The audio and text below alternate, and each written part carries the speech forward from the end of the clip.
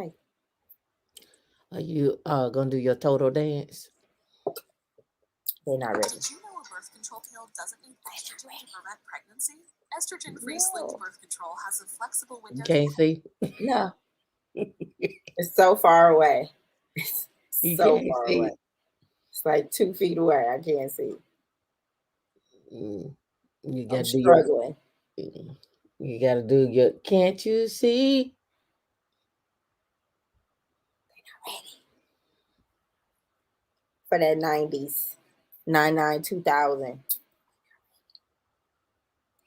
Is that your dance? What's going on, casual economist? How are you?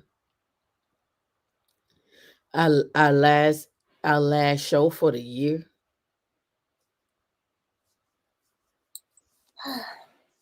It is, right? Last show for Last the show of the year. year. How you feeling So, about that? I told Dee she had to come on because it's the last show. She wasn't gonna come on. She was trying to be in the background. I mean, hey, that's where I'm at. No. I told her she had to come on casual economist. I told her, I said the corner is over. We're on the kernel. The corner is over.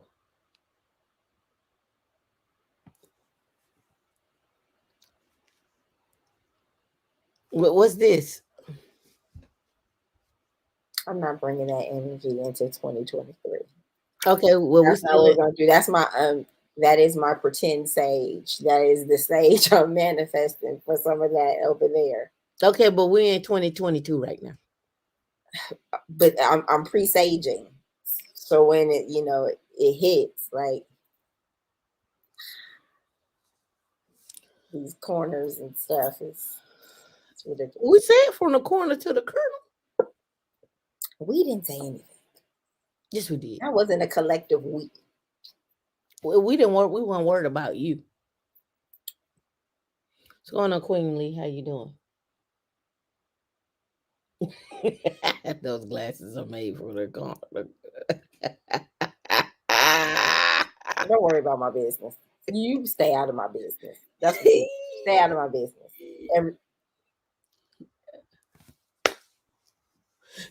Dun, dun, dun, dun, dun, dun, dun, dun, dun, dun.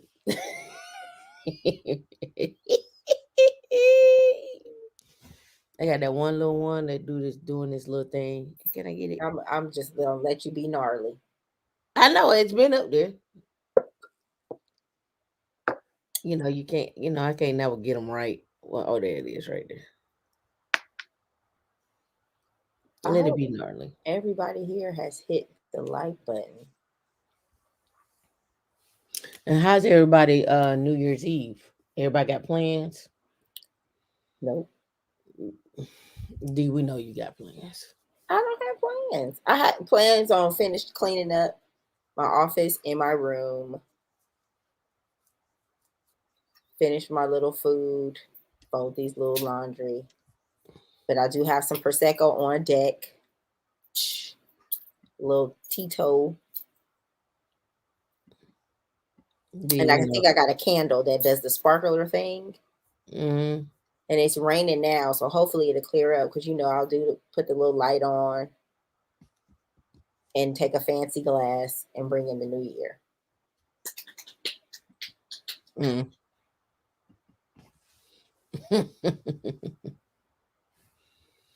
Study a little, then drink and party. Where you partying at though? You going out to party? Cool. Casual economist. Keep going to the corner. No, I'm not starting early. I just got this is caffeine, so I guess I'm started early. Miss Phoenix 91, how are you? Natasha, what's going on? Happy New Year. I hope that you all make it through the day to make it to the new year. All right, don't do nothing crazy. Stay safe. I don't have nothing. I gotta answer some emails and get some stuff ready for the new year. Study a little. I'm not gonna even put that task on myself today. I'll probably do some cleaning up and studying. I got a lot of stuff to do. Or catch a flight.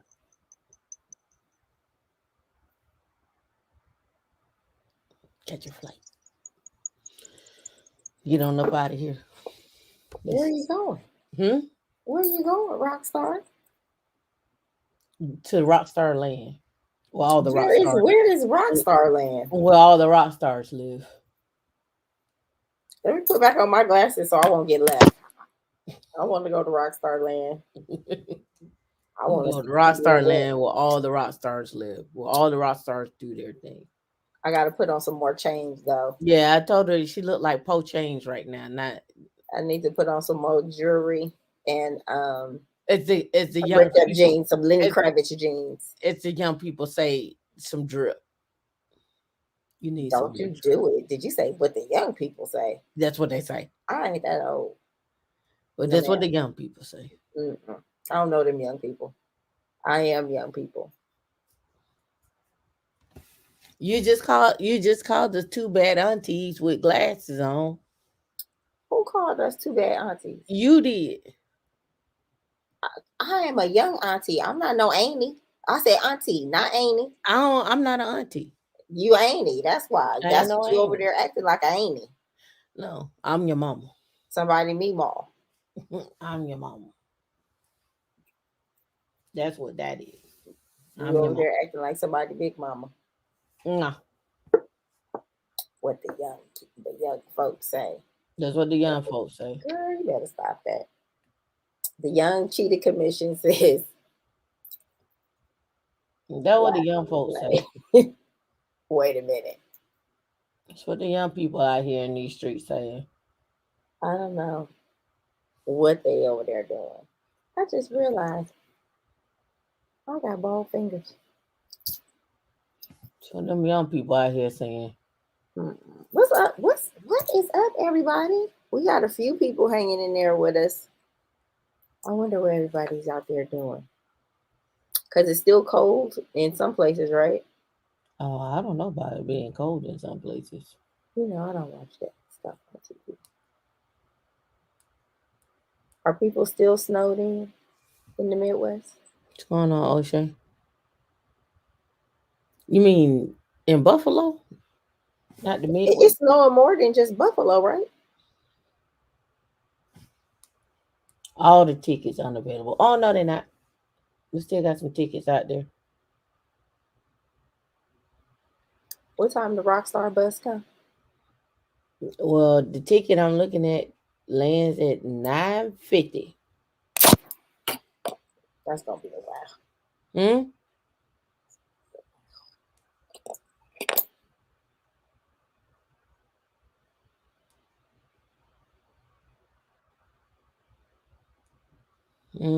That's what they got.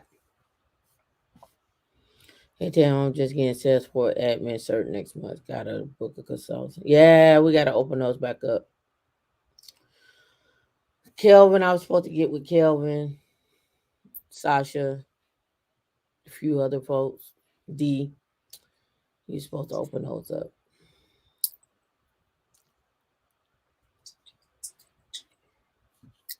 Blame it on D. Say it's my fault. That's a whole song, ain't Yes, it is. it? It is. I can't sing it with that much conviction, but in my mind, I am singing. Why are you so congested? I've been congested for 3 weeks.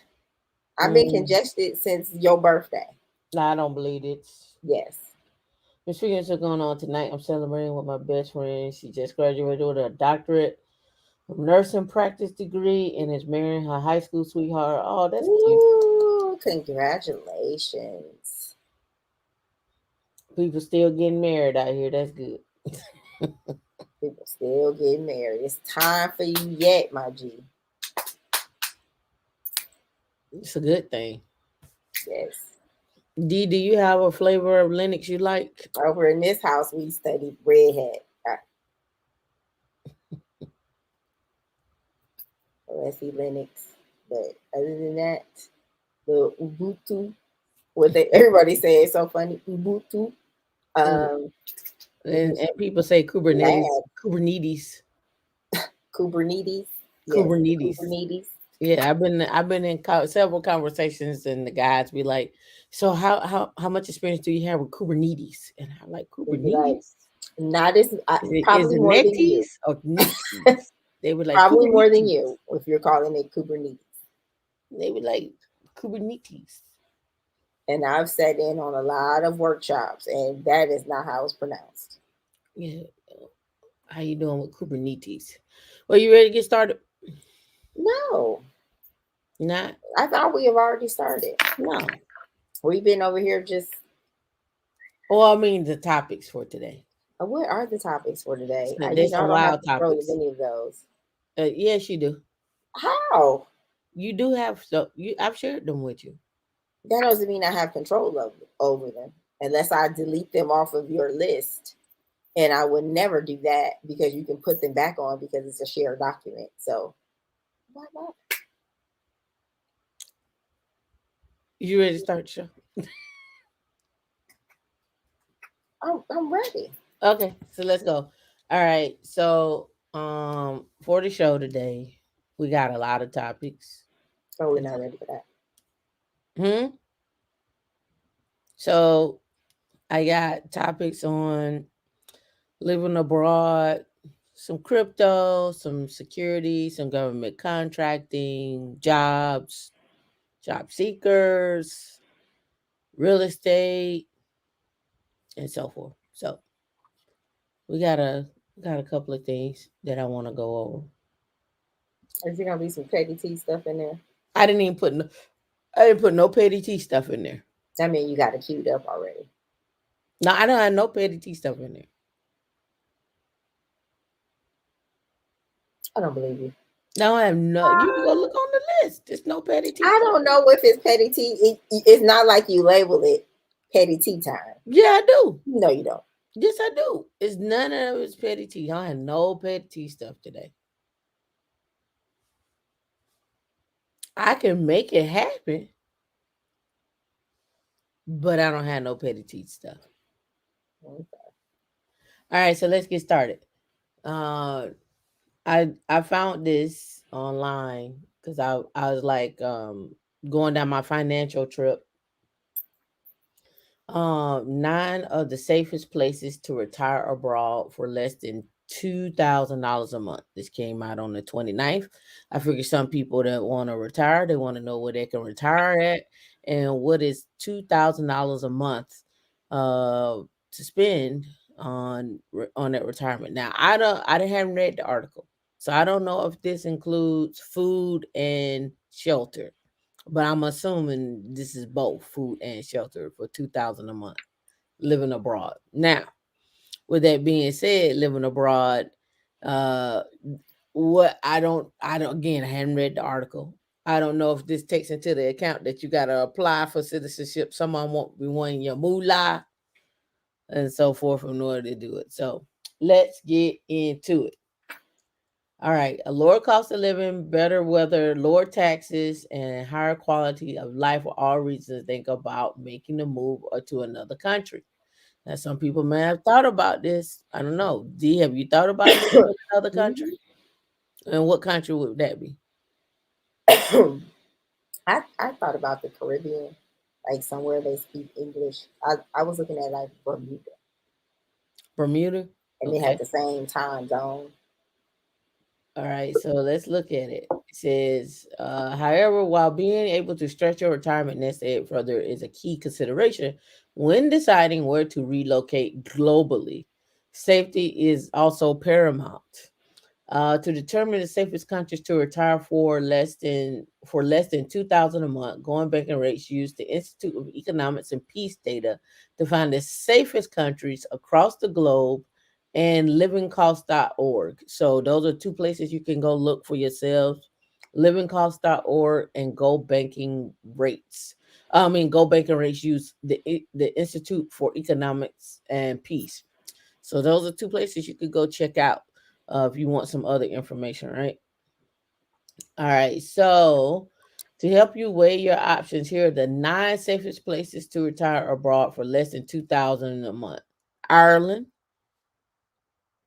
So it could be on your list. The average monthly cost of living is 1974. What is included? 1974, 1,974.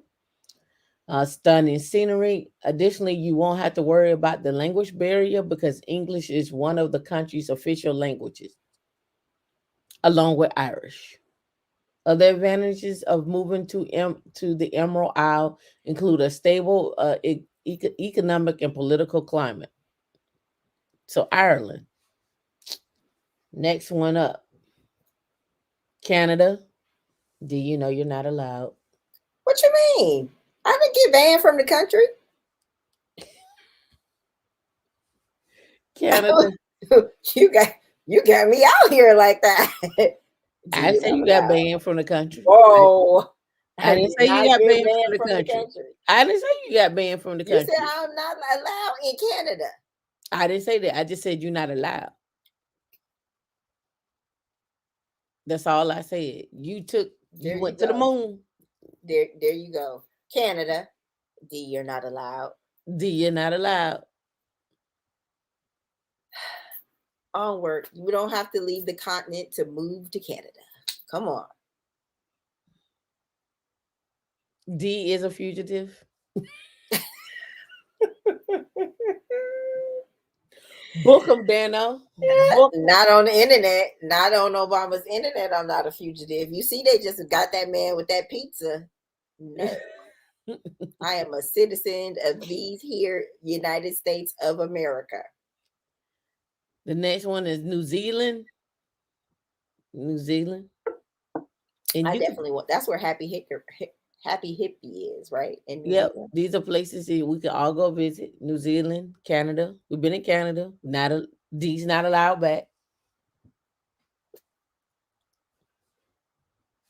She's There's not no a story fugitive. behind that. There's absolutely no story. She's not a fugitive. She's just not allowed. Friendly, happy people in New Zealand. That's what the article says. Yes. Soon to be retirees who desire to live amongst a vast diversity of landscapes, including glacier created forests, subtropical forests, stunning alpine vistas, sandy beaches, and rolling green hills, will put New Zealand at the top of their list. Denmark. All the places I wanted to visit. Denmark. Next one up, Austria. Can't say I wanted to visit Austria, but I would. I don't know about Austria. Japan. It's on my list. It's on my bucket list. But I mean, just to think, that's how much you would have to spend every month, but you'll be living in a closet. A modern closet, but a closet. Whatever. And then it'd be all those people. You be okay? Slovenia. I have no idea where Slovenia is. I don't even like that's where Dracula lived. I don't know what Slovenia is. I have to look it up. Yeah, that's where Dracula lived, in Slovenia. I don't know what Him and the Adams. I don't know what Slovenia is. I wonder what the weather is like in Slovenia. It sounds like it get kind of brisk. Slovenia. Where is Slovenia? Let's back out here. Okay, it sounds next chilly. to Austria. It sounds chilly, yeah. Now, I heard you say Croatia is pretty. So Croatia is gorgeous. So it's right next to Croatia. Okay. Across the street. It's across the street. That's not across the street. It's across the street from Italy. It's across the street. Where's Prosecco? You see Prosecco on the map? That's where we're going. That's where I want to go for my birthday. Prosecco, Italy. And I just want to go sip the grapes. Here's Austria.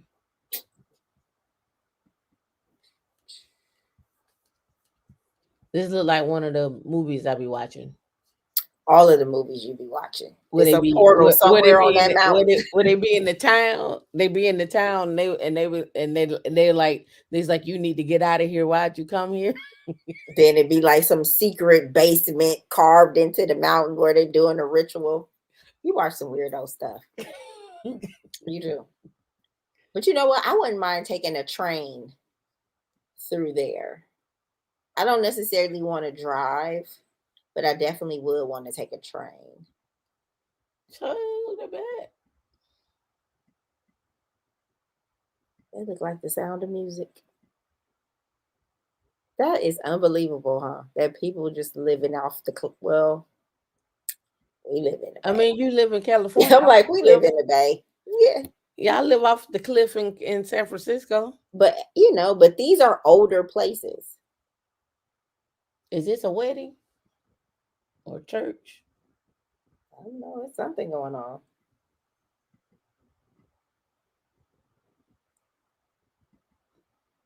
Yeah, see, I'll be walking through here at night. Then I feel like Jack the Ripper gonna get me. So one of them, what you call those? What they call the werewolves that you be watching? What you mean? Van Helsing. Van Helsing? Yes.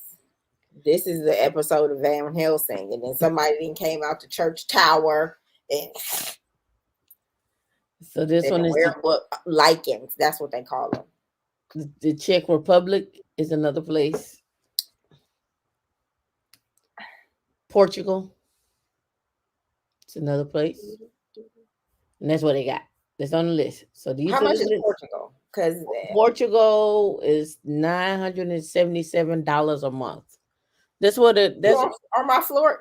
Pull up Portugal because they might have dirt floors.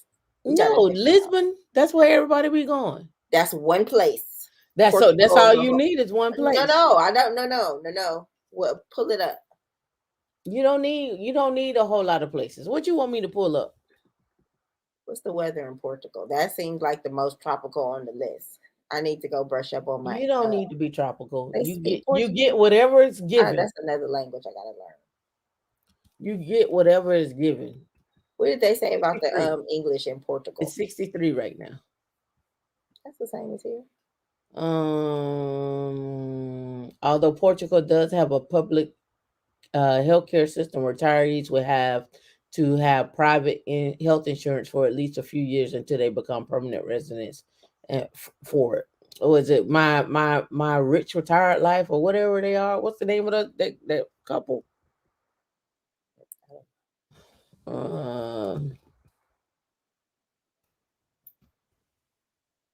What's the name of that couple? My Rich Retired Life or something like that. Yeah, this couple right here. They moved to Lisbon.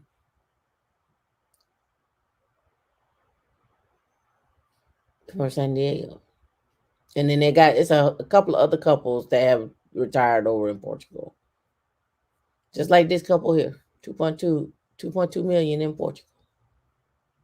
Making that money stretch.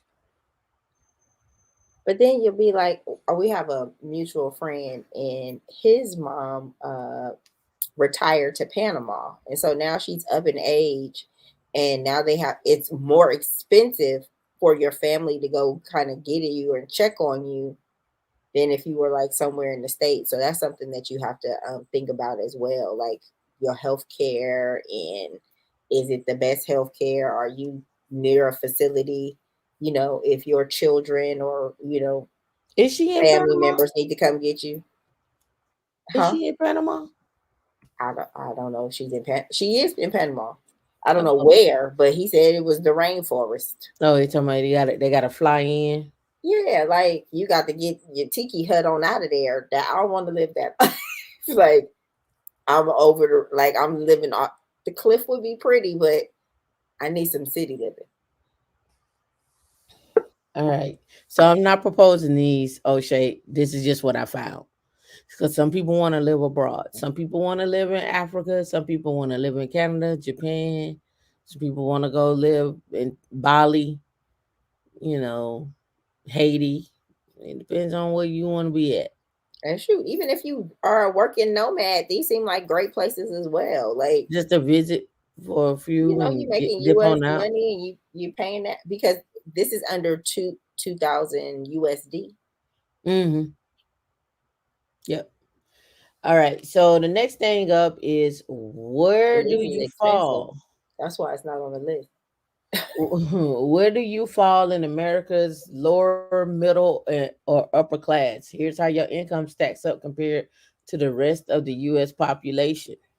Some of these numbers are going to, I read this article. Some of these numbers are probably going to blow your mind because then, it's going to get into the long debate of what can you do with 47K, right? What can you do with 47K? All right.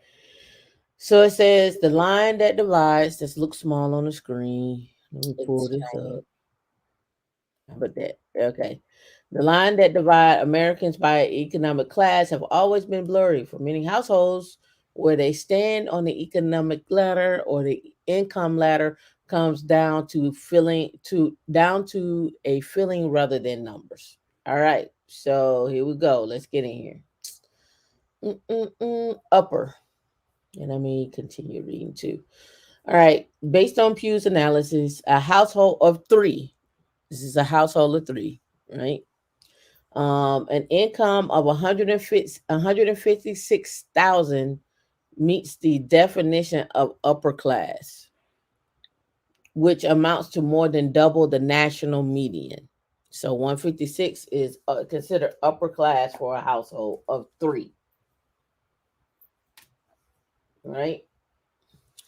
It says in an analysis trend, Pew points out that the wealthiest households are the only ones to have seen gains in the wealth after the start of the Great Recession from 2007 to 2016. The net median worth, the net, the median net worth of the top 20% increased 13% to 1.2 million. All right. So here we go. Middle.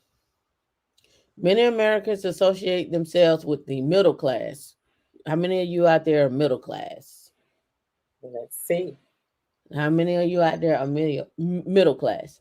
In fact, the Gallup survey earlier this year shows that over half of the respondents identified themselves either middle class or upper middle class, right?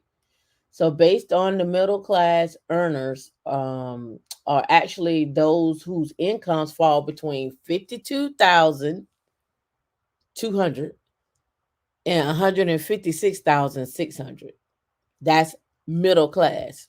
I still haven't got to the 47,000. What do you think that falls at?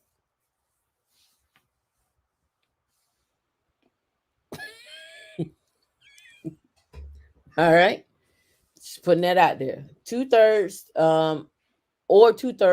to double the national median when adjusted for cost of living and household. In 2021, the median income was $70,000 according to the Census Bureau data. However, while the household incomes have been trending upward since 1970, Pew's research revealed that most of the increases were seen before 2000. In just 3 decades, the income rose by 41% to 70,000. So we just count income. We're not counting assets, just income. They're just going strictly on income. If after 2000 the household had continued to grow at the same rate, the current median would be at 87,000, significantly more than what it is now. Lower. Based on Pew's analysis, a three-person household would be considered low income if they're bringing in less than 52,000 a year. This group makes a significant chunk of the population, with about 30% of the households making less than 50,000 in 2021. So you're considered low income at that 47,000 or 40,000 number that everybody likes to talk about for black households. So the median black household has been ranging between 40,000 to 50,000 is what I've been seeing. Those are the numbers I've been seeing. So now the question becomes is you are considered low income and what can you do on low income? What are your options on low income? How are you living? So I would think your goal would be to increase, but that may not be everybody's goal, right?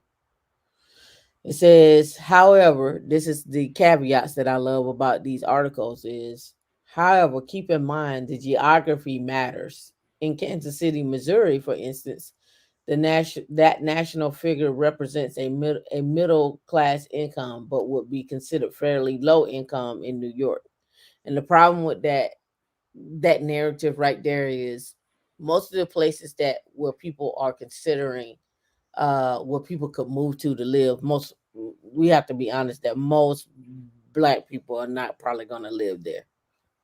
um I don't I don't see too many people black people moving to Wyoming or you know I some things you just gotta be realistic about. Would you do it? Sure, if you were married and maybe you took some people with you, but just to be You gotta take all the people with yeah, you. you gotta take some people. When I say some people with you, maybe like like you marry and the husband, Friends or family, like yeah, in-laws. the husband's mother has retired or whatnot. So this gets into another question, another thing that I've been listening to for the past couple of days. Mhm. So I've been listening to these finance podcasts, right? And these finance podcasts, now I got one at the end of the thing. I may bring it up now so we can analyze it. But one of the ladies, she was like, "Yeah, I'm married. I make 150,000. My husband brings in, I think she bring in 100,000, and her husband would have, and she got a 5,000 bonus, something like that. Mhm. But her husband brings in a base of 300,000, and he gets a bonus of 100,000, and he's a lawyer, and she is foreign, and she was like, we live in the DMV. We moved out of our townhome into our house. Our house is worth uh 7 or 800,000. They put away 7,000 a month into 401k. And she was like, and my parents are older and we're moving my parents here come 2024. And From she the was, foreign place. yes. Okay. Yeah, and she then said they're not going to have any income coming in, and so whatever they have left, we're going to take what they have and we're going to put our money together, and they're not going to be working, and we're going to put them into a place. We want something that doesn't have steps, that's a ranch style, and we're going to allot them a monthly income around. At first she said well 15,000 for the year, and the lady was like, well, what, they ain't gonna be able to live off of that. So she was like, I think you need to give. They went back and forth and came up with 4,000 a month. And so one of the guys that was on the show, who's a host of the show, said, hey, I just moved my wife's parents over here to the Mhm. United States, and you're gonna have to wait at least a year before healthcare kicks in.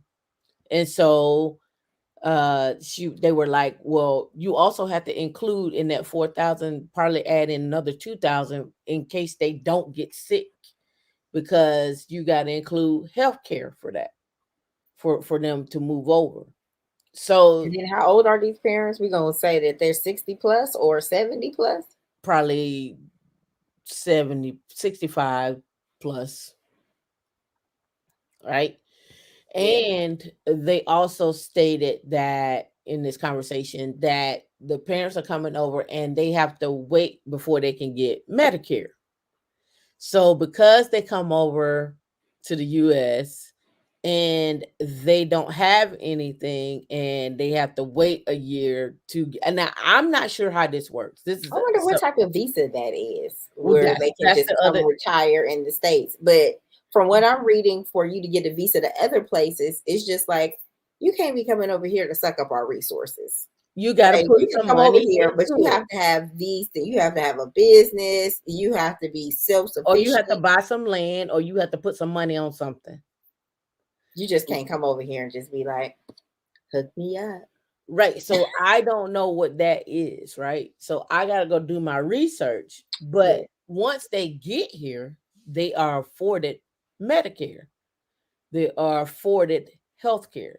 And Right. the guy that was on the show, he said it took like a year to about a year and 3 months before that could happen for his wife's parents. Right. So somebody said just build the in-law suite. Well, building the in-law suite on that, I don't think they want them on their property. I think they want to But go. also for the visa purposes, like you said, like you got to buy something. So they might have to buy something in order to be here because essentially they're retiring from another country into the US. So I'm pretty Right. sure the US has a list of things that you must have um, before you can become a citizen. But we don't know what type of visa that is. Like, do you get like a pass when you're elderly and your child is like married to somebody from the States? And we're assuming the husband is from the States. Or did it Yeah, say the that? husband is from the state. She's not. All right, here it is. Medicare eligibility for non-US citizens. If you're not a US citizen, what is up? If you're not a US citizen but are lawfully present, you may still be able to get Medicare depending on your circumstances.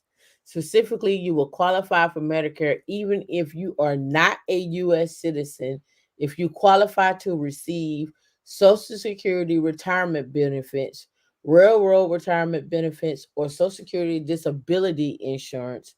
In any of these cases, you will qualify for premium free Part A. You will owe a premium free. You will owe a premium for Part B. Right. So this is straight from Medicare Interactive about that for non-U.S. citizens. Now I know from talking, to my mom and them, they were saying that non-U.S. citizens can get aid for what 5 years or 7 years. I think it's 7 years, and I think it's like $900 a month or something like that. Right. So as you go travel and decide to stay in other foreign lands, healthcare, I've said all that to say healthcare is something you should consider as to what insurance and what does that country have to offer healthcare wise for yourself, as far as like your dental, your eye exam, Yeah, because a your lot of people from the yearly check. States, they go run over to Mexico and Caribbean islands to get a lot of stuff done. Dental, get prescriptions filled, But a dental lot of work, but a lot of them from the islands come to the states too. and vice versa. Yeah, it like just depends on who you are. But I was reading a lot of videos. Actually, it's some dental work, and I'm like, I want to go back to the office that messed it up. If happened, like if something go wrong, I just want to go be able to go down the street and be like, I don't want you to have to helivac me out of nowhere because they Right. didn't took all my teeth in a rib. No, Yep. O'Shea, you talking about just had them run the line and had them in the backyard. that's terrible. Run your line from the main house. That's terrible. That's terrible. That's terrible. 900 a month, yeah. Yep, Yeah, that's that's SSI. Yep. All right. It says this article here is about how much money do I need to make to be in the top 1%, 5%, and 10% in the US. What do y'all think? Drop the numbers in the chat. We just went over one that showed you low income is below 50,000, right? We got that, right? So I don't want to hear the argument about you can live off of 3, 4, and thrive on poverty. 47,000. I don't want to hear the Poverty. argument no more. It's you're low income. It's Would you say poverty. poverty? Okay. Yeah, I don't want to It's hear I don't want to hear poverty, this honey. argument It's anymore. I'm over that poverty. argument. Let's not take that argument. That's one argument. Let's leave in 2022. Let's leave the argument in 2022. All right. So this one, how much do I need to make to be in the top 1%, 5%, and 10% in the US? All right. When you think about the top 1% of American earners, the first people who might come to mind will be like Warren Buffett or Bill Gates. These billionaires make so much money they hardly know what to do with it. Even if they gave away $20 a second, they'd be at it for 578 days. All right, and it's just to get rid of 1 billion. All right, so let's go here. The top 10%. The top 10% in the US is a fairly attainable goal for upwardly mobile Americans. A study by the Economic Policy Institute, this is the same group, found that the average earnings of the top 10% were roughly about 173,000 in 2020. So I'm asking you to get to 200,000. I'm asking you to get to 200,000. We're putting you at least, give or take, at the top 8 to 10%, right? At 200,000. So it's not that, we're not talking about making a million. I'm just saying use your skill sets to get to that 200,000, and I've showed you how all year long, right? It said at least at least as the latest available data reflects, the household's top wage earner, you are looking at quite a jump for Americans in the 90%. According to the EPI, earned an average of $40,000 in 2020. There's also a significant jump between the bottom and the top of the 10% earners. Those in the bottom half made 133,000 in 2020, and those in the top half pulled in 223,000 as well. There's also another side to this, though. Studies also show that while it may take less to fall into a top percent bracket, wage gaps overall are only getting worse, especially as they fail to keep up with inflation, making advancing your family status less attainable for the middle class. Hopefuls these days. All right, so here we go. Expand that. Salaries from the top 5% to the top 1%. Salaries to jump significantly, the closer you get to the top 1%. You'll start to see dramatic shifts in the top 5%, where the EPI found that the average earners significantly increased to 343,000 in 2020, up from 324,000 before, right? So what about say the top 1%? Their wages jumped an astounding 20% between 2009 and 2019, where they pulled down 824,000 in 2020, up 7% from the previous year. All right.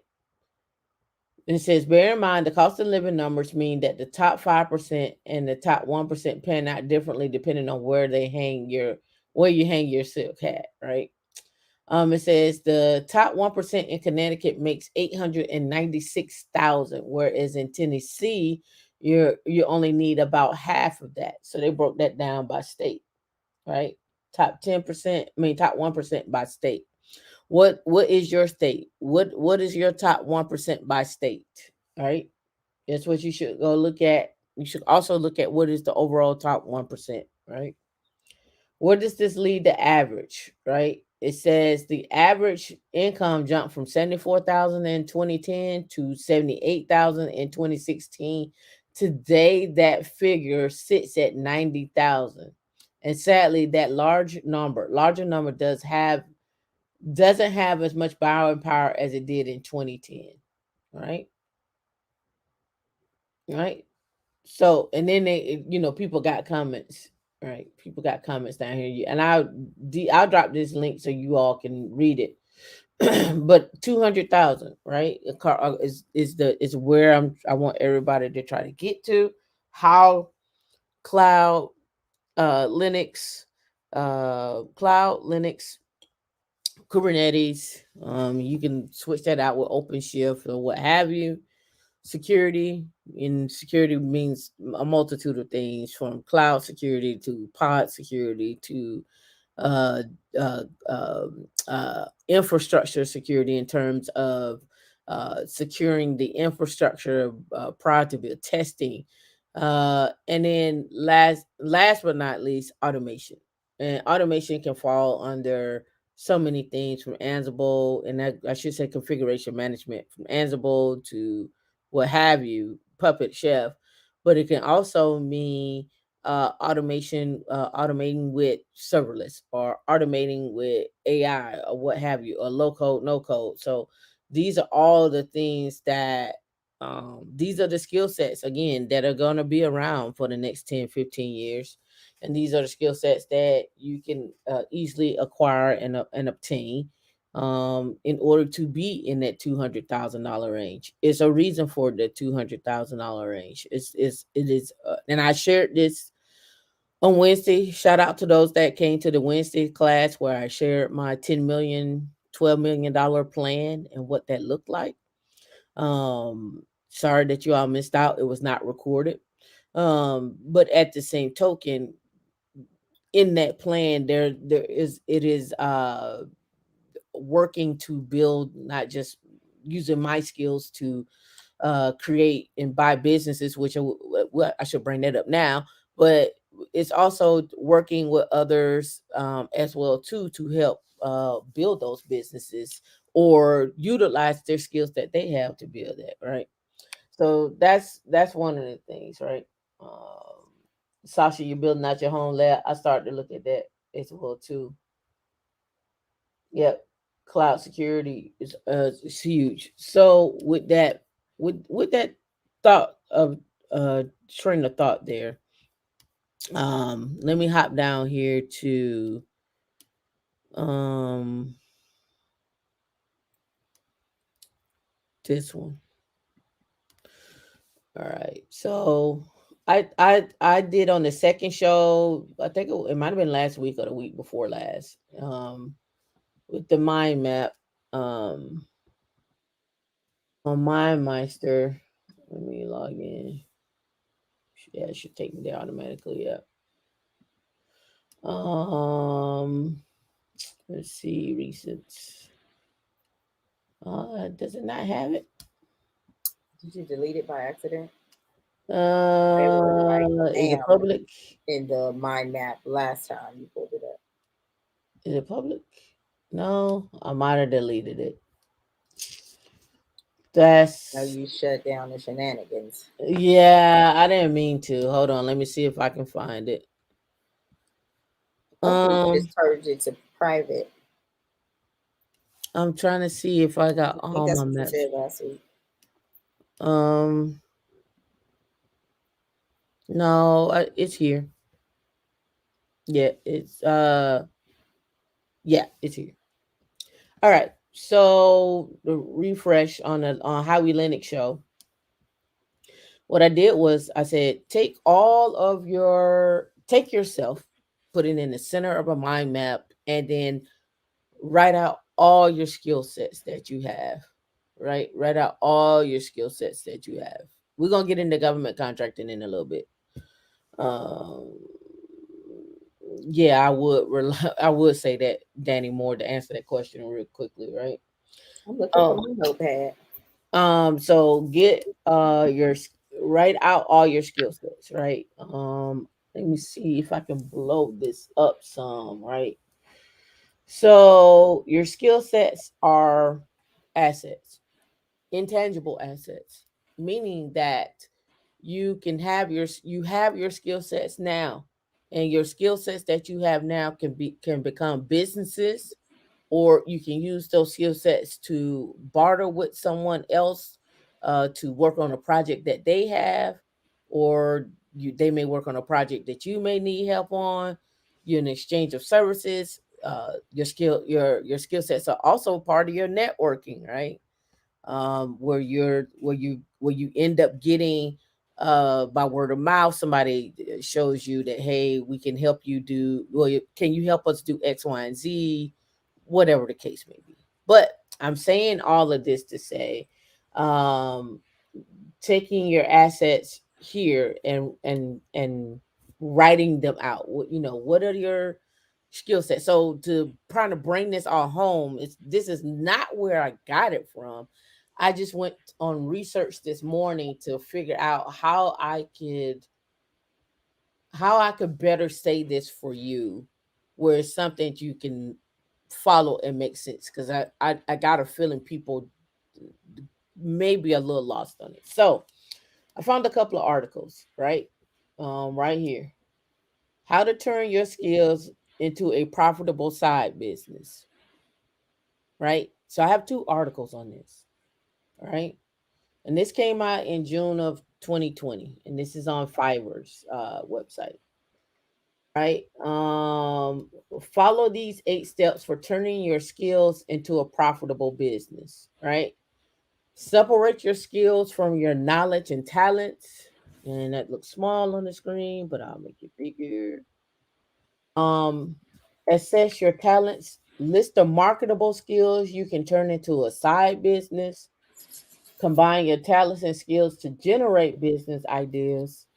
Package your knowledge into something worth, right? It's supposed to be something worth the value. I'm assuming that's what that should have read. Leverage the power of digital to engage customers. Create retainer plans, and don't forget about customer service. I think customer service should be number one, but whatever. All right, so let's get in here. Separate your skills from your knowledge and talents. Take stock of everything you have right now and see right now to see what can be the basis of your business. It's all up there in your brain already. So let's take out what we can use by separating what we have in terms of skills, knowledge, and talent. So you could take this mind map and take it one step further, right? So you could take this mind map and say, okay, well, what are skills, right? You can come over here and say, what is talent? And you can come over here and say, what is knowledge, right? You can do that. All right. So you can also say, it says, um, all right, then it said we could put it all together and make it work for a successful self-owned side hustle or business. What is the difference between knowledge and skills? Knowledge is the information you have learned through books, media, school, and so on, while a skill is using that knowledge. So you learn about Kubernetes, right? But now you take the skill where you apply what you have learned at a job, your skills, right? That's why I say you're always going to be a forever learner. You're going to always be in the situation where you're going to always be ongoing with learning, knowledge, acquiring, sharing, teaching, training. It's just a repetition. It's just something that you're going to always do, right? It says, anyone can learn a subject and gain knowledge, but some people will naturally be more skilled at certain tasks than others because the natural ability. Consider how anyone can take a course about art history, but some people have an eye for it. What's the difference between skills and talent? Right? Put a one in the chat if you're understanding what I'm talking about. When it comes to uh you are a business. Your skills are intangible assets that can become a side hustle or a business where you can literally take your skills and turn them into side businesses where they are bringing in $1,000 a month at a minimum. I would like for everybody to be at like $5,000 or $10,000 a month, but let's go with $1,000 a month, right? So now you're looking at, okay, I have a regular job, but on the side, I may do my regular job on my side job, right? I'm just keeping in the same lane, or you may do something totally different. You may sell shoes online. You may be good at finding deals. You may be good at organizing. You like the lady that go around and organize people closets, right? You may be good in helping people set up a time schedule, right? You may be good at taxes. You may be good at bookkeeping. You may be good at just uh math and do tutoring on the side. So it's really on you how you look at that. O'Shea, the hobbyist, thank you for your $2 super chat. We appreciate you.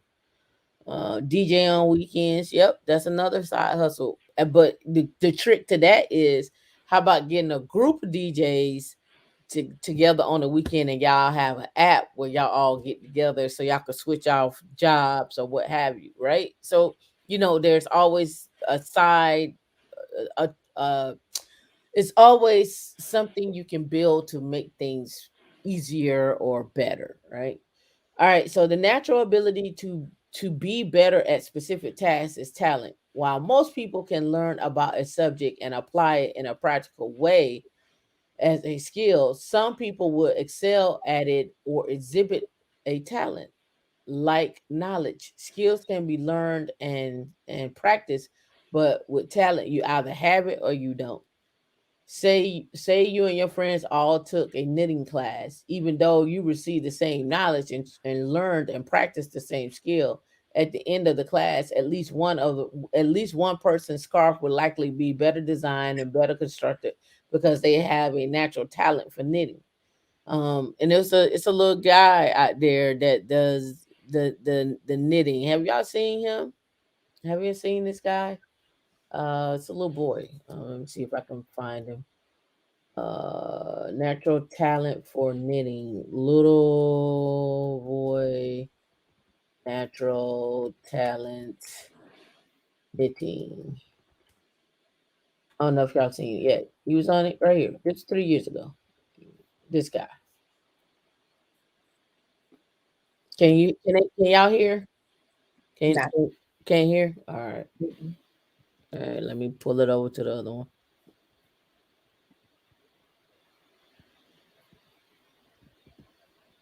All right. Let's pull it over here. Our final story has quite a hook and a chain and a loop. Here's Vladimir Duthier. In a craftsman-style house in a normal Wisconsin town lives an 11-year-old with a grandmother's soul. So, Jonah, crocheting. Yes, that is what I do, and I really enjoy it. Jonah Larson, born in Ethiopia, adopted and raised in La Crosse, is the next big thing in the crochet world. He learned to crochet when he was 5 from a YouTube tutorial his mother, Jennifer, found. She gave him a hook, some yarn, and left him alone. I thought I was going to have a big ball of yarn, a mess, and he had a dishcloth made. And it was pretty good, too. Here is the hat that I can make in 46 minutes. All right. Here is one of my braided cowls. Here is my favorite, and it is the sunset afghan. It started as a diversion to keep his sometimes overly active mind occupied. He got so fast and so good, he started giving lessons on social media. Lots of people are asking how to use the loop yarn. I kind of think of it as a natural talent. But his nimble fingers can be flabbergasting to one who's all thumbs. This is so hard. And I started my own crocheting business. After the local paper ran a story on Jonah, his videos went viral. His dad, Chris. He's got 3,500 orders that have come in, Chris. And he's never made me a hat. Nice to meet you. Jonah's happy to be an ambassador, Okay. introducing his craft to a new generation. Like the kids in his old 5th grade class at State Road Elementary. Get in there. Get. It's not easy, Bless. but with encouragement comes success. His parents work hard to keep life normal for Jonah and his siblings. People do forget sometimes that Jonah's a kid, and we need to remind them that he's 11. For now, though, there is nothing more fun for Jonah than this. Now that's a good yarn. Vladimir Dutip, CBS News, La Crosse, Wisconsin. Don't do it, casual economists. Refrain. All right. So again, like I say, when we're talking about this, right? He's probably more than likely making money out of it. All right. They had 3,600 orders. Like that is a lot of. I crochet, so it takes time, but he is like super quick. He All is right. fast. But I mean, Purple it's definitely Girl, a great we thing to appreciate your learn. super chat, your 4.99 super chat. Shout out to you. Appreciate you on this New Year's Eve. All right. And he said Uh take him 46 minutes to do a hat. Like five hats a day, $20 that's a a hat day. a day. That's 2,000 a month. All right. So again, back to the article, right? Say you and your friends all took a knitting class. Right. All right. So again, we're talking about the difference between the skill and talent. Let's walk through that video, right? Let's walk through that video. His mother introduced him to the video, right? So he gained some knowledge. He then took that knowledge, he used that knowledge to create a hat. So now it's a skill, but he got so good at it and picked it up that even before that it was just a natural talent for him. So now it's a natural talent for him, right? And he's able to take his natural talent and the knowledge that he gained and the skill and turned it into a business. And he's not even finished school yet. So he was 11 3 years ago. So he's 14, 15 now, right? So, again, this is what I'm saying about taking what you already have in your toolbox or it's a part of your skills and building from there, right? All right, 2, assess your talent. Grab a pen and paper. Get ready to brainstorm. Start by writing out all the things you like to do and are good at. Focus on anything that you feel comes naturally to you. Consider activities and qualities that you are proud of, that people compliment you on, and that you have received professional recognition for. Ask yourself if you have these qualities relate Ask yourself if any of these qualities relate to you and your talents. Are you creative, extremely organized, hardworking, a quick learner, a great public speaker, a lover of animals? You like to babysit animals, you like to babysit kids, you like to travel, you like to try different foods, whatever the case may be. You like to cook different foods, you like to go to different stores, right? And when I say go to different stores, like you may like to go to different grocery stores and take pictures of their produce and give a comparison of this store to that store, right, in the local areas. Just things that you naturally probably just do anyway. You could turn that into a blog, you could turn that into a YouTube channel, you can turn that into something that makes a profit, right? It may not be a lot of profit, but it's something that you enjoy doing and you're making money from it, right? All right, it says 3, list the marketable skills you can turn into a side business. Right now, it's time to refine your list to focus on the skills you have that other people might want to pay you for. If you haven't done any of the following in your first pass at this list, add these new categories. Ask your friends about what you think you're great at. I asked you all to contribute to the mind map, right? What am I great at? What am I bad at? What to improve on, whatever the case may be. Talk to your former employers and coworkers about areas they thought you excelled at. List your hobbies and what you're passionate about. If you have a free hour, how would you feel it? List the services you're already paying for and services other people pay for that you do yourself. Don't forget everyday activities that might have been left off this list. Here's a list of chores, excuse me, that could be the first thing you cross off your to-do list that many inspire a forgotten skill or talent. Walking dogs, cleaning the house, ironing, gardening, cooking, cleaning and detailing your car, exercising, knowing a second language, organizing your closet, and so forth.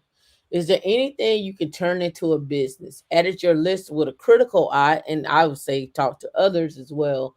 And you want to take activities that come to you naturally and turn them into a side business. Fourth, combine your talents and your skills to generate business ideas. Hopefully, by now, your list is narrowed to a highlight your specific skills and talents that perfectly dovetail with a service people need. For instance, if your list said that you're detail oriented as your talent and your skills include accounting and organization, the right service for you will provide might be a virtual assistant, right? Or a bookkeeper. If you are the type of person to do taxes as soon as you receive the forms from your employer, or if you excel at clerical tasks, this might be the right calling for you. But it may also be you.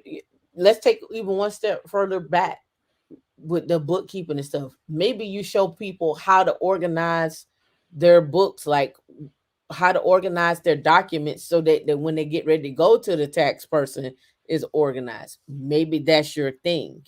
Maybe you show people how to label stuff, how to create and organize their documents, their important documents and so forth, right?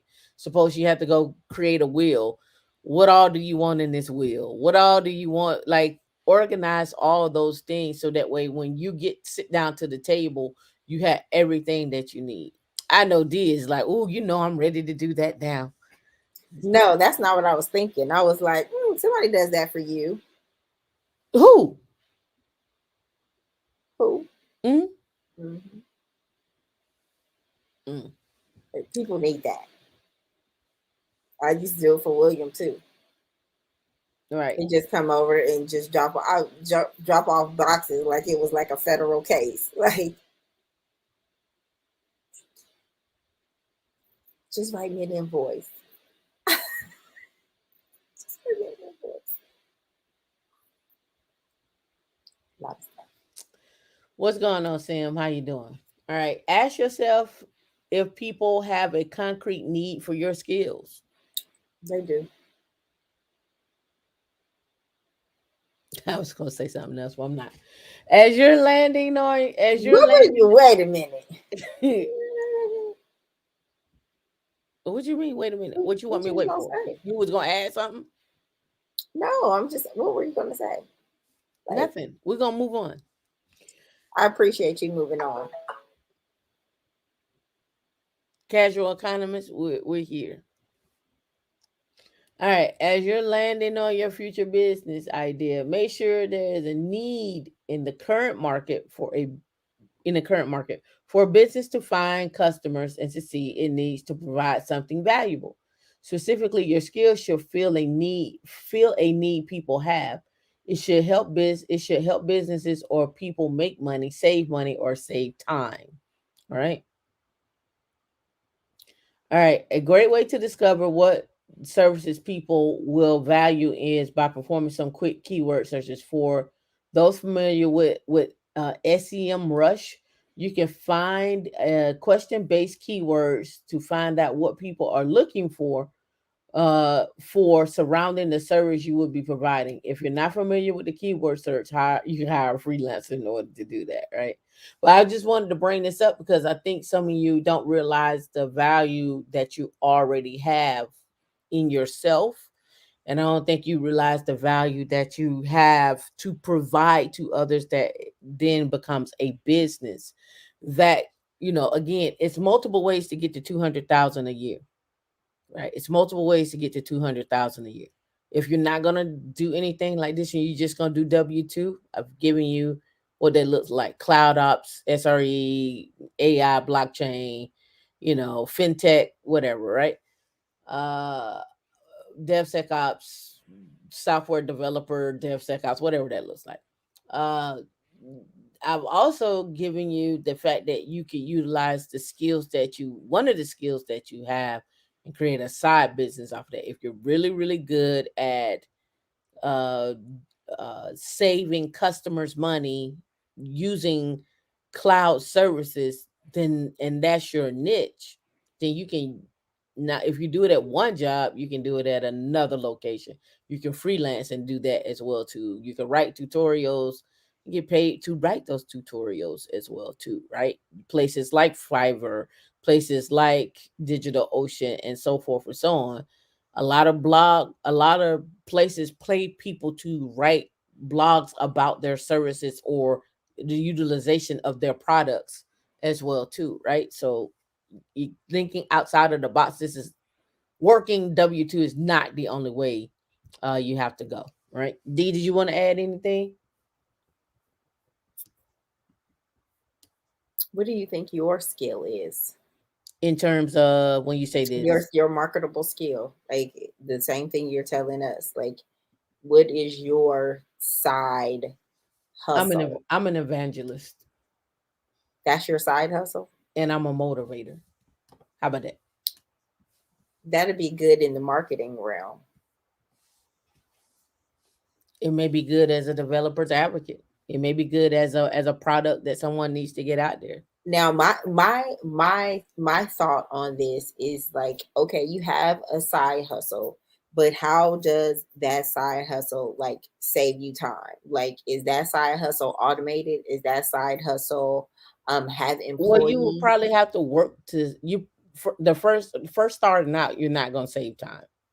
We have to be honest with that because you're just trying to figure out where your niche is, who you can talk to, so forth and so on. And then over time, you'll start you'll start getting questions like your customers will ask you the same questions over and over again. You're like, oh, let me roll that into my general questionnaires before I start meeting the customer or before I start meeting a person. And I think over time you'll automate those steps. I don't think you're gonna automate those steps first out the gate. Some things you can find out the gate, but I don't think out the gate you're gonna have I don't think out the gate you're gonna be running smoothly out the gate. I think you're gonna have some bumps and bruises. You're gonna stump your toe on that piece of wood that coming around that corner. Right. So would you say like people need their side hustle needs to be like realistic? Because I think sometimes people have a business in mind and they overcomplicate it. I think your side hustle has not necessarily, I don't want to say necessarily be realistic. I think you just have to do it first and then fine tooth it, right? So come up with an MVP like we always do, right? You come up with an MVP, you execute it, you let it fall, you let people poke holes in it, you see the Tell people holes. what the MVP is. Most valuable TAM. I'm just playing. That's a P, not a T. P. No, so your MVP is it is. It's your most valuable TAM, daddy. But anyway, your MVP. Yeah, put your other glasses back. I don't know why you put them other ones on. Your MVP is really your go to market, right? You're just taking it, you're going to market, you seeing where the holes are at. You throw it out there and let it fall. Let me say it. Let me put it in context like this. Do you think Amazon got to where it is now? AWS cloud got to where it is now without just throwing the product out there first and then seeing where the holes are at and then refining it in real time? No, that's unrealistic. Like Right. That's unrealistic. Everything needs to be tested, in some respect. However, what I was getting to is that with your side hustle, that I hope that people are understanding when I say don't make it too difficult for yourself, is that it's like a volunteer job. Like make something that comes easy to you, make it come natural to you so that it doesn't feel like an excess job or an excess task. Like if you crochet and you make hats on the side and it calms your nerves and you just throw up an Etsy shop for those hats, like you're basically like killing two birds with one stone. Or if you are a project manager and you know people or you look at the assets around you and you have friends that are, busy executives and they need some project management, and you tap them on the shoulder and say, hey, I see that you need A, B, C, and D. Can I take that off your plate? Let's discuss something. Like, make it make sense for yourself. Don't go racking your brain over trying to come up with like this new idea and new concept. No, it's building off your own skill set to go ahead and monetize that. And maybe your skill set is you know how to buy a business to do what you're already doing. Maybe it is, but it's coming to you. It's something that you are working towards, whether it's for your portfolio, you're getting this education and you're starting to put, task in motion.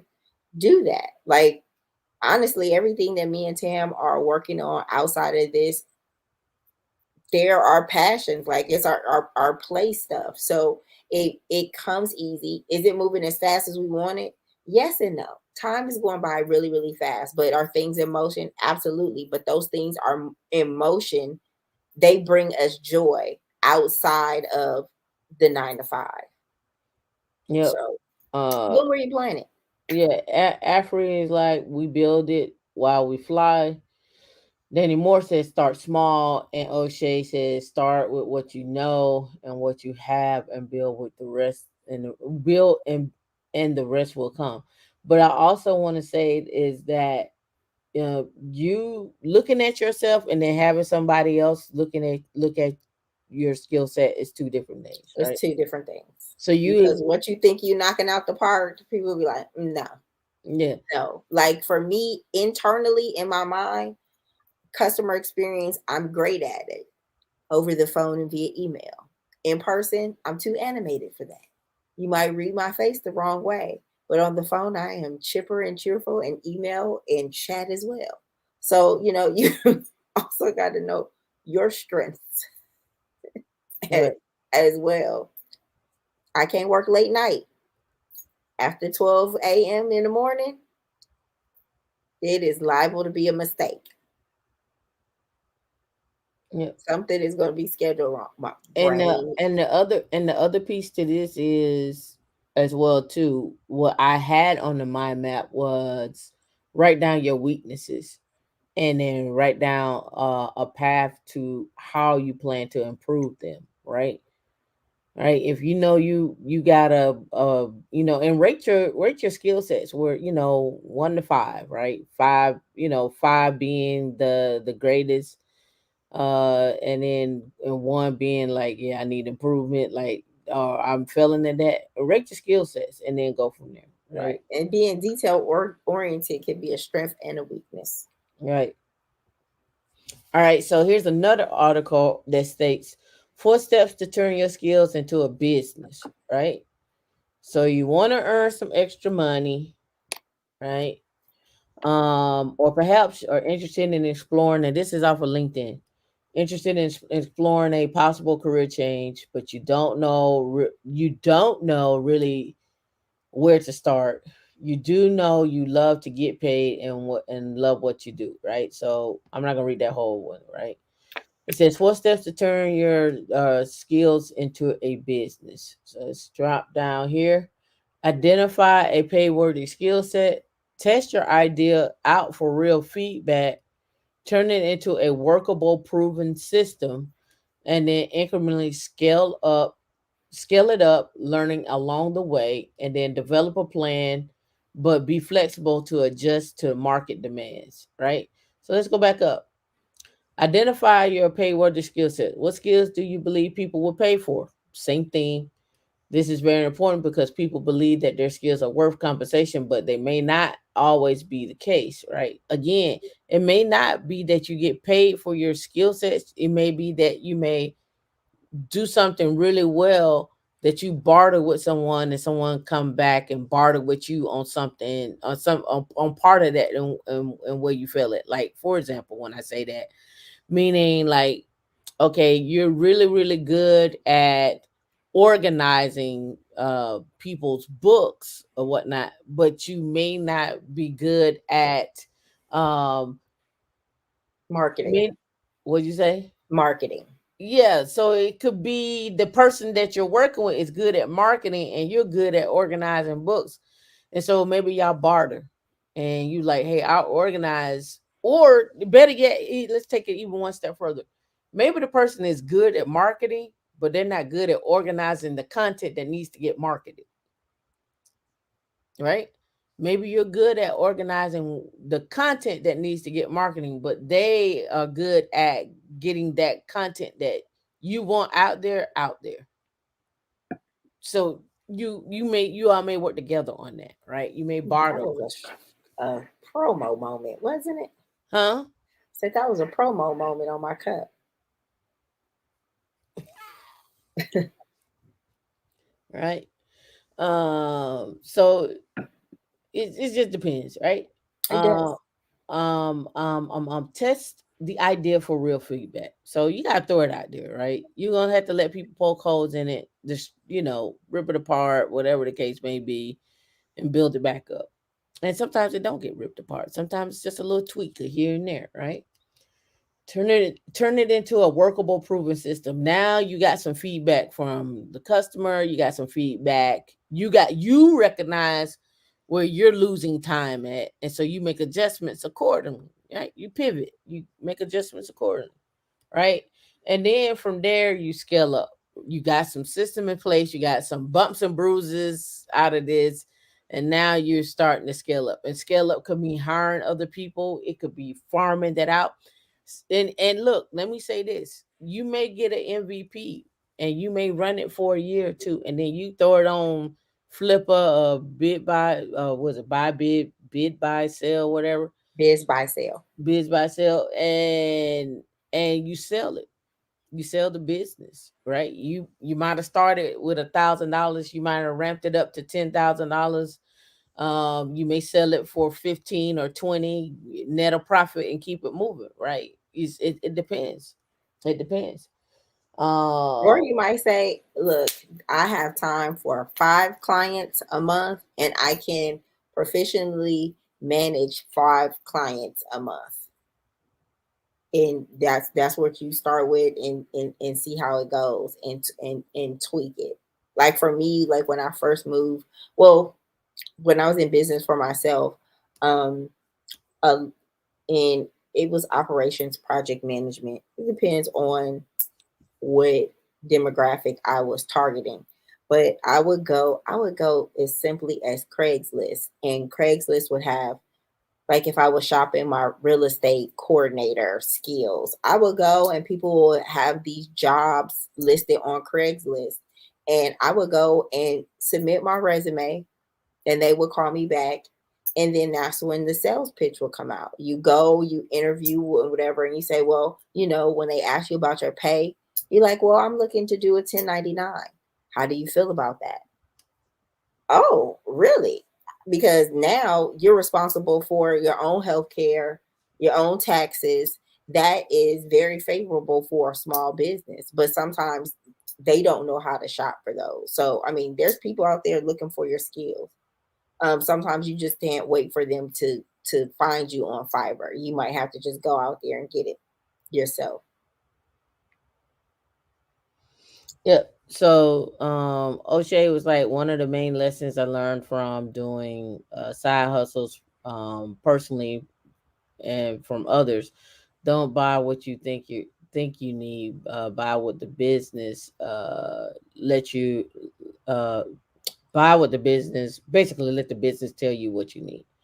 A Queen Lee, that's true on the on the actual job, but the only time that's true if you're in competition with your job. So for example, if I work at say Red Hat, and on the side I sell coffee beans, they don't care about that. That's me No, selling until coffee they feel beans. like you selling coffee beans from on your business schedule at 9 to 5 Right, when it's supposed to be their time. But right. also, what you do is before you get the job, and usually I know my job, um, they re-engage us every year in regards to conflicts of interest. Like, are you Do you have businesses outside of this business? Does it conflict with this? 9 times out of 10 is yes, because we're in technology. We make our money in tech. However, you can write addendums to protect yourself when you're getting the job and provide them this information. Now, it doesn't have to be exact, but if you have an LLC, go ahead and protect that LLC. If it conflicts, let them know up front, because as soon as they cut the check, they have a knowledge that they have read that, and there's no shenanigans when they come back. Like, you signed this paper. Because why would I give you my intellectual property or set myself up to be a conflict of interest if this is how I make my money? If being a technologist, a system admin, SRE, a cloud engineer is how I make my money, everything that I'm going to do is going to conflict with my role. Yeah. Well, the other thing about that too, Queen Lee, is what you're doing may not even have anything to do with the business. So, I mean, you can write it in there, but you know, to protect it, but it don't have nothing to do with it. Like, for example, you working at Salesforce and then you doing Salesforce on the side for someone else, could be a conflict of interest, and it couldn't be, because it could be that you're doing Salesforce for a nonprofit for a church, and they're not even a client. It's a third party that actual company or the actual church has linked up with to do Salesforce, and they're not doing it right. So you come in on the back end and work that out. You may not be in a conflict of interest with them for that. So it depends. It really depends on that, right? And then everything is left up to interpretation. It is. Right. No, we're not talking about overemployed for it. No, that's not what we're talking about. We're talking about taking your skill sets that you have and your talents and your knowledge and turning it into a business on the side to bring in income that you get, well, to basically bring in income. And that income could be anywhere from 500 a month to 10,000 a month or more, right? It depends on what's the market dictating from that, what you're offering as a company, right? What you're offering as a company or as an entity, I should say. All right. So speaking of side hustles, um, this one here, I make $17,000 a month selling online courses in addition to my day job at Amazon. Here's how I set up the side hustle that only takes a few hours a week, right? You want to say her name? Kata Tikakron. Tikakron. You got to make that a little. Wait, let me make my screen a little bigger. So Oh I yeah. won't screw it all the way up.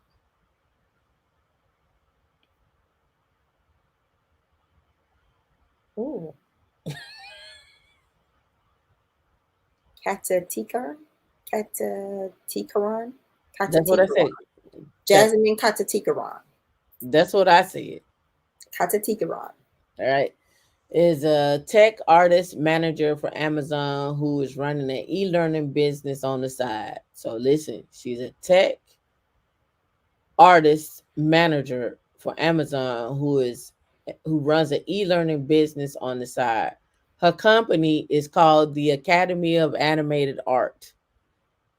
She sells courses that teach the industry software for up to 736. She spends 3 to 4 hours a week on the side hustle and averages 17,700. So basically, she's taking what she do at her job and turned it into a side hustle. Like, here is the software that we use, because if you try to go through Adobe, their learning portal to learn, you're like, oh God, this is right. So stuff up. So, all right. I work 40 hours a week at Amazon as a tech artist manager. Right. A role I've had since January, and on the side I run a business. My side hustle, the Academy of Animated Art, helps people acquire skills they need to become 3D lighting artists and get jobs in the animation industry. The 3D lighting is the process of lighting in the animated movies, games, visual effects, commercials, and so on. For example, if you have a scene with a haunted house, lighting helps create the spooky ambiance by adding the shadows and the dim lighting. My online courses cost between $244 and $736, and teach industry software like Maya and Nuke, wow, which are widely used in the film industry. Movies like the Avengers and Frozen created were created with Maya, right? My top selling course is the Lightning Bundle that combines 7 core classes and workshops into one package. The primary added benefit of the bundle is personal professional feedback on the student's work via the Academy's community channel. After graduating from the Academy of Animated Art, my students have been hired by companies like Disney and Sony. More than 5,700 students have gone through all of our paid programs so far, and a majority come to us when they're just starting out in the industry, right? Money was never my primary goal for my side hustle. I've had entrepreneur spirit ever since. Side ever since I was a kid. It's my passion, and I love to create something out of nothing. Right. Started on a side hustle in 2012. The idea to teach others my craft came to me while I was working full time as a 3D lighting artist, like Ice Age in Rio, and major studios like Nickelodeon and Blue Sky Studios. Based on January sales through October 2022, I've averaged 17,700 per month in revenue. My highest month was June when I made $30,000 in revenue. We recently launched our diversity program where I partner with leading studios to make sure animation accessible for children with diverse backgrounds, and this brought in extra revenue, right? The challenges that she faced, I won't read this whole article. When I first set up my academy, I had to put in more time. The lighting bundle was built up to span of 2 years. While it took a lot of upward front, it's less intensive in the long run and sustainable for creating a business that brings in income and allows me to work on other areas on my full-time job. There you go. So again, she works at Amazon. She has a side hustle. Is bringing in 1770 a month, so we'll say 18,000 on average to keep it friendly here. And on top of that, she's scaling that up as well too. And on top of all of that, she still has her full time job. Right. So everything we just talked about, Birdman hands. Here you go. All That's right. my wheels turning. So I just showed you how to take yourself and do an analysis on yourself with your skill sets, your knowledge, and your talents. Create a plan on what you think people would need, or not what you think people would need, but do market research on what people would need based upon your skills. Do create an MVP, put it out there, and then fix the holes, automate it, and then boom, right? And you can do that with each one of your skill sets. You can combine them. You can do individual ones if you're very organized. If you only like organizing kitchens and refrigerators and cabinets, if you only like organizing and doing things in the realm of mathematics or science, or you're good at tutoring, or you're mentoring and coaching or finance, these are just different things you do. You can take it and be like, look, I really want to work with young girls between the ages of 12 to 18 on getting their first job while they're in high school, and then showing them how to save money. You can create a plan around that. You would think that would be the mother or the father's job, but if they had a tool out there that could help assist them as a parent, they'll probably be more willing to pay for that for their child and for their own education to ease the teaching to that child. So you have to look at that from a different mindset. Anything you want to add, D? Oh, you right up on the money. Like my friends, they call me resourceful. So it's like I'm like Google 2.0. They call me like, can you find this? I'm looking for this. What do you think about this? So, there's a need. Think about what people always call on you for. You can probably monetize that. Let me read the chat here. Make sure we got nothing else. Say in any event, folks should check, and if and then the only downfall I have with the whole checking thing, everybody is gonna always be like, well, what you're doing on the side should not affect your day to day. I'm concerned, blah blah blah blah blah. So sometimes I don't like doing that because people hear you doing something on the side, they feel like you're not focused on your job. You're gonna be focused on your business, so it can negatively affect you. So Yeah. And unless you set expectations going forward. Like I speak to the recruiter when it's that offering stage. Like, what does that look like? Because that's who's doing the negotiating on your behalf anyway. That recruiter or that person who called you. Like, what does this look like? But what if you already have a job and you start the side hustle? Then that's the time to engage your HR people. Yeah. And so that you can see what's in place. Then that's what I mean. And some of that I just like, no. Yeah. And for me, I usually save all my documents, so I read it on my own. But also, I've always been in a position, if I am working a job, I've always had something to ask a question. I always had my own business to say, okay, let me protect that. It's like no estate, no date. Like this is my estate. But what's funny about that is what's funny about all this asking, right? Mm-hmm. Some of the CEOs, CTOs, CISOs, and C-suite people also work outside of the business because they're on boards of other companies, right, as well too, and they're on boards of other startups as well too. So it's so funny to me because it's like, oh, I got to check in with you, but you didn't check in with me. You don't. You didn't check with me if you could go sit on this board. You don't care. And so again, like I said, and I think Dave brought it to our attention. Like the non-compete clause is really null and void because this is your business. Like this is your skill set. This is how you eat. I forgot what he called it. Oh, you talking about Dave Myers? Yeah, he said this is your means. Like this is how. Well, Linda said the same thing too. Like you can't go if you work at L3, you can't go over to khaki to work. And you're like, why can't I go over there? This is this is how I make my money. These are the skill sets that I had to make my money. So you're gonna stop me so I can't never work for no other agency for a whole year because you want me to basically starve for 2 years? Yeah, it doesn't make any sense. But I mean, I get it. But like I said, I've always had another situation where it's just like, I'm working on this.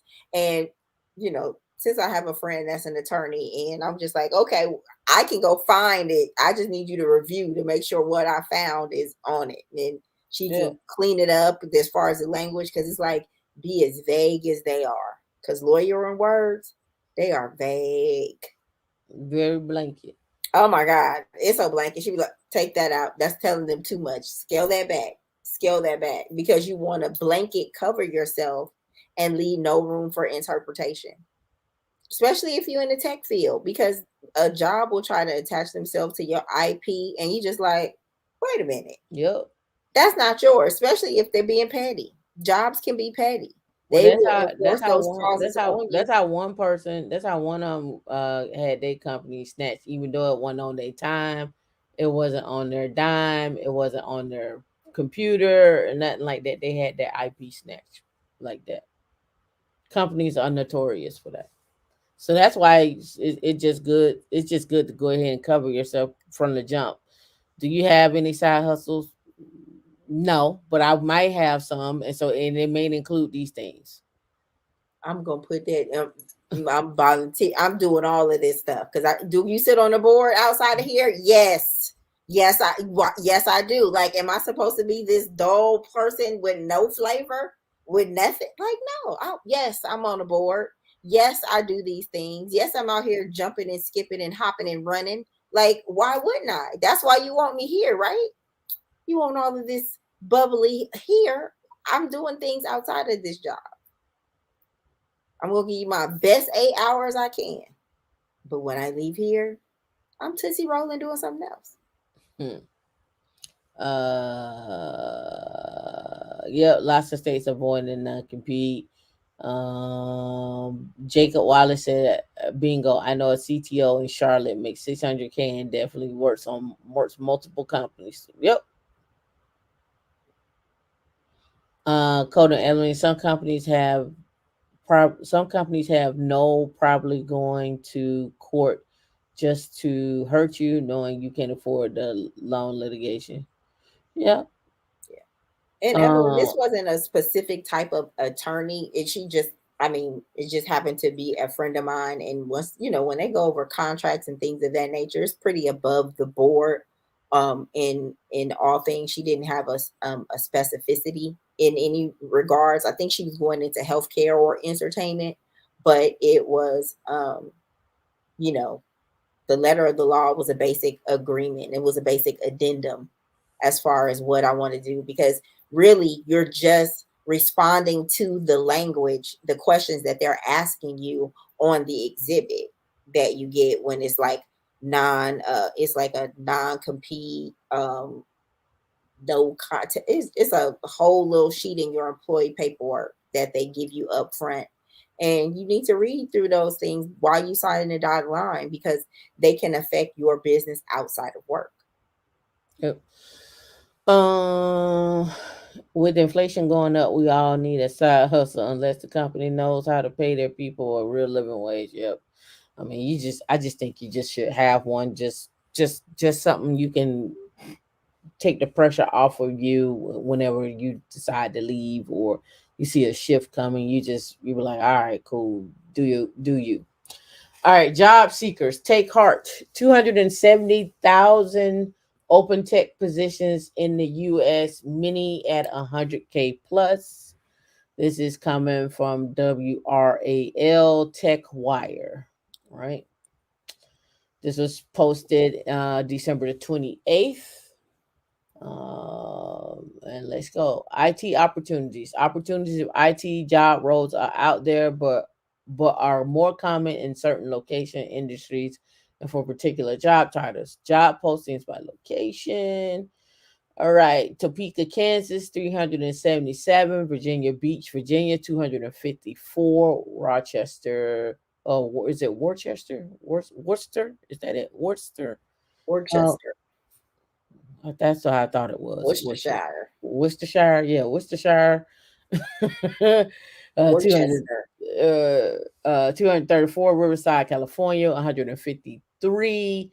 Wichita, Kansas, 90. That's over there in area 57 or 54, 24/7 over there with all the no. If you're looking to try out tech in a new field, these industries are where these industries are where most new jobs are being posted. So I'll blow this up. Professional, scientific, and technical services, 41,188. Finance and insurance, 35,000. Manufacturing, 31. Information, 12,000. Public administration, 788.6, or more than 7,800. Retail trade, 7,800. Healthcare and social assistance, 73. Posting by industry, they just made a map out of it. Job postings by title: IT support specialist, systems engineer, IT project manager, network engineer, cybersecurity engineer. And then they just did a bar graph for that. Remote job postings by title: software developer, engineer, IT support specialist, IT project manager, systems engineer, and network engineer. IT salaries, software developer. Let me see if they got that down here. Okay. Looks like they got it. I guess the compensation is along the bottom. That doesn't seem right. I'm going to assume these are the numbers that they've taken here. Yeah. So they're taking these numbers and put them into a bar graph. All right. So tech salaries are competitive. IT job offers great stability in the current market. In the 90th percentile up to 126, 70 percentile 110, 50, 91, and then you got your lower ones here in the 10th percentile. Month to month salary changes, they have that. They use the CompTIA IT salary calculator to see IT salaries in your area. We'll click on that as well too. I'll blow this up some. And then I'll go here. We can say, we'll do cybersecurity engineer because everybody always talks about it. We'll do mid-career, United States, yes. They have none there. Let me go here and do advanced. Let me see what comes up. Oh, it's asking me to do area. Okay, so let me go back and do early career. Let's do Alabama. And in Alabama, let's do Huntsville. All right. So in Huntsville, you have a range from 40 up to like maybe about what's that, about 170, right? From 40 to about 170. Right? Yeah, 162. So they got 52,000 up to 162, right? That's early in the career. If you take that and do the District of Columbia and we do DMV, Arlington, so forth and so on, we can range from 78 to 168. 78 to 168. Now let's change cybersecurity and let's do system administration, early career, District of Columbia would stay there. You can range from 63 to 161. Let's go mid-career, same area, where you'll be from 63 to 161. Same. Let's go advanced. And with advanced, you go from 63 to 161, right? Kind of slightly the same. All right. But you can go to CompTIA and look at the salary calculator that they have as well too. All right. As big tech retrenches, a tech talent shift accelerates. I'm not gonna Natarajan. Is that Natarajan? Well, Natarajan. Okay. A seasoned software engineer was restless this year, looking for her next career move. She wanted two benefits: a job where her technical skills would be put to use in a field that could make a big impact on the world. Right? She worked at Amazon for 14 years, and she dipped. Let me scroll up so you can see. In July, she left Amazon, where she had been there 14 years, to join Optum Labs, a research arm of United Health Group, a big insurer and health services provider. Reason why I did this article after that, because a lot of you look at work and you look strictly at Amazon, you look strictly at Google, you look strictly at IBM, but your new United Healthcare, your MetLife, your New York Life, all these insurance companies all have IT, all have AI, all have big data, all have machine learning, all have servers, data centers, the whole nine, right? So with that being said, let's go look at because the healthcare industry is just another industry that I don't think most of you even look at to focus on for jobs, right? So let's go back over here and let's go New York Life. And then let's scroll down to the bottom of New York Life here. And let's go look at careers. All right. And then now let's look at job opportunities here. Let's see about corporate careers. All right. All right. New York Life, employees, benefits, development, blah, blah, blah. Learn about our culture, see about blah. All right. Technology. All right. So you can go finance, you can do data science, and you can do technology or service or performance marketing, whatever that looks like for you.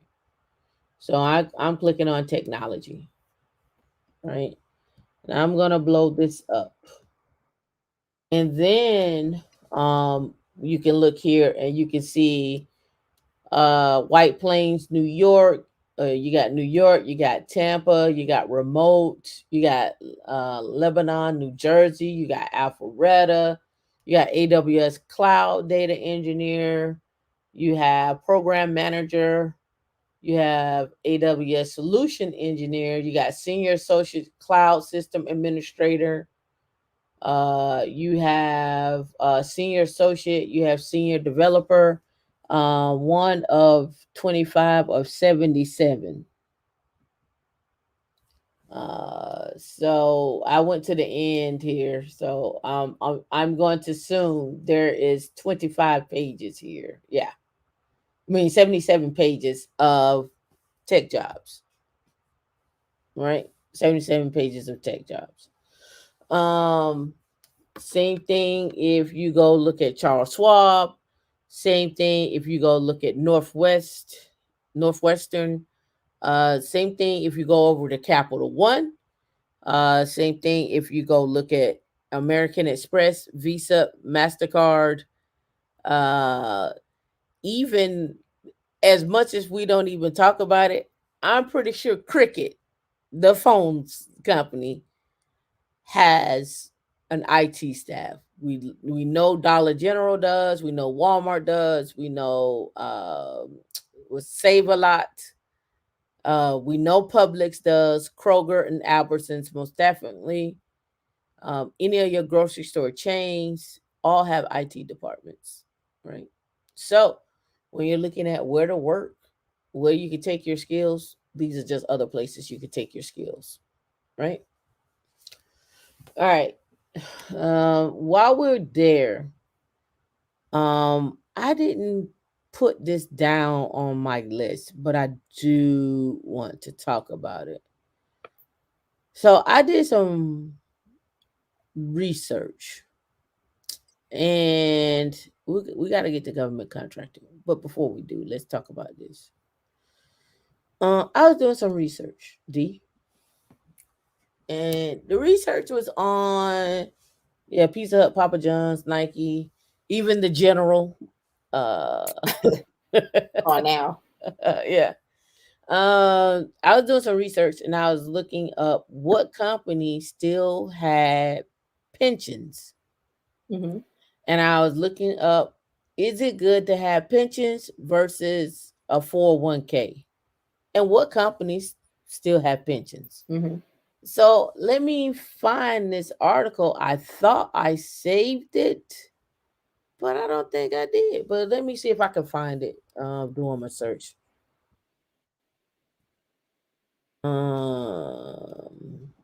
Hopefully it comes right up.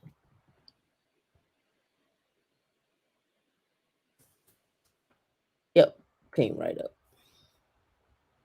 All right, so now why did I look at that? Well, I looked at it for a couple of reasons. Listening to some of the finance shows, some companies still have pensions, some companies have a pension and a 401k.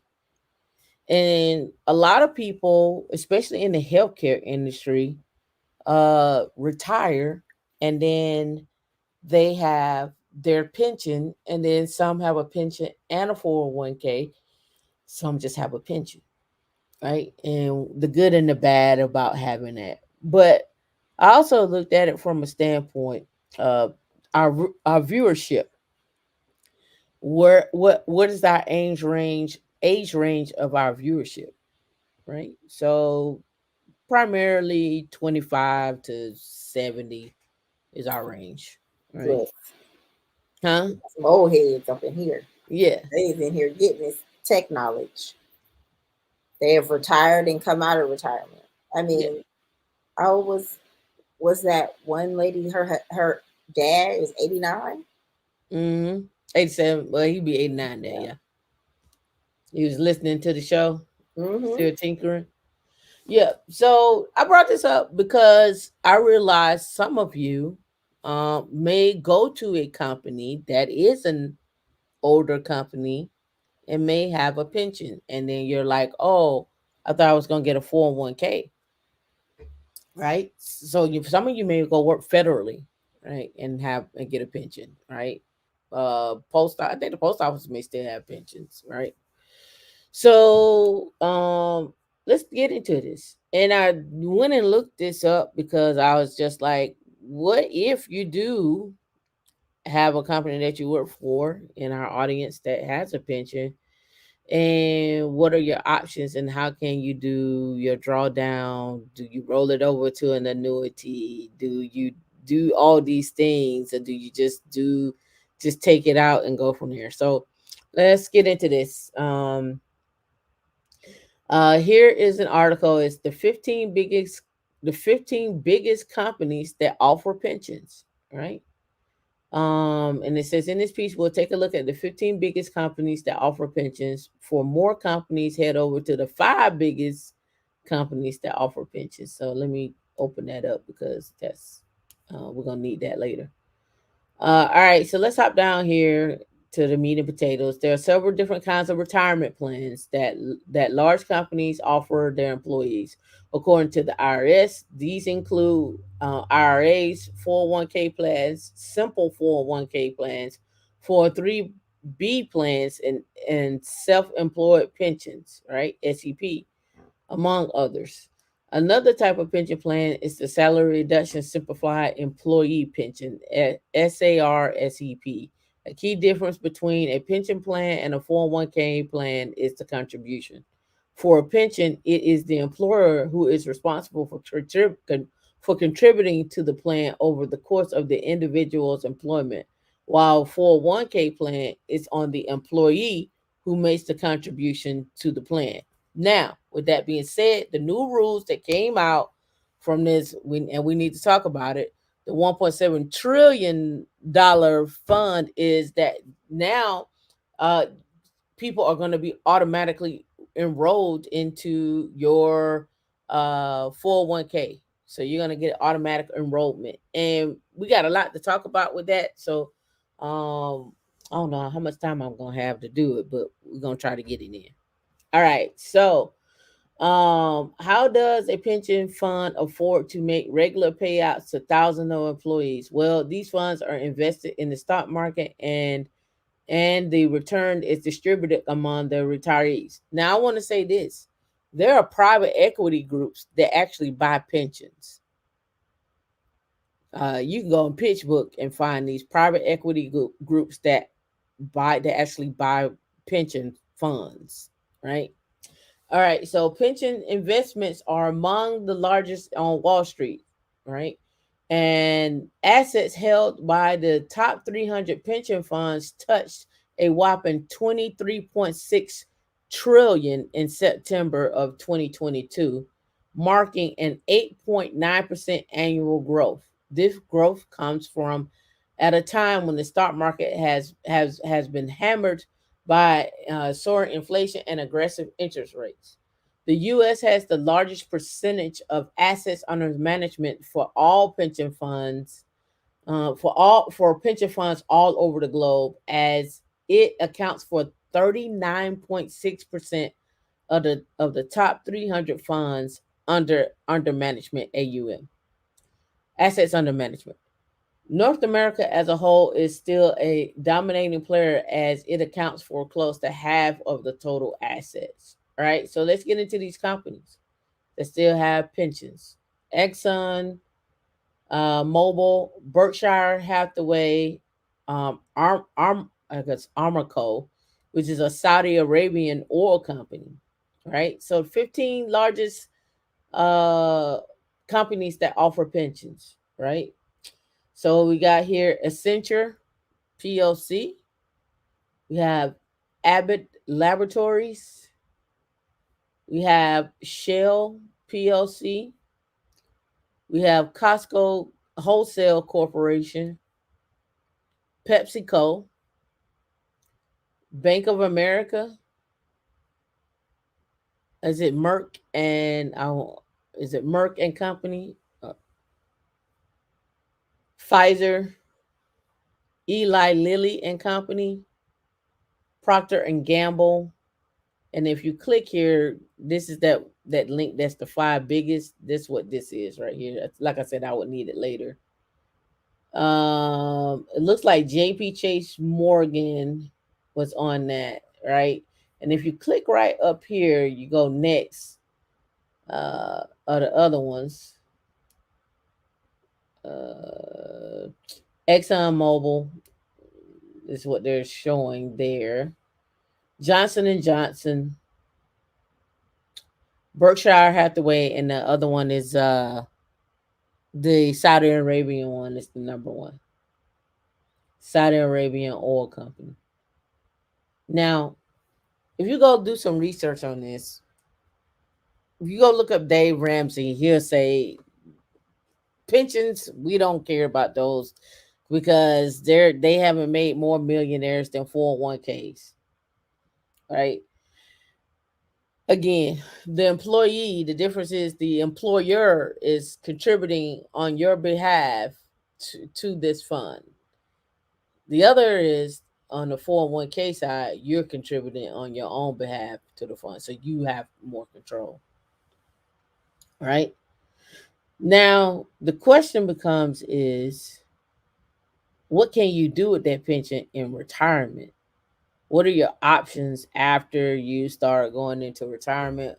What is the structure of pensions like? And we're going to have to, I have notes on that, but I don't want to spend time on that today because I want to go over something else. But I want to lead into finance because I actually want to do a review on this particular finance one. D, what's going on? Your face is telling me you're getting tired or oh, okay, you listening. All right. So I need to pull up my I'm on mute. I'm listening to what direction we're going in. Oh, okay. So we're getting ready to do finance. But I wanted to mention the pensions because those companies out there still have pensions. And so when you're looking for a job, find out if it's a pension or 401k.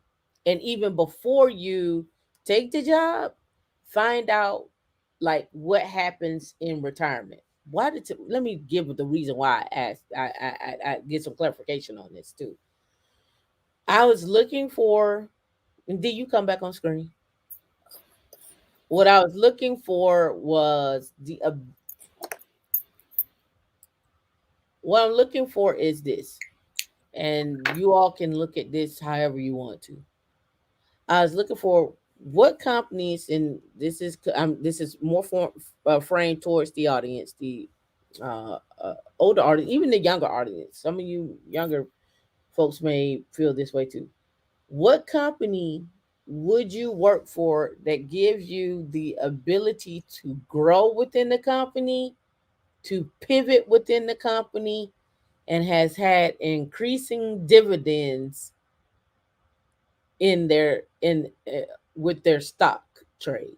So how would you what would you use to find it? I've talked about this a lot. What list would you use? You would use the aristocrats and the kings, right? But here is the other thing about using the aristocrats and the kings. Some of those companies on there don't have just 401ks, they have pensions and 401ks. Some just have 401ks. Why does that matter? So when you get ready to retire, going back to Wednesday night, where I had the tax-free, tax now, tax later format, right? When I talked about it's a minimum of a $10 million plan for retirement.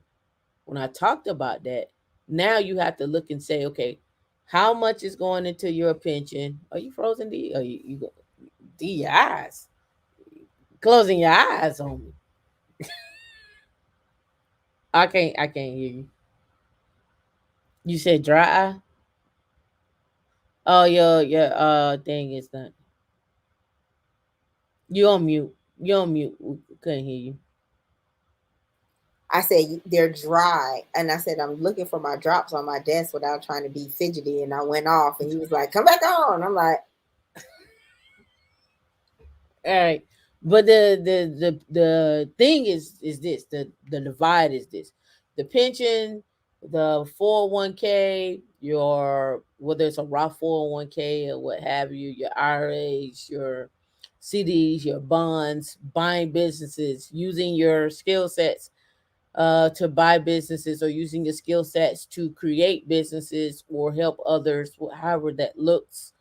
Um, your I bonds, your CD laddering, your bond laddering, your life insurance, your whole life insurance, your term, your permanent, your annuities, your uh, real estate, buying watches, or whatever the case may be. All those things uh, add up to your uh, retirement and net worth, and creating a plan. So just I'm what I'm saying is this: as you look and as you all start to aim for retirement, make sure that you're looking at the totality of everything. In other words, uh am I setting my am by joining this company, am I what is the stock performing like for this company? What have they invested in? What has the CEO and them what businesses have they acquired? What are they doing with those businesses? And on top of that, what has the performance been like for the last 10 to 15 years? This does not apply for certain startups, right? This doesn't apply for certain startups. And then some companies are privately held. Some companies are privately held. So now you need to ask questions about their earnings over time. What direction are they going in, and so forth, right?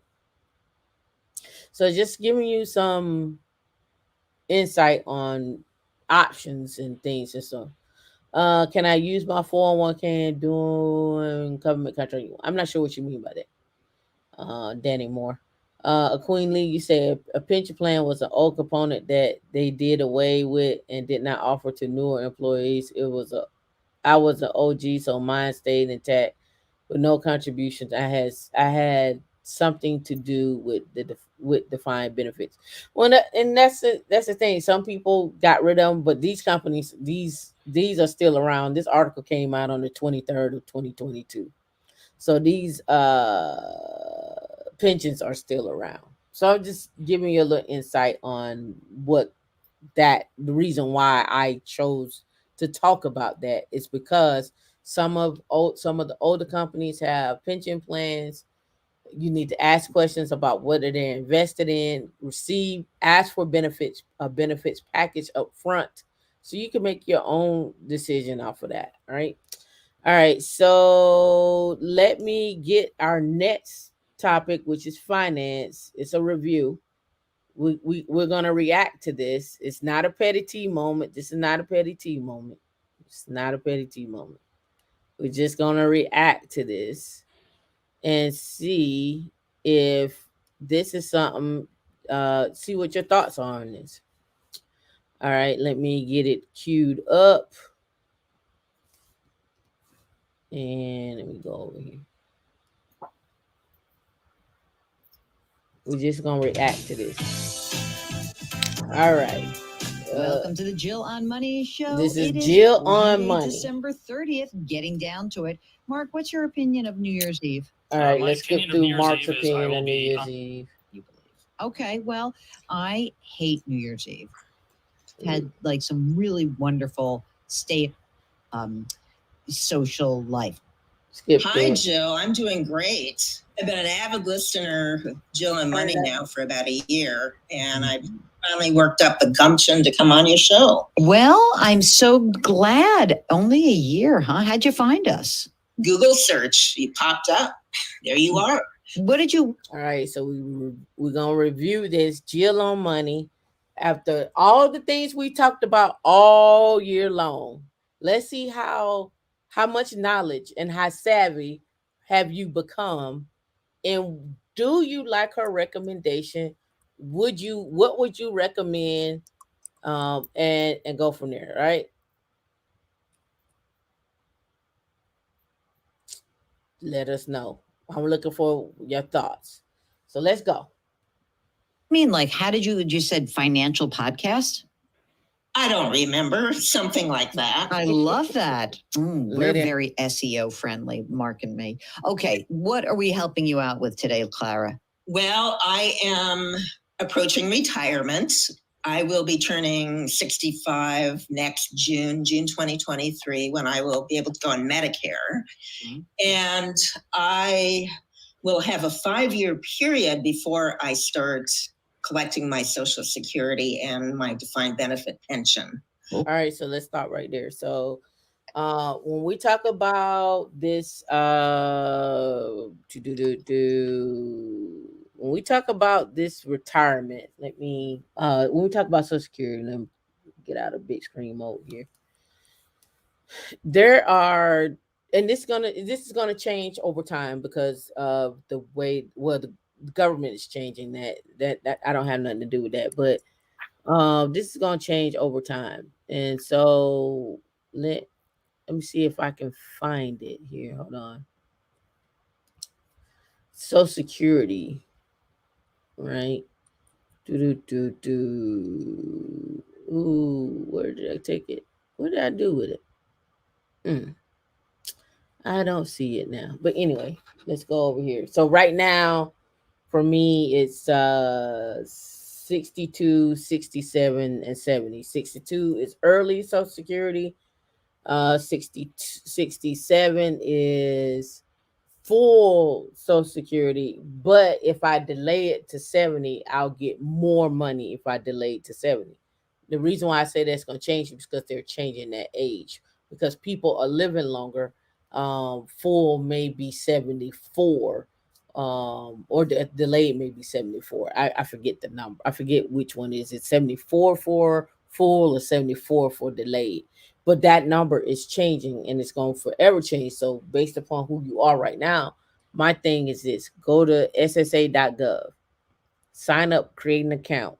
Once you create an account on ssa.gov, it's going to tell you, it's going to pull back all your working history, right? How much you put into Social Security and so forth. It's going to let you know how much you're going to get in disability.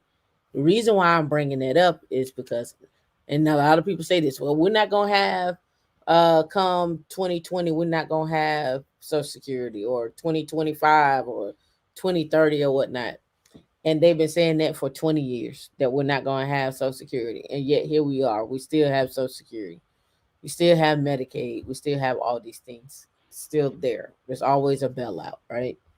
But what I'm trying to tell you is go look it up so you can see what you're entitled to. Not to say that you would count on that money to live. Just look at it as an additional benefit for you to go on a trip or what have you, or whatever the case may be. But know that contributing to it's, remember, and I covered this earlier this year, Social Security is a trust fund. It is a fund, right? So it behooves you to find out what's going on with it, because it get taken out your it get taken out your paycheck right now every week. So it behooves you to find that out. All right. So in here, she said she's got to wait till she could take it early at 62. But when she takes it early at 62, she's not gonna get the full thing, the full benefit. Now, if she waits 4 years or 5 years, she'll get full. So let's get back to it. That's what this intro is about right here. So little nuggets in there along the way. I need to figure out my withdrawal strategy for that 5-year period from both pre-tax retirement accounts as well as liquid savings that I have on hand. Well, cool. It already sounds like you've got a big game plan that's like etched out there. So that's great. Are you single, partnered, married? Well, Okay, so Jill is funny, right? Listen to what she said. Are you single, partnered, or married? Now, on another show, D, come back up for this one so you can laugh. On another show, she said, are you single, living in sin, or married?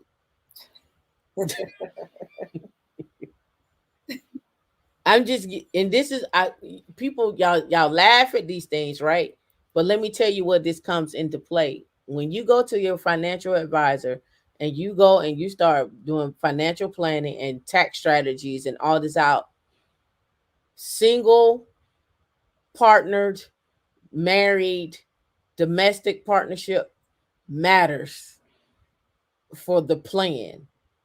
Unless you're going in saying it's just me and I'm not worried about what this person over here is doing.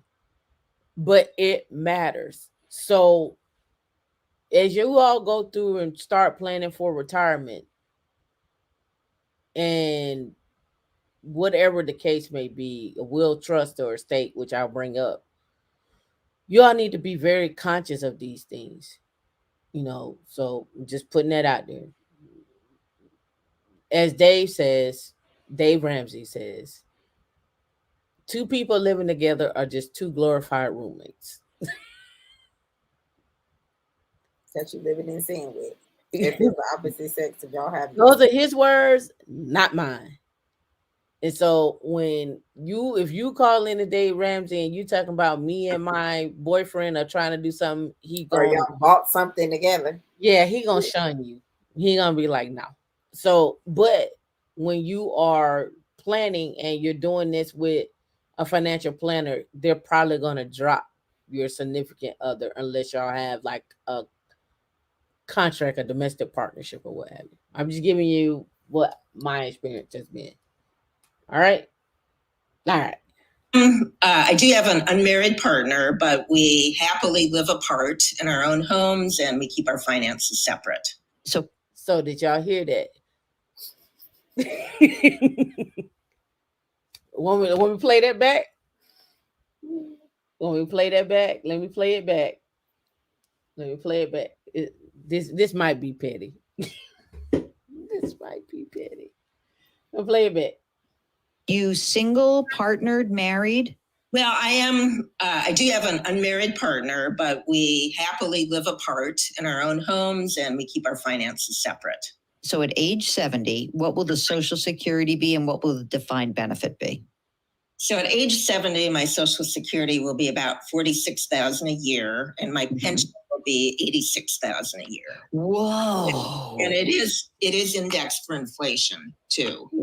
So okay, she has a pension at $86,000 a year, and she'll be getting Social Security at $46,000 a year. So, all right, so so again, when we looking at this, you notice that when she said that I do have a partner, but he stay in his own house, and I stay in my own house, and our finances are totally separate.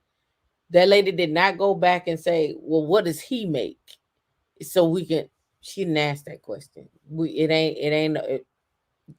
just not gonna do that. I'm just giving you for those of you that don't know. What you stuttering for? Huh? What you stuttering for? I'm just giving to you for those that don't know that that this happens when you go to talk to a financial advisor or whatnot. This is what happens. He has arrived. I'm just giving you what they tell you. All right, let's go. Oh, so you have two big sources of retirement income, both of which have a cost of living adjustment. That's amazing. What did you do for a living, just out of curiosity? I worked in the professional communications realm doing PR. Wow. And you have a defined benefit plan? That's amazing. Okay. So how much? All right. She said a defined benefit plan. Let's look that up. Defined benefits plan. A defined benefit plan. Yeah, it's called defined benefit pension. Yeah. A defined benefit plans provide a fixed pre-established benefit for employees at retirement. Employees often value the fixed benefit provided by this type of plan. On the employer side, businesses can generally contribute. So it's the pension. So it's her pension. So she was in PR. So whatever PR company she was working for had a pension. And plus she gets Social Security. So in this case, she don't get 401k and a pension. But there are some companies that are on that list that we read that do a pension and a 401k, right? So you have to go back and look at that list. All right, so let's go. You need to live on. I mean, you're going to have 130 grand a year pre-tax. So if you tell me 150, I'm going to be annoyed. But okay, let's see what it is. Well, I can, I've been tracking my budget, my spending, and I can comfortably live on $4,000 a month. Stop it. However, I think I'm going to give myself a little more room simply because I know I'll be traveling more. I'll have more time. So how about, should we say 5 or 6 grand a month? Does that seem reasonable to you? Yes, definitely. Okay. I'm going to say 6. Okay. Okay, so that's great. So what are we going to do to bridge this gap? Tell me about the money that you've accumulated, Clara. All right, so let's start right there. All right, so this is the other portion of it. Now, listening to her, she's totally different than Dave. Totally different than Dave Ramsey. She is more focused on how liquid can you be without getting, as they like to declare, how liquid can you be without getting behind the paywall? In other words, at some point, stop contributing to your 401k and your 403b and be liquid as possible. And take your liquid and go throw it into a brokerage account and let your liquid work for you, or throw it into a high yield savings or CD. Whereas you'll hear Dave Ramsey be like, put as much money away as you can into a 401k, right? So this is just a different take on how someone would do a strategy. The name of this particular one is called Retirement Withdrawal Strategy. So if you listen to this and it's totally opposite of Dave Ramsey, it's a reason why I did that. It's because I want to give you a different perspective of what other people are thinking. Because some of you may not even like the strategy the money guy has or Dave Ramsey has. You may like this strategy. So I just want to give you the ability to know that there are different people got different strategies. And so you need to know what works for you. And what your risk tolerance is and what you want. And also, when we're talking about this, if you're 25 or if you're 20 or if you're 22, start thinking about these things now and don't wait till you're 50 to try to figure out, well, what is retirement going to be like. You already at least have a plan on what your buckets could look like or what your strategy could be or whatnot. At least have an idea of that. And this brings in another question. And this is for the audience and you, Dee. At what point do you start talking about finances with someone? And this was a question that actually a caller had called up on Dave Ramsey. Is it the first date? Is it the third date? When is it? I think finances are worked in for people of various ways. You know what I'm saying? Like it could be like the high value man conversation. It could be the alpha disco conversation. What's Like alpha disco? money is brought up in so many different things. As soon as people say, what do you do and how many kids did you have do you have, I think that's when the money conversation. And that's the first question if you live in DC. Yeah, I think that's where the money conversation begins, because what happens is, you know, people are and Sam, I understand what you're saying, but you know, it's one of those things where people want to say it without saying it. Because if you give them a role, they can look up a role and kind of get a gauge of what that looks like, right? And then after, you know, a couple of conversations, you know, that could be a date question. Where do you see yourself out becoming debt free? Or, you know, like, shoot, I didn't have any college loans. I'm just, you know, matriculating on out of there. And they're like, oh, you got to go to the Sally Mae meeting. And I'm like, the Sally Mae meeting? I don't owe Sally nothing. I get in the class, they're like, does anybody owe? And I'm like, no, I don't owe. They're like, you're the only person in this room that don't need to be here. Bye. But just because I don't have student loan debt, which could be like huge, doesn't mean you don't have other types of debt. Or if that debt is what I call like livable debt. And that is like, say for instance, you have credit cards. You got credit cards, you need to keep those credit cards active in some type of way. So say you buy your groceries on one of those cards, and then you pay it off at the end of the month. You know, it can be $5,000 a month, or you're carrying a balance on a card for points or for any type of thing. So, you know, depends on what that debt is. And sometimes people are just like, I don't want you to know. Or they can still be in school, or they can say their employer. There's plenty questions that speak to your finances without actually saying, like, how much you make. You got a 401k? You got insurance? You know, because Why as we start that line of questioning. Hold on, why you can't be that direct? Why can't you be that direct? I don't mind being that direct. From what I heard from the streets, is very, very, very forward of a woman, especially of a Black woman, to just ask all of those questions. Like, girl, that's none of your business. So this gets into another conversation. While I don't want to say dating. Because I don't know what dating is, right? What is the what is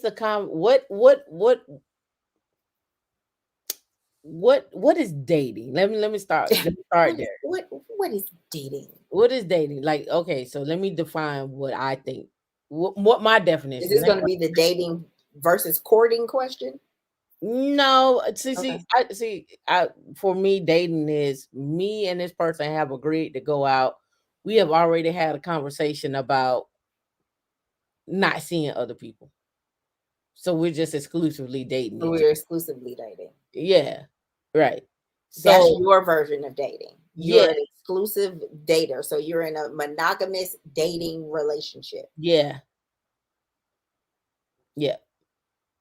And and then other people dating is you go out with a person on Monday and you go out with a different person on Friday. They're taking applications. Is that taking applications? Because that's dating. I don't think that's taking applications. You're going. That's taking applications. I think. What am I triggered about? I think you're already on the date. When you go on a date with somebody, you've already taken the application and assessed it. That's not taking applications to me. I mean, in not in the literal sense of the word, but you testing this new recruits out. Like, oh, I met somebody. I like.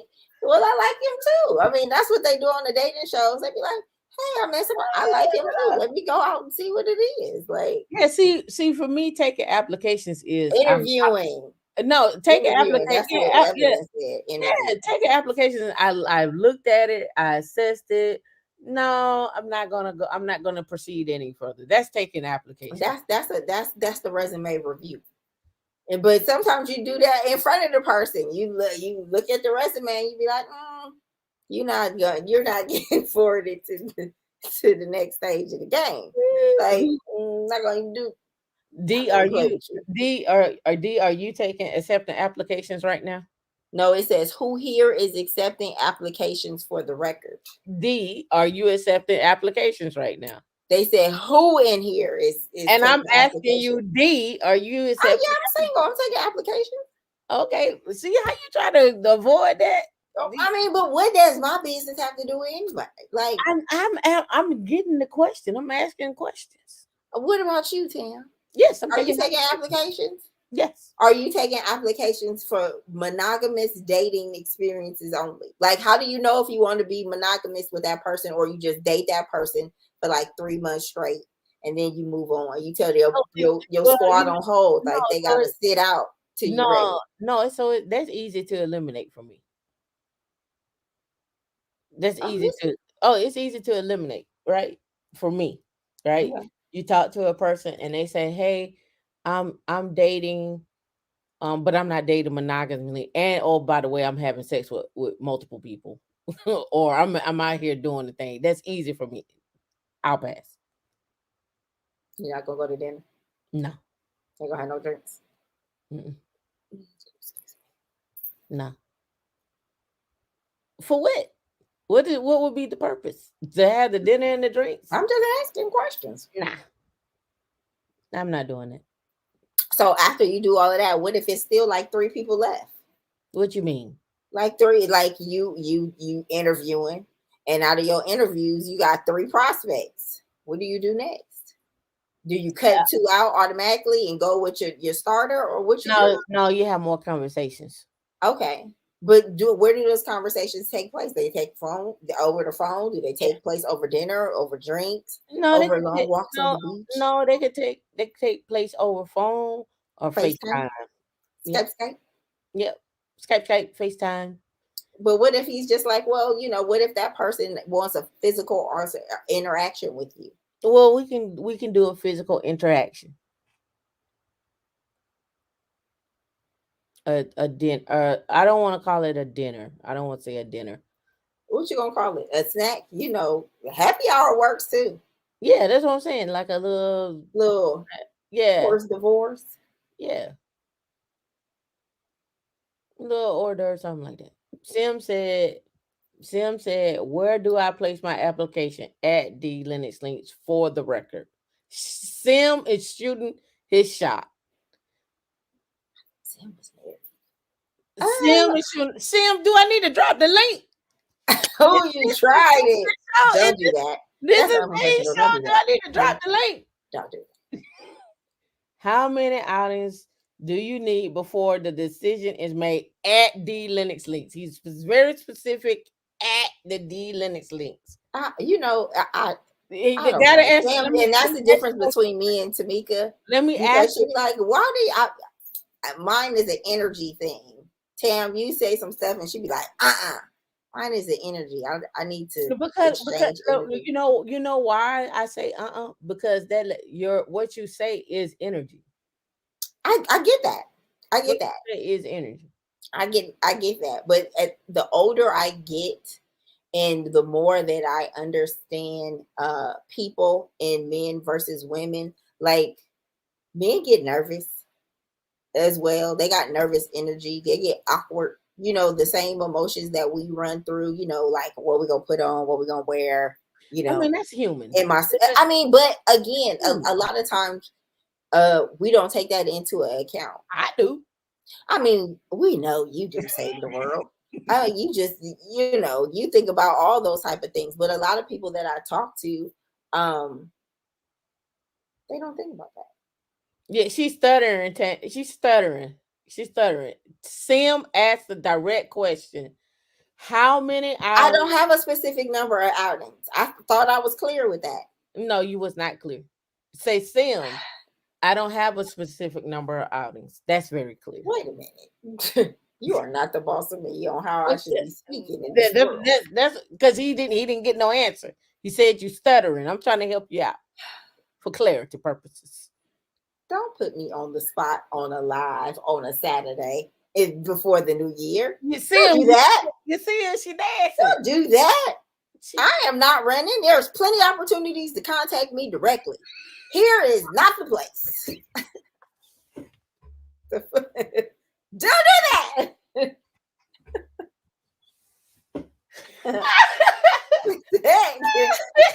Awkward. Don't be laughing at me. I'm helping Sim. I'm helping Sim do his thing. Sim is not your friend. He said 4, 5, 6 outing is the end of the year. For crying out loud, answer the question. That's I don't know. Sim Sometimes, said. like I said, it could be one. It could be in the middle. This ain't gonna work out. It depends. I don't have a specific number of outings. I might be one and be like, oh, we go together. It might be 3 and be like, this ain't gonna work out. Well, it's something I'm trying to like, is that it? I don't know. But yes, enough about me. It's not about you. I'm tech stocks and jobs. I'm just answering the questions that are in the comment section. You don't have to answer them. Yes, you do. No, you don't. You could have easily or I could have easily deleted those. Shoot your shot, Sim. That's right. Shoot your shot. It's 20. We're going into 2023. Shots fired. Shots fired. Shots fired. I love it. Sim, what are you sipping? It's early. Sim says she looked like she over there sweating. I don't sweat. I'm too cool for that. Is she sweating bullets? I'm too cool to sweat bullets. Mr. Wright could be waiting in the audience. Nobody asked you either. Nobody asked the peanut gallery. Nobody asked that.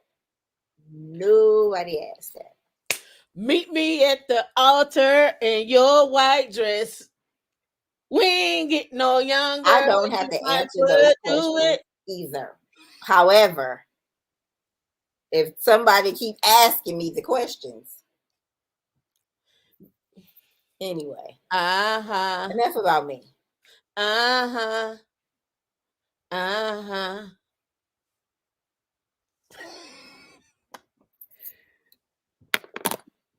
need my dark shades. You can't go on like this. I love this interaction. You know why I love this interaction? Sim was direct. He knew exactly what he wanted to ask. He be watching TLA. He put it out there so it was very clear. It was no like, well, who is he talking? Why are we still here? Because you're not listening to what I'm saying. I hear you. Well, then it's not about you. Yeah. This is not about you. This ain't about you. This is about me talking about Sim and his approach to a woman. He was clear. He knew what questions to ask. He had listened. His timing was terrible. He listened to the context clues. His timings was perfect because we were on the subject. And it wasn't about me though. We were on the subject of dating. See, you still over here. We're talking about Sim. We ain't about it. Let me get this out. Let me do this. Here we go. We were talking about Sim. We were talking about him shooting his shot. He was because you keep thinking about you. It ain't about you. He was clear and concise. He listened to the context clues, and he took a chance. I appreciate it. See?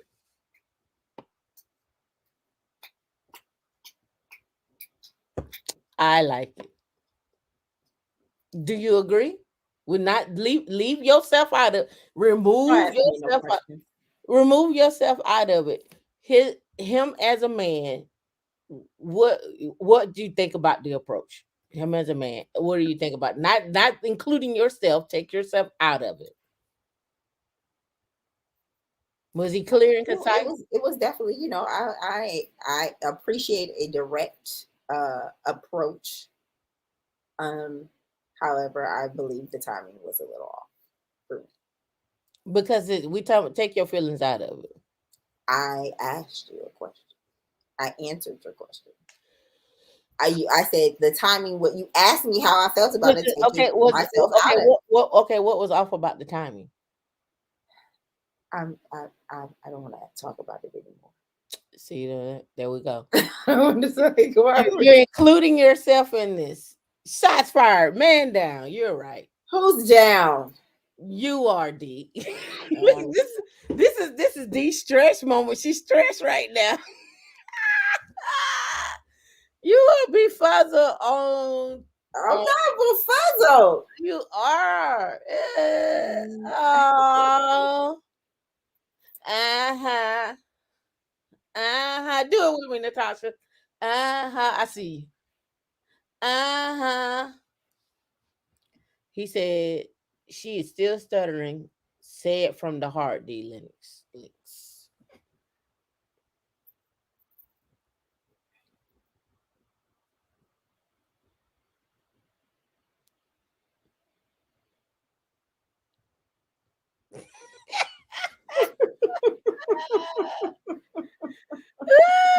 Ooh, this made my day. This made my New Year's Eve. That's why I should have kept my ass behind the scenes. No, don't keep like why you gotta additionally thought. No, you don't need to be behind the scenes. This our last show. Why? This not even my show. This is our last show. I thought every show was your show. It is my show. Every show is your show. But I am not the hostess with the mostest in tech stocks and jobs. Anyway, let's get back to it. What are we getting back to? Me? Absolutely not. Jill on the money. Nobody even said nothing about you.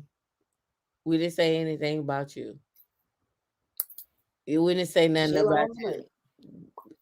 Sim, don't worry. Even with me, she does the exact same thing. This deflecticon, this all the time.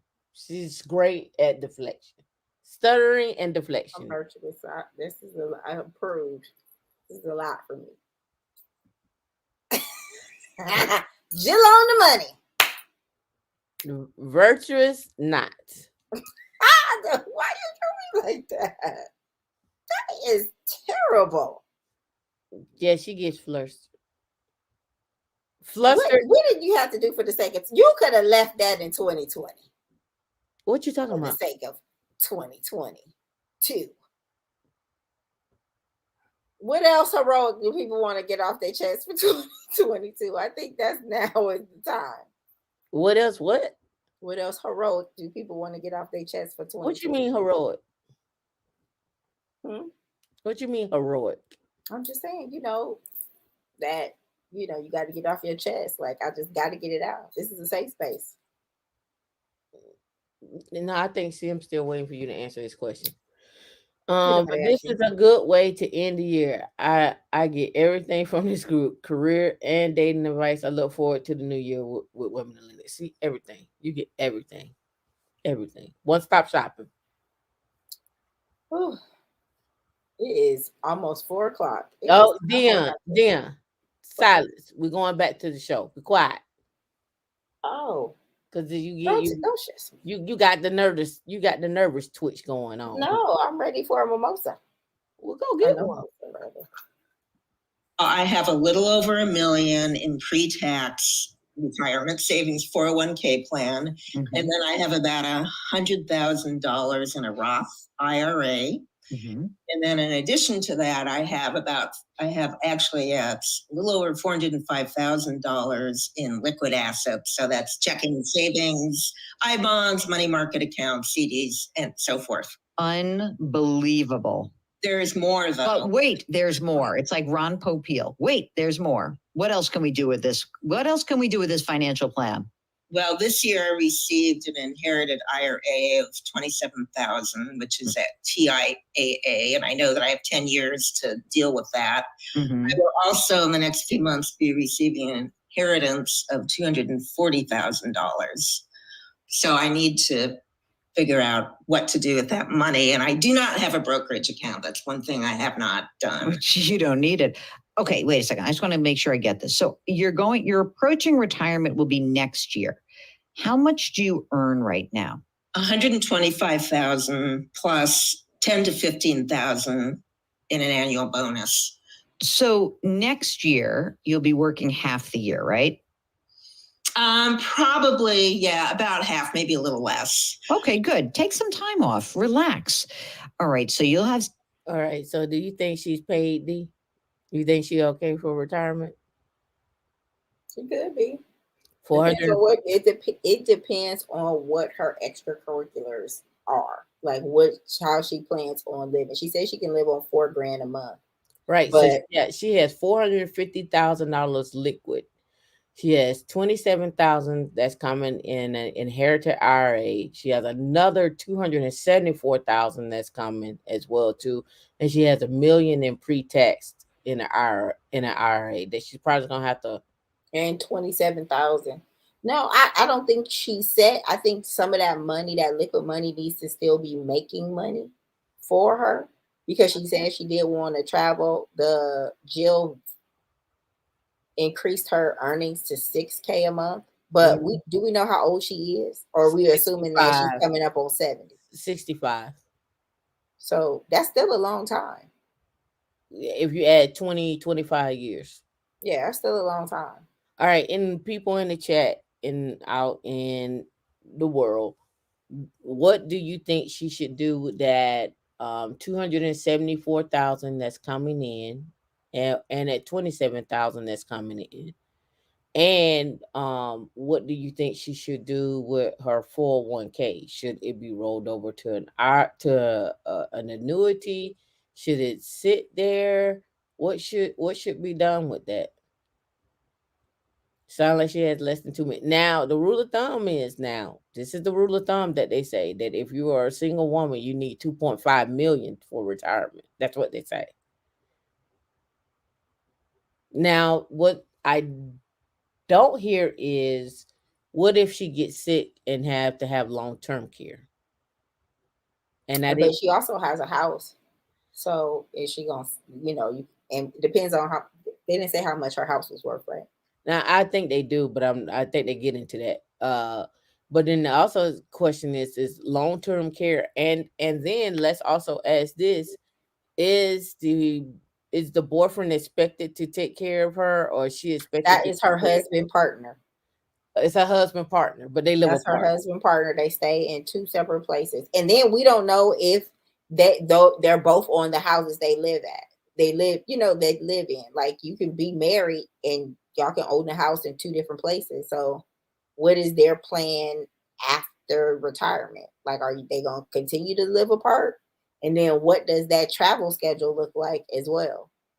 Because I'm pretty sure you see your husband every once in a while. So these are all questions that we're putting out there that I think are questions that you all should be asking if you're married, a partner, or whatever the case may be. These are questions that you all should be asking as well too, right? With your spouses or significant others, right? The other piece to this is when you start involving kids as well too. What does that look like for the children? They didn't mention any of those children yet. Yeah. So again, questions. All right. So back to the original question of the dating. When do you ask the questions about finances? Is it date one? Is it date two?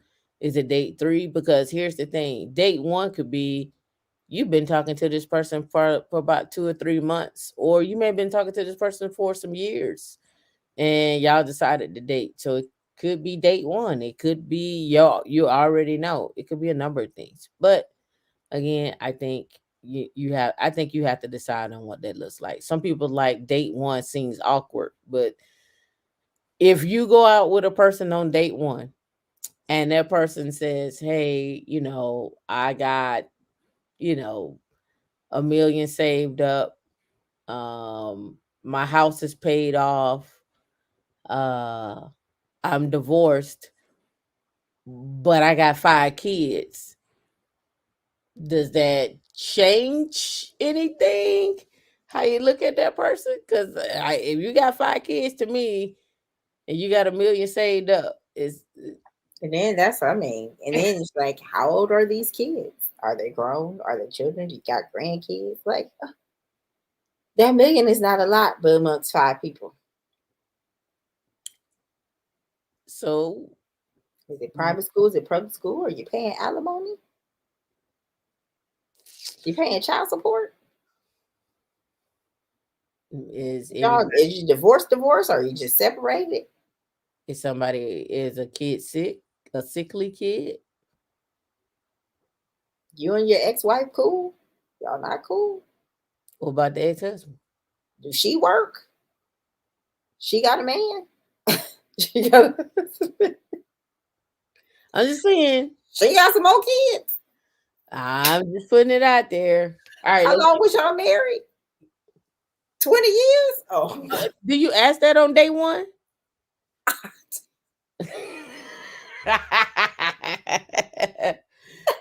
Time has revealed. See? It depends on where the conversation. It's like, if it's open up a little bit, I'm gonna go and see what it is I can go ask, and it's on task with the conversation, like, because again, people, you can ask something without directly asking it and still get the same answer. All right, so here's a different question. When do you decide? Let's back to Jill on money, right? How many people are cool with what she stated? She said they are married, but they live in 2 separate homes. Is anybody cool with that? They being married and living in 2 separate homes. Could you do it? Drop in the chat 1 if you could be married and live in 2 separate homes. Drop a 2 if you can be married and you gotta be in the same house. 1, you can be married and live in 2 separate homes. 2, you got to be married and stay in the same house. But just because you can do it don't mean he can do it. I'm just saying. So like, girl, you crazy. So then you can be in 2 separate homes. Okay. Because, just to think, right? We have friends now that say they started their marriage out in New York, right? And then that one person got a job in Florida and they got a condo, or they were like, oh, we have an opportunity to buy another house. And so the person that's working in Florida, they have to go in the office. Now you have 2 homes, right? And your husband's job is still in New York, but your job is in Florida. You living in 2 different places. They're your homes, but you living in 2 different places. It happens every day. All right, Goddess of Love said no, they need to be in the same house, but in a separate bedroom. Natasha and Kiss My Face Twice said they could be in 2 separate homes. Right. I'm going home. Sim, what's your answer, Sim? 1 or 2? Sim, what you putting down? 1 because of my African roots. All right, Sim. I should have known it. Sim said 1. O'Shea, if you out there, Danny, if you still out there, what's where you at? Where you at now? It's easy, especially if we going to no estate, no date, and we come in as 2 whole people. That's 2 different houses. What if he lives somewhere else?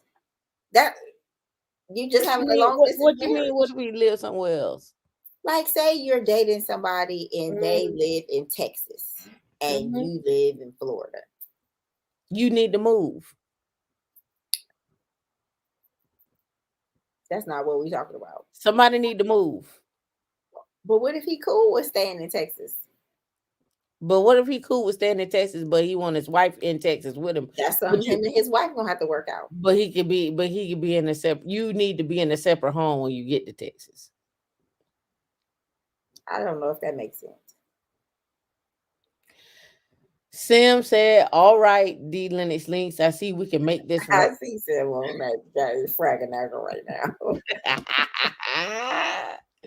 I see Sim on the Fragganaga now. I love it. That's Petty Sim right now. Petty Sim has showed up in full regalia. I love it. $60,000 next year ish, right? Oh, of income, we'll call it. Okay. So when you file your taxes, are you an itemizer or do you claim the standard deduction? I claim the standard deduction. Okay. So, I really need you to retire earlier than. Oh, good. I want to. Okay, you do? Okay, because we can do that. Ideally, give us your ideal of what you really want to do. You want to call it quits? Like, how much notice do you have to give? Are you do you care about these people or what? I do. I would like to give, a decent amount of notice. So if I could leave in March, I would do that. That's exactly what I was thinking. I literally wrote end of Q1 down. Okay. So let's say that you tell them and you're, you're a good doobie and you're like, you know what? I'm going to leave the end of the first quarter and tell them that after the first of the year. So what? Pay for Cobra for a few months, right? Right. It's only 2 months. So yeah. So it's not a big deal. So then your income is down, right? Then I would just take all the money out of that inherited IRA next year. I would just get the whole thing out because your tax bracket will be low enough, right? And, maybe you'll be in the 22. All right. So right there, that's one of the parts I wanted to get to was that. So when you all go into retirement, the other thing you have to consider is what tax bracket are you going to be in? Because that matters. And you also have to remember when you have maybe a targeted fund or what have you, you got this money that's coming out that could put you in several different brackets, right? So you need to kind of work within these tax brackets. So again, your money gonna get taxed, right? You don't want to get into these areas where the tax bracket where you're gonna be getting taxed 37%, 40% on the money, and you're in retirement, and as the older you get, the older you get, the more prone you are to injuries and illnesses and so forth and so on. So you want to be as healthy as possible. D, why are you smirking? I see a smirk on your face. Did you see your question? No. Okay.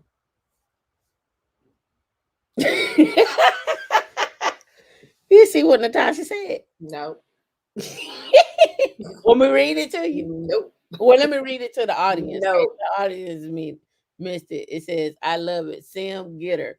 Sam said, what wife number do you want to be at D Linux Links? Then Sim said, what do they say? Practice group economics. Natasha stated, Tam, D is a runner. She's a track star. She's a runner. She's a track star. Or did I need to pull it up? Percent. It's fine. Do I need to pull it up? Okay. Hold on.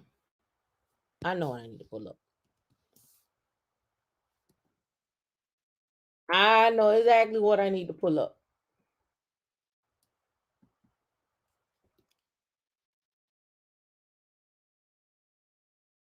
Is this what you saying that D be doing? Natasha, is this what you saying D is right here? She doing?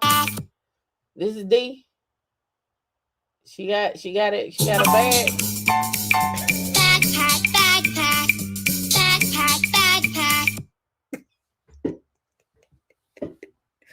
D, is this what you doing? D, is you out here with your backpack?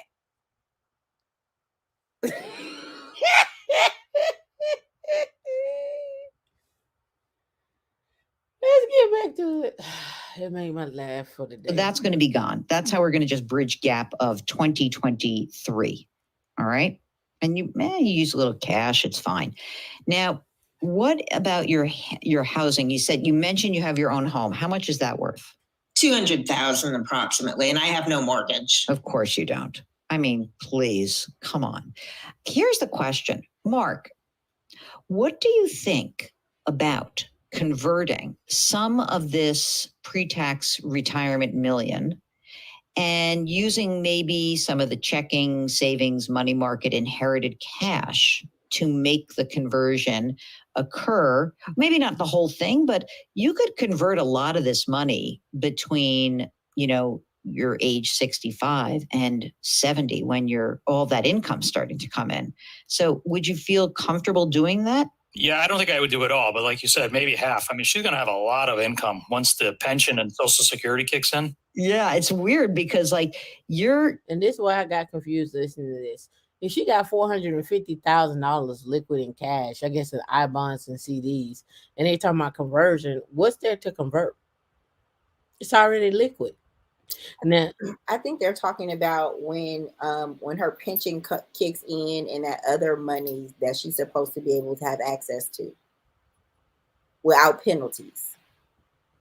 I think the Social Security and the pension is going to be her later income. on. Yeah, later on. Right. But that's what they're saying. She's going to have a substantial amount. But the 450 she already had, so there's no need to take it and convert it into anything. It's already liquid. I guess what they're meaning is technically converting to something that she can withdraw from, because right now she withdraws from it, it's penalties. No, not the 450 is liquid. But that's her savings account. That's her I bonds and CDs, but the 1 million is not liquid. So right. I guess I what you're saying. They're saying take a piece of this and a piece of that and a piece of this. But then she gonna throw it into some, I guess, annuity or so. I'm assuming. You can finish listening to find out. You're going to have Social Security and pension money. You'll earn about what you made exactly now. Your tax bracket's not really going down. It's only going down for these 5 years. Next year, we've got taken care of. You get rid of that inherited IRA. Clean that up. Okay. Next, now you have this $1 million. How would you feel? Hold on. 70 Sam. When all that income starting to come in. So would you feel comfortable doing that? Yeah, I don't think I would do it all, but like you said, maybe half. I mean, here's the question, Mark. What do you think about converting some of this pre-tax retirement million and using maybe some of the checking, savings, money market, inherited cash to make the conversion occur? Maybe not the whole thing, but you could convert a lot of this money between, your age 65 and 70 when all that income starting to come in. So would you feel comfortable doing that? Yeah, I don't think I would do it all, but like you said, maybe half. I mean, she's going to have a lot of income once the pension and Social Security kicks in. Yeah, it's weird because you're going to have Social Security and pension money. You'll earn about what you made exactly now. Your tax bracket's not really going down. It's only going down for these 5 years. Next year, we've got taken care of. You get rid of that inherited IRA. Clean that up. Okay. Next, now you have this $1 million. How would you feel about call it 2024, right? So we have 2024, 25, 26. Do we have in 27? That's 4 more years. I think that's right. So you have 4 years here, right, where we can start converting. Would you feel comfortable converting, say, $100,000 a year for those 4 years? Well, one reason I called you is I haven't been able to look at this very rationally. I don't have much tolerance for risk. And it's the mindset of, spending money it's just going to be very hard for me to get used to. Accumulation rather than accumulation. But I mean, it sounds like a sensible plan. I just need to get over my, fear. Here's the thing. I guess there's 2 ways to think about. All right, let's talk about that. So she has collected all this money all the way up until retirement, and now it's time to spend, and she's scared to spend it. So, that happens a lot. People save, and they become fear of spending. I mean, y'all saw you remember this, D, with the lady that didn't spend, so she cooked the lasagna in the What was it, in the dishwasher? You remember that? That was a cheapskate show. But she was saving.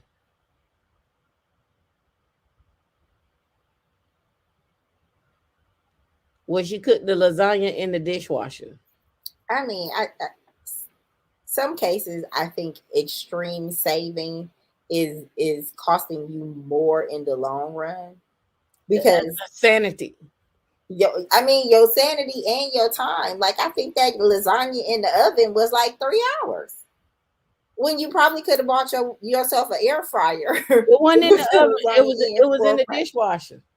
It wasn't in the oven. It's in the dishwasher. That's what I'm saying. It is in the dishwasher, but she probably could have bought herself an air fryer, and like they was just doing ridiculous stuff, like reusing a bath water to wash themselves. I think they were using the bath water to wash the toilet. I mean, to flush the toilet. But some of the stuff is just like,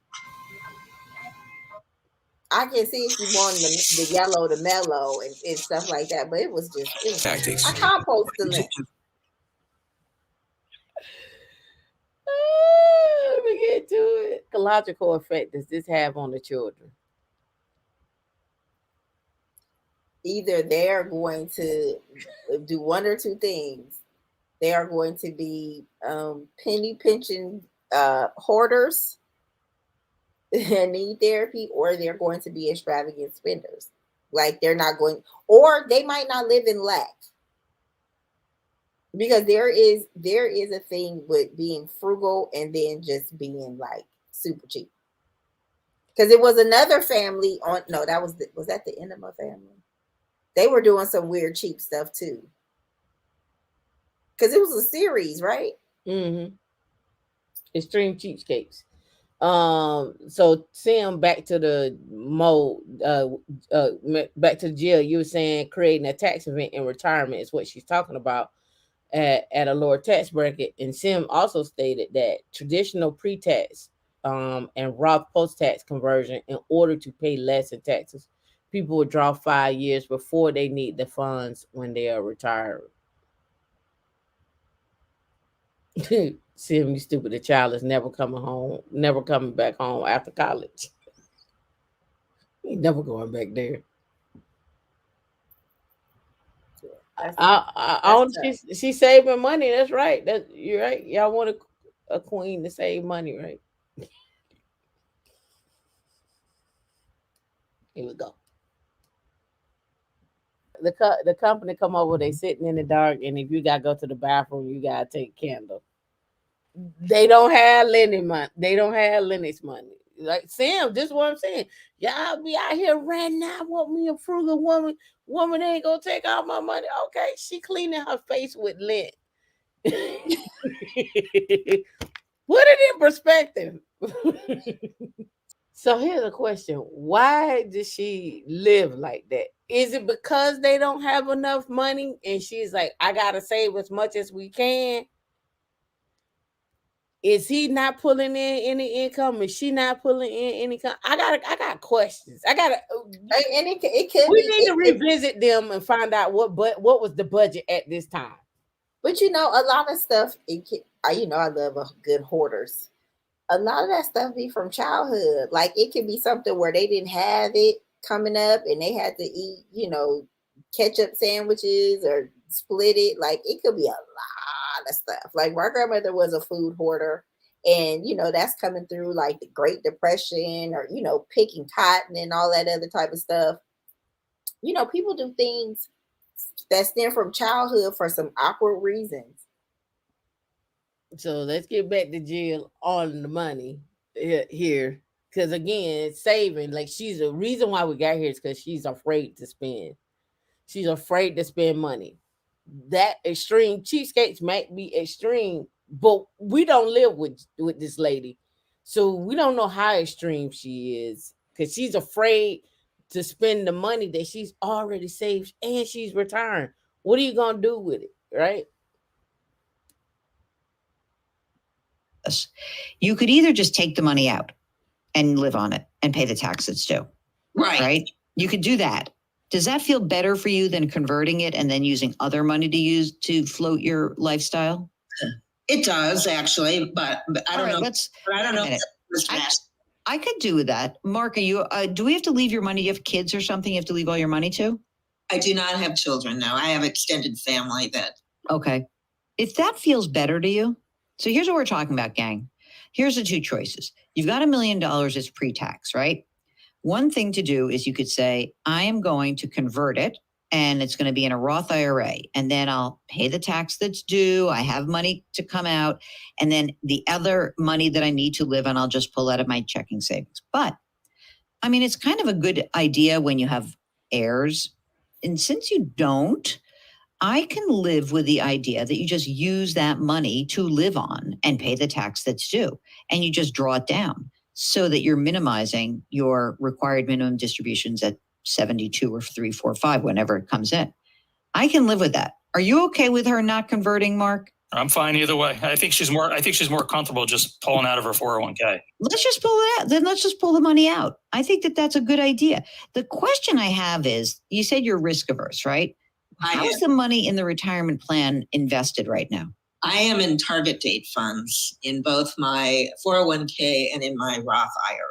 Okay, so she ain't playing the stock market. She's playing the target date funds, which target date funds, they have their dates on them. They're say 2040, 2050, 2035. It say, hey, put in $500 and in 2035, it'll be 500,000. In 2040, it'll be 1 million. In 2050, it'll be at 2 million.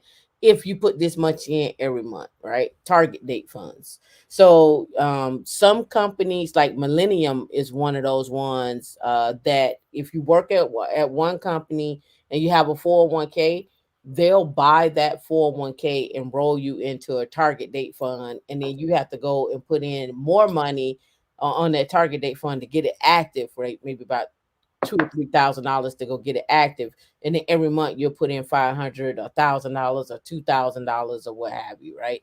On a target date fund, right? So some people don't like target date funds. When I went to Charles Schwab and I asked them about the robo fund, about okay, I can go here and I can use this robo advisor. He was saying that all that is a target date fund. That's all it is behind the scenes, is a target date fund. So it's called Target Date Fund 2040 is one of them. The target date fund right here, you can go look up, like Vanguard has one. It's $34 for it, and you go from there. Everybody got their own. Vanguard is one of them. And go from there. So you can look up Target Date 2040 Mutual Fund and look and see what it is. And like I say, everybody got their own little mutual fund for these little target dates. You can see here T. Rowe Price has one and so forth. So those are just different funds that people use to say, hey, I don't have the risk in me. I'm just gonna put it in here. It's gonna work and it's gonna do what it do, and that's what it's gonna be at the end.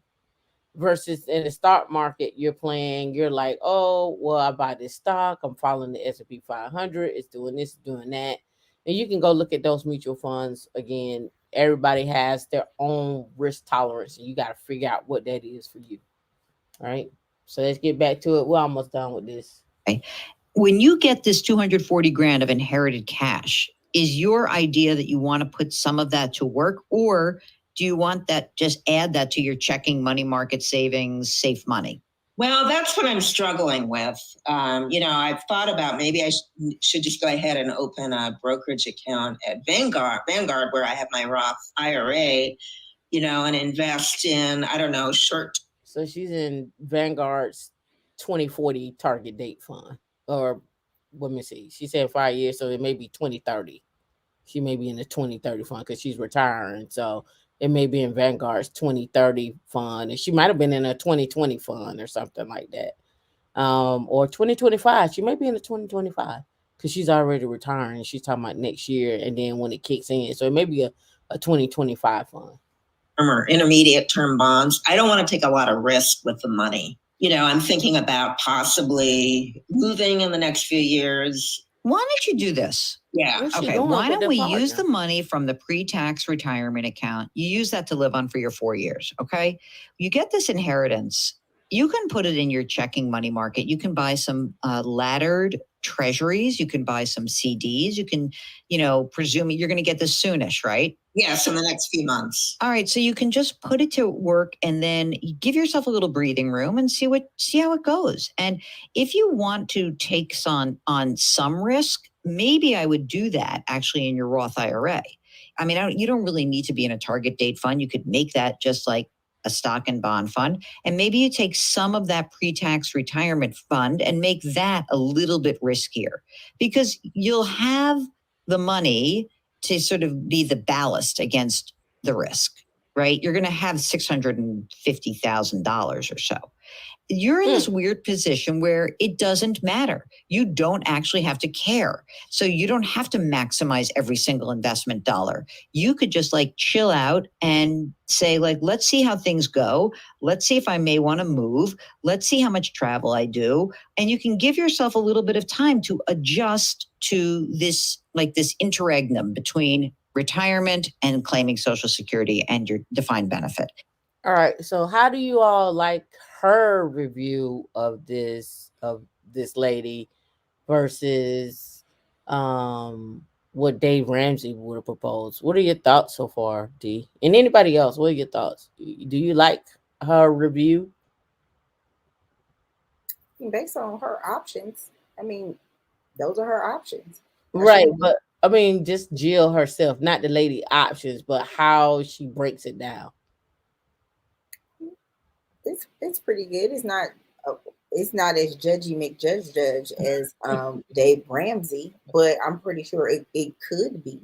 But based on her circumstances, I mean, she's cool. She this is what you can do. Here are your options. You can or you can't. You're in a sweet spot. Natasha, why you like Jill? Why you like Jill? You camera ready? You want to come up or you gonna answer in the chat? You talking to Natasha? Oh, okay. Yeah, I mean, why you like it? Okay, she gives actionable information. You don't think Sim, you don't think Dave Ramsey gives actionable information?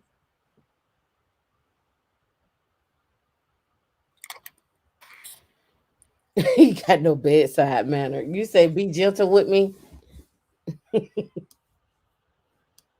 All right, so let's get to the meat and potatoes of one of the reasons why Dave is like, y'all know what my show is about. Don't come up here if you don't want to get bread for filth. I didn't come looking for you. You came looking for me.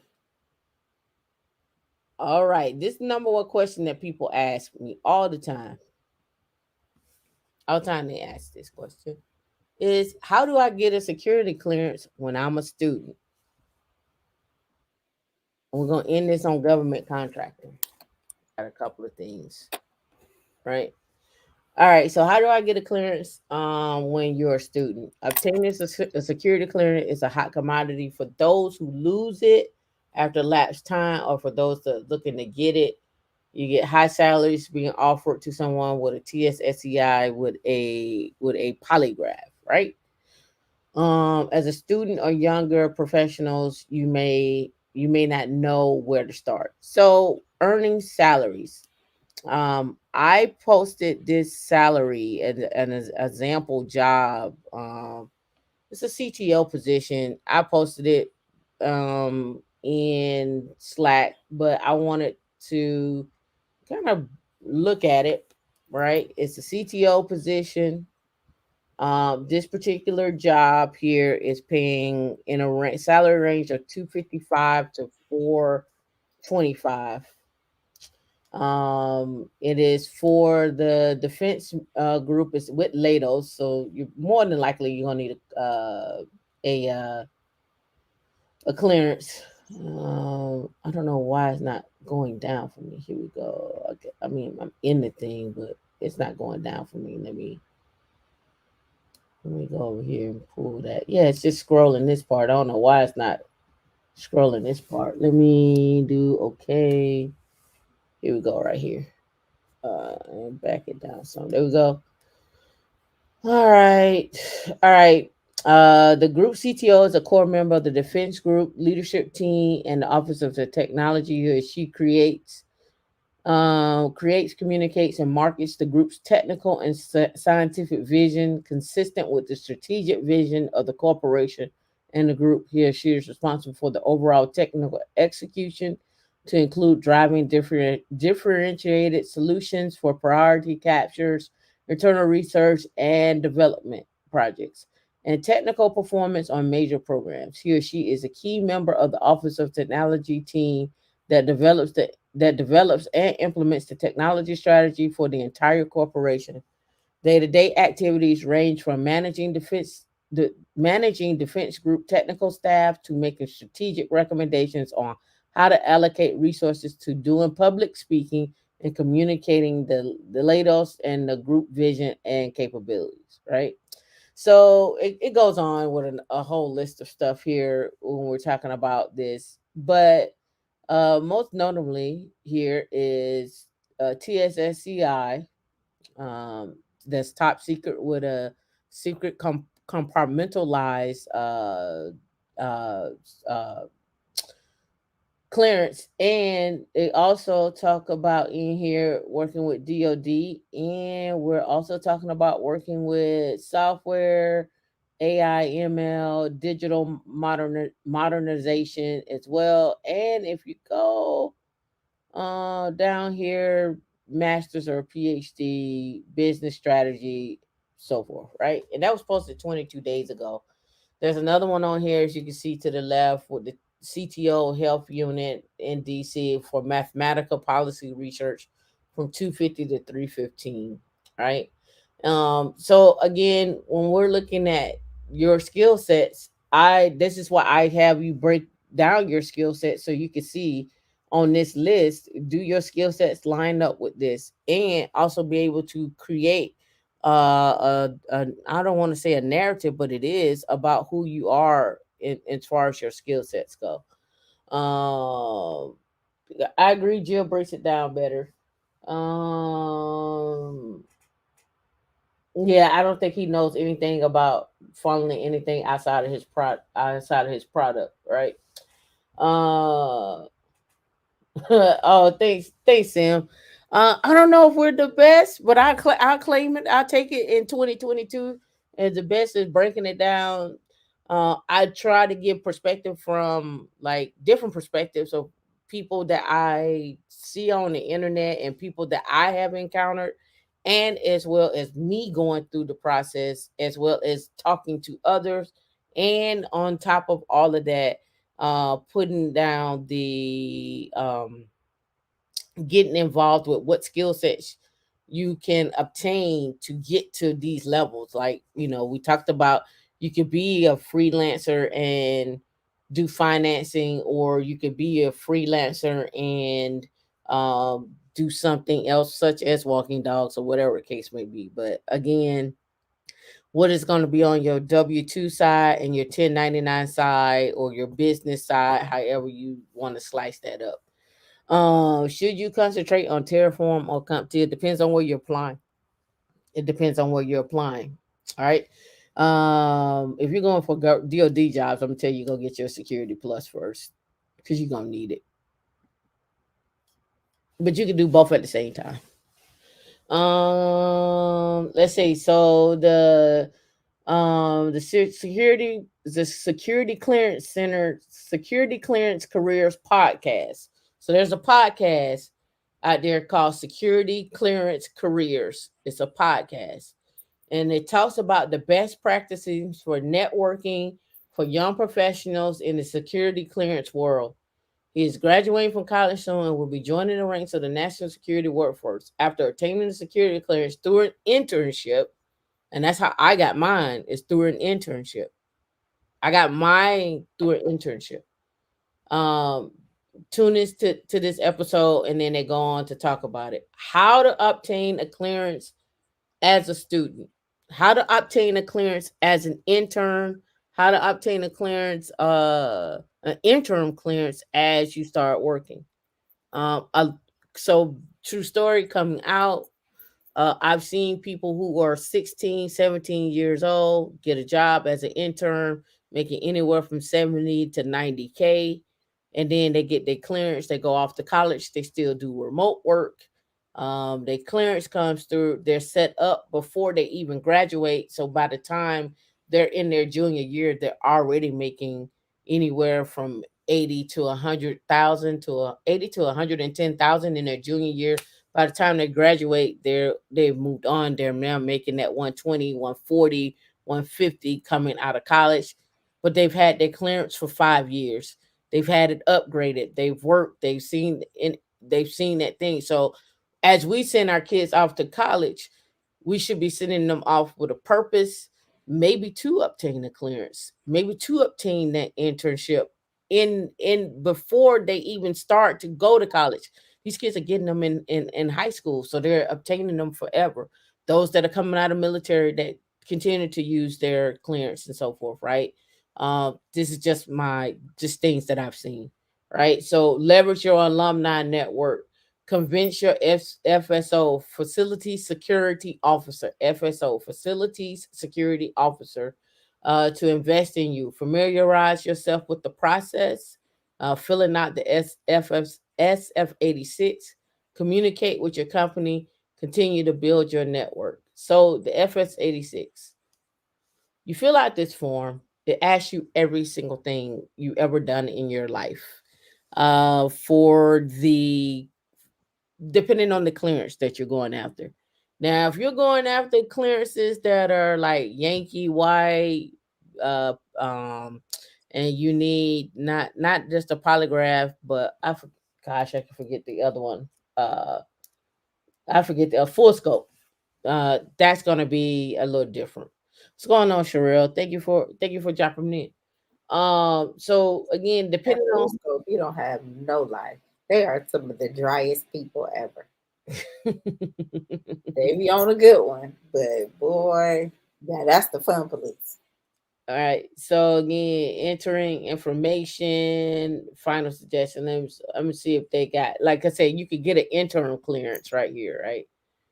Where they just put you on, they're waiting for everything. You don't get to touch classified networks. They just got you there. You're doing a little work, not really deep involved in the project that you need to be. Sometimes the clearance can take 6 months, sometimes it could take 3 months, sometimes it could take 2 years, sometimes it could take 3 years, depending on who you are and what you put on that paperwork. It's going to really determine that and how backlogged they are. So, just keep I that think in mind. you should talk a little about what does having a clearance mean. Like, yeah, you can have a clearance and you can make some good money, but what does that mean, like, for your social life, the people you surround yourself with, the places you go? Like, what does having a clearance look like for your everyday life? It depends. I think it depends on the person. We're just talking about you, given that petty T. And listen. The reason why I say I think it depends on the person, because some people don't care about the other. Okay, so back to you. What are your pros and cons? A person with good credit. What does that mean? So the reason why most people probably in DC ask the questions, not everybody in DC has a clearance, but they're asking the question because they have a clearance. And so the first thing they want to know is, are you a convicted felon? Are you a viable candidate? Are you a viable candidate? And this is more evident when you go look at Kendra G, and she has people from the DMV area. They try to indirectly say these things, and they try to indirectly say, I'm looking for someone that at least has this credit score and above. I'm looking for someone who can obtain a passport. I'm looking for someone that can go out of the country. I'm looking for a U.S. citizen. Again, you can ask the questions without. Yeah, but they're trying to be discreet about it, only because you're not supposed to. It's the nature of the job. You're not supposed to say it out loud, but whatever. But at the same token, the reason why they're asking that is because your network affects your clearance. In terms of who you put down as your friends and family to contact, that affects, because they're gonna call your friends. They're gonna go visit your friends. They're You gonna have go to be visit. very careful. Evelyn, there's a lot of people who can't get a passport. Oh, some child support, male or female, you won't get a passport. Yeah, I don't think convicted felons can get passports. I mean, it depends on what you was convicted of, but I mean, child support, they were like, you not paid up, you can't go. Surrender that. Yeah. So again, the maintaining your credit, maintaining your, another one, this is a good one right here. If you get a speeding ticket, it used to be over 300, but now I think it's over 250. So if you get a speeding ticket and the fine is It over goes 250, over everything. if the speeding ticket is over 250, you got to report it, right? If you are traveling overseas, that needs to be reported. Certain places you can't go. Certain people you can't uh have a conversation with, for certain countries you can't travel to, right? They do look at past employers. They some people may have some court cases depending on how far they're going back. If they're going back 5 years, 10 years, 15 years, 20 years, or just your entire life. If they're going back over your entire life, everything is gonna get pulled. Everything's gonna get pulled. When I say your entire life, when you was a baby all the way up, that's gonna get pulled. So if you did something when you was 16, 17, yeah. So again, you got to be careful with who you associate with, and also, and it just keeps you honest. It For me, it just keeps you honest. Like, oh, so you're gonna go? No, I'm not doing that. Thank you, and no thank I you. think it's easier to get a full scope poly, and most of the people that I know, like they've had them for so long, like coming out of the military, Oh yeah, they coming just out, live they've already a had. real clean lifestyle.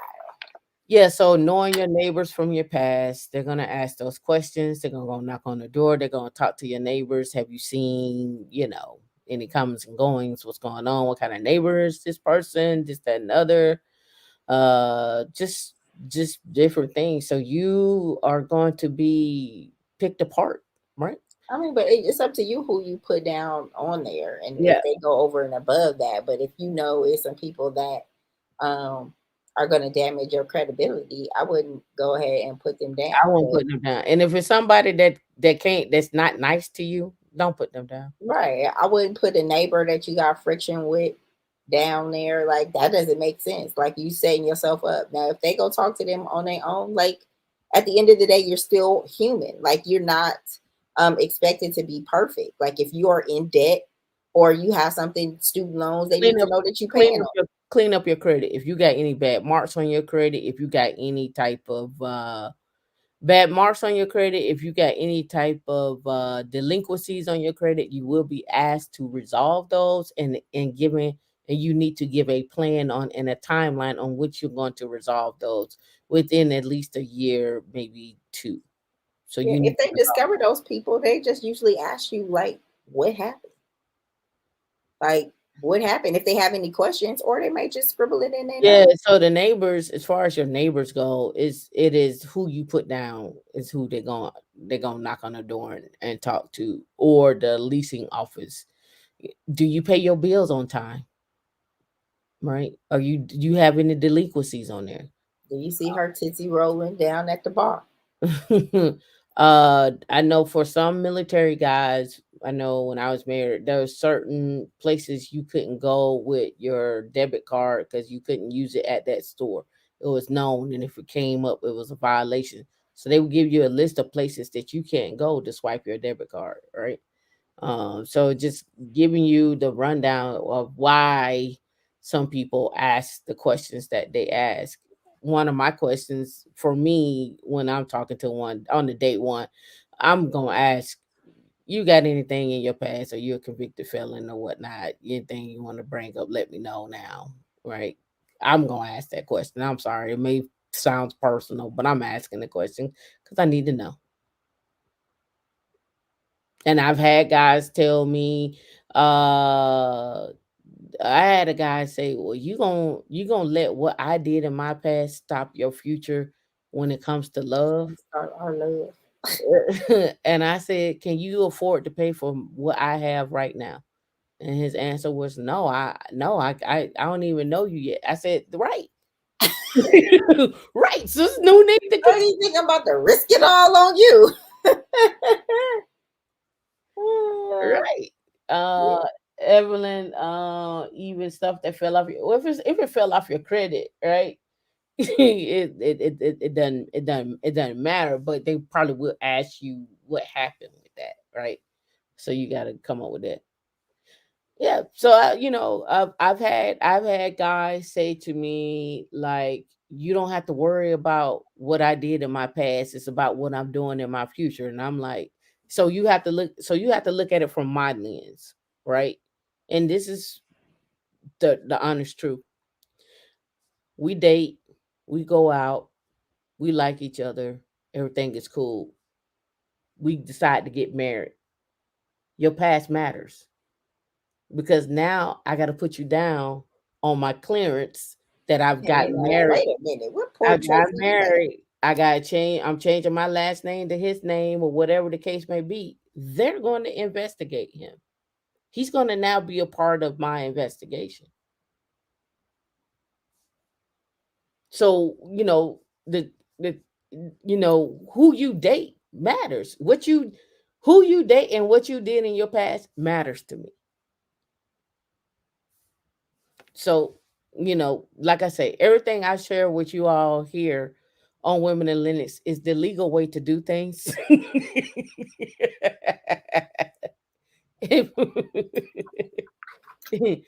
And the people that I bring on have been vetted and they are legal. Zero games. People that work with the organization or not. Maybe thinking why some stuff is so slow. It's a process around here. Yeah. You can't just have everybody in the sauce. Yeah, the whole association and everything, all that comes into question. Have I seen people lose their clearance? Yes. Have I seen people lose their clearance over foreign investments? Over they didn't put down they traveled to a location? Over they didn't put down, or they went to a location and didn't and wasn't supposed to go, right? I've seen people lose that, right? And so who you associate with and who you talk to and all that stuff, that's huge. That's huge. So yeah, it matters to me what you did in your past. Yeah, it matters. Who you have in your friend circle, it matters. Love after lockup. Right? Again, it matters because, and this is where it gets into the onesie twosies here, where it matters to where are these considered golden half cuts, and are you tied to that, and who are you outside of that, and can you take your skill sets and go into and play in the startup world or somewhere that doesn't have that set of boundaries on you, and what does that look like? Because if you go Because on, what happens if your spouse does something while you're holding a clearance and it has nothing to do with you? They got caught up in the rapture. And you like, what the heck is happening? yeah, How is that handled? it depends on what it is.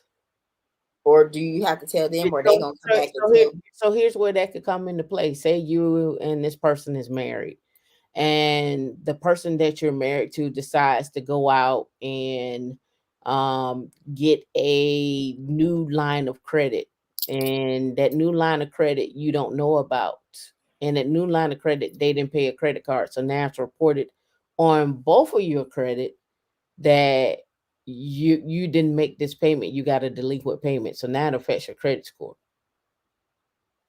Now it affects your credit score, and you got this delinquent payment on it. So now what that person did that you didn't know now affects you. Here's another one.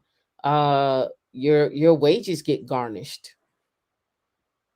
Or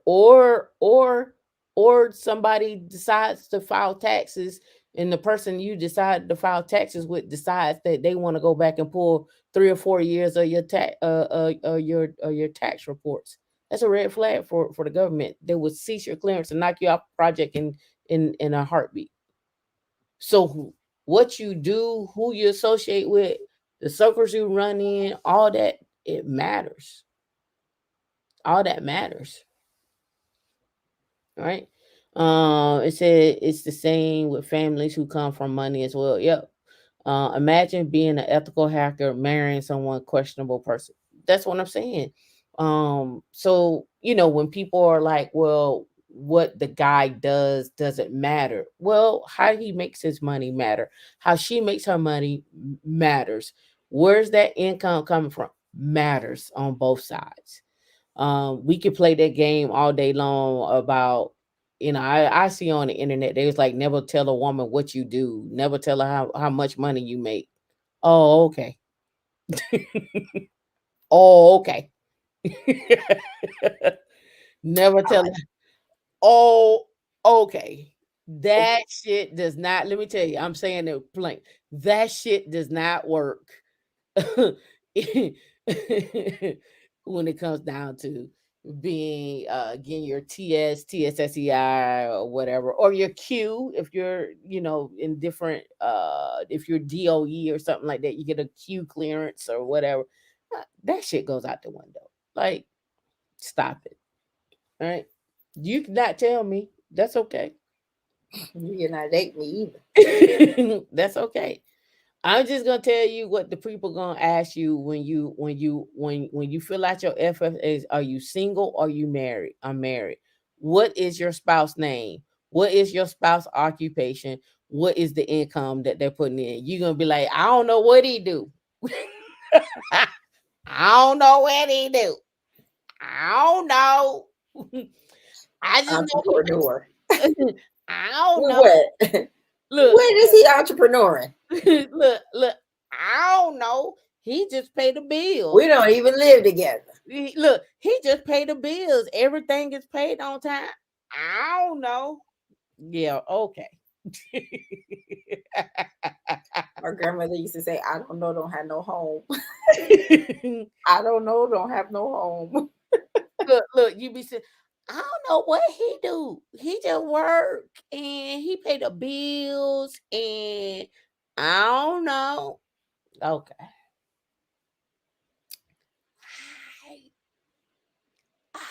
Okay. All right, so here we go. Scribble. They gonna be like, ma'am. How long you been with this man, ma'am? Ma'am. Ma'am. Y'all been married 20 years? Ma'am. Ma'am. Man, it ain't gonna be 20 years. It's just gonna be like, because when you get married, you gotta update everything, right? They're like, ma'am. No. And if you divorce, they still gonna talk to the divorced person. So the person it depends on how long that is. So if it's if you're re-upping or whatnot, and they gotta go back 10 years. Re-upping. Yeah, if they gotta, what you redoing your background. Recertification. It's not necessarily recertification. It's like when they're doing the background. We just call it re-up. Yeah, so if they go do a background check, and that person you was with from say they got to go back 10 years, and you was with that person, within them in that 10-year frame of which they need to go back, you gotta, you can go back and contact that person and start all over again. So it's that time of year, homie. Yeah, or you could be like, I can't find that person. They be like, so you don't know nobody. We'll go find them. Have fun. Tell them I said hey. Right. So, who you associate with and who are you with matters. All right. So, speaking of background checks, there is 2.25 billion background investigation fieldwork contract awarded. All right. So, after months in the protest, the Defense Counterintelligence DCSA has awarded 225 billion ceiling background investigation contract to CACI and Paraton. The announcement came following the protest, as you remember, Paragon Systems over the reduction of the mission from 3 to 2 federal background investigations. So there's been a new award. So they'll probably be hiring agents in order to do this. We can look at this video real quick as to what that means.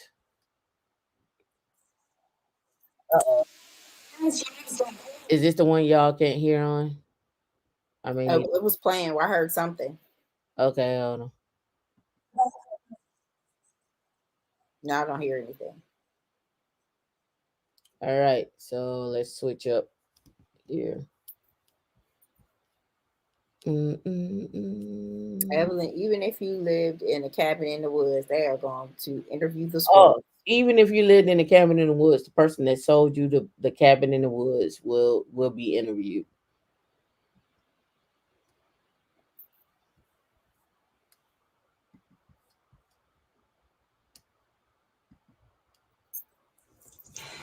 Hi, this is Libby Kaiser with clearancejobs.com. The background investigation business is big. And if you needed proof of that, a recent contract announcement by the Defense Counterintelligence and Security Agency certainly provides that proof. There was a contract bid for the background investigation fieldwork services contract. There had been some competition around that and a protest around the contract announcement. But DCSA recently announced that they were moving to 2 contractors away from 3. CACI and Paraton have been awarded the $2.25 billion ceiling contract to provide fieldwork related to federal background investigations. So a lot of those, we know that DCSA provides work for more than 95 different government agencies. So it's not just the Department of Defense that they're supporting. And they sub out to these contract investigators that provide a lot of the heavy labor around conducting the background investigation mission. We did have 3 companies that were primarily involved in that. Paragon Systems, we also had CACI and Paraton. Paragon getting moved out of being a primary contractor in this announcement. Paragon is not going away. Their background investigation positions will certainly not be going away. I expect them to move into a key position as a sub with one of those other contractors. There are a lot of other subcontractors involved in the background investigation process. So if you're an individual looking at a career as a background investigator, obviously looking at CACI, looking at Paraton, but also don't eliminate looking at the other contractors out there. I know there are companies like Accelerate. Again, Paragon will still be out there hiring for background investigator positions. So you can certainly look into those companies. For the average clearance applicant, the person doing your background investigation really doesn't matter. This is not news you can really use or probably care about too much. The process should be seamless regardless of who is doing it. They are operating under the same federal investigative standards. They are conducting investigations based on the same playbook. So you shouldn't see major differences between the different contractors providing services. Primarily applies to the federal background investigation workforce. This contract announcement also ties into the broader work that they're doing under Trusted Workforce 2.0, trying to advance, modernize the case management system used to conduct background investigations. That's what gets me super excited. The case management system right now that we have really is due for an upgrade and an update. I think when it comes to making this position, the position of background investigator more a better career field, having a better case management system is going to be key to that, giving folks better tools, solutions, technology to enable their positions. So again, no major changes if you're applying for a federal background investigation. If you are a person looking for positions, I would still consider to cast a wide net for the different providers out there to look for a company that is right for you. There are benefits to working for a subcontractor or working for the primary contractor. I think finding company, culture fit, positions, seeing what hours they offer, and all of that is going to be most important. The career field of background investigator can be a great one for transitioning service members, folks looking for some flexibility, folks looking for autonomy around the position and how you get the job done with kind of a set of parameters. So we do see a lot of transitioning vets. Another thing is you travel. So you're traveling all over the United States to meet up with people or, do these interviews. So into those career fields. My key concern with the consolidation from 3 to 2 was the potential for losing some of those background investigators over this time. I do think the slow burn of the contract. So Evelyn, you said you built it. You had to buy the land from somebody, and you had to buy the actual materials from somebody. So, you won't escape. I'm telling you, it's okay. Nice try though. All right, so next up is this one. I pulled this one. This is all government contracting stuff. Consolidated Appropriations Act includes $50 million for Technology Modernization Fund. The Consolidation Appropriations Act of 2023 includes $50 million for Technology Modernization Fund to support federal IT modernization projects. The sum of this was included in the bill, which President Biden signed on the 29th. And it goes into here. It says earlier this month, Technology Trade Group Alliance for Digital Innovation called on lawmakers to provide at least $100 million for TMF, while the Biden administration in March sought $300 million for the fund. In addition to providing support for TMF, the enacted omnibus legislation appropriates funding for a range of agency-specific software and technology modernization programs. The Department of Justice will receive $130 million for development and deployment of information sharing technology, of which $40 million may be allocated by the Attorney General for enterprise-wide information technology initiatives. Also directs the Secretary of Health and Human Services to award grants for eligible parties to develop and expand access to digital peer-supported mental health services. Meanwhile, according to legislation, the Treasury Department will receive $11.1 million for development and acquisition of data processing equipment, software, and services used for repair of department-owned buildings, right?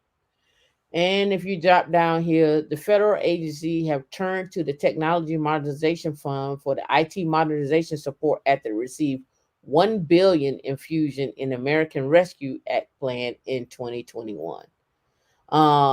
Since it received $1 billion under the American Rescue Plan, the fund has drawn more than 150 proposals for 70 agencies for $2.8 billion in funding. You ask me how to be recession proof? Here we are. This is what I mean about being recession proof, right? So if we hop over here and we look at this one, Fed rent reform enacted I call it the Samosa. It's Samosa Act, right? It stands for where is it at?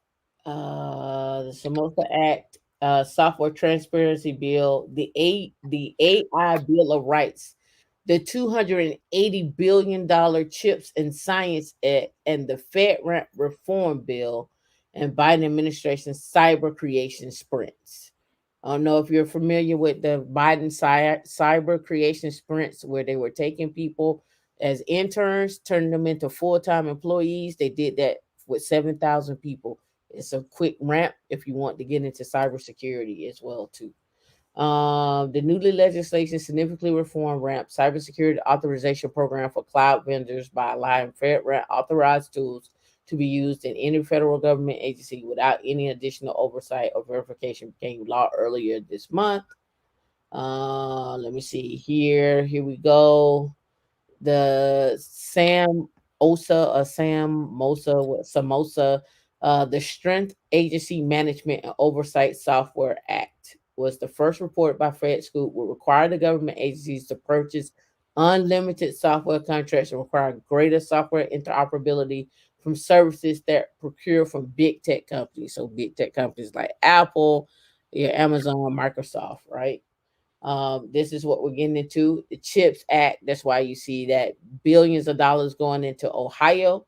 The bill, which became law in August, includes approximately $52 billion in government subsidies for U.S. semiconductor production. It also includes $24 billion in investment tax credits for chip plants and other fundings to spur innovation and research. So again, you want to do research, you're looking to grow your business, you're looking to partner with people. Here we are, 24 billion in investment tax credits, right?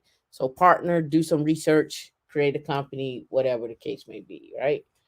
1.7 trillion omnibus government spending package President Biden signed on Thursday for a short, providing the maximum funding authorized under the CHIPS Act, but nevertheless authorized large funding increases in NIST, NSF, and DOE, right?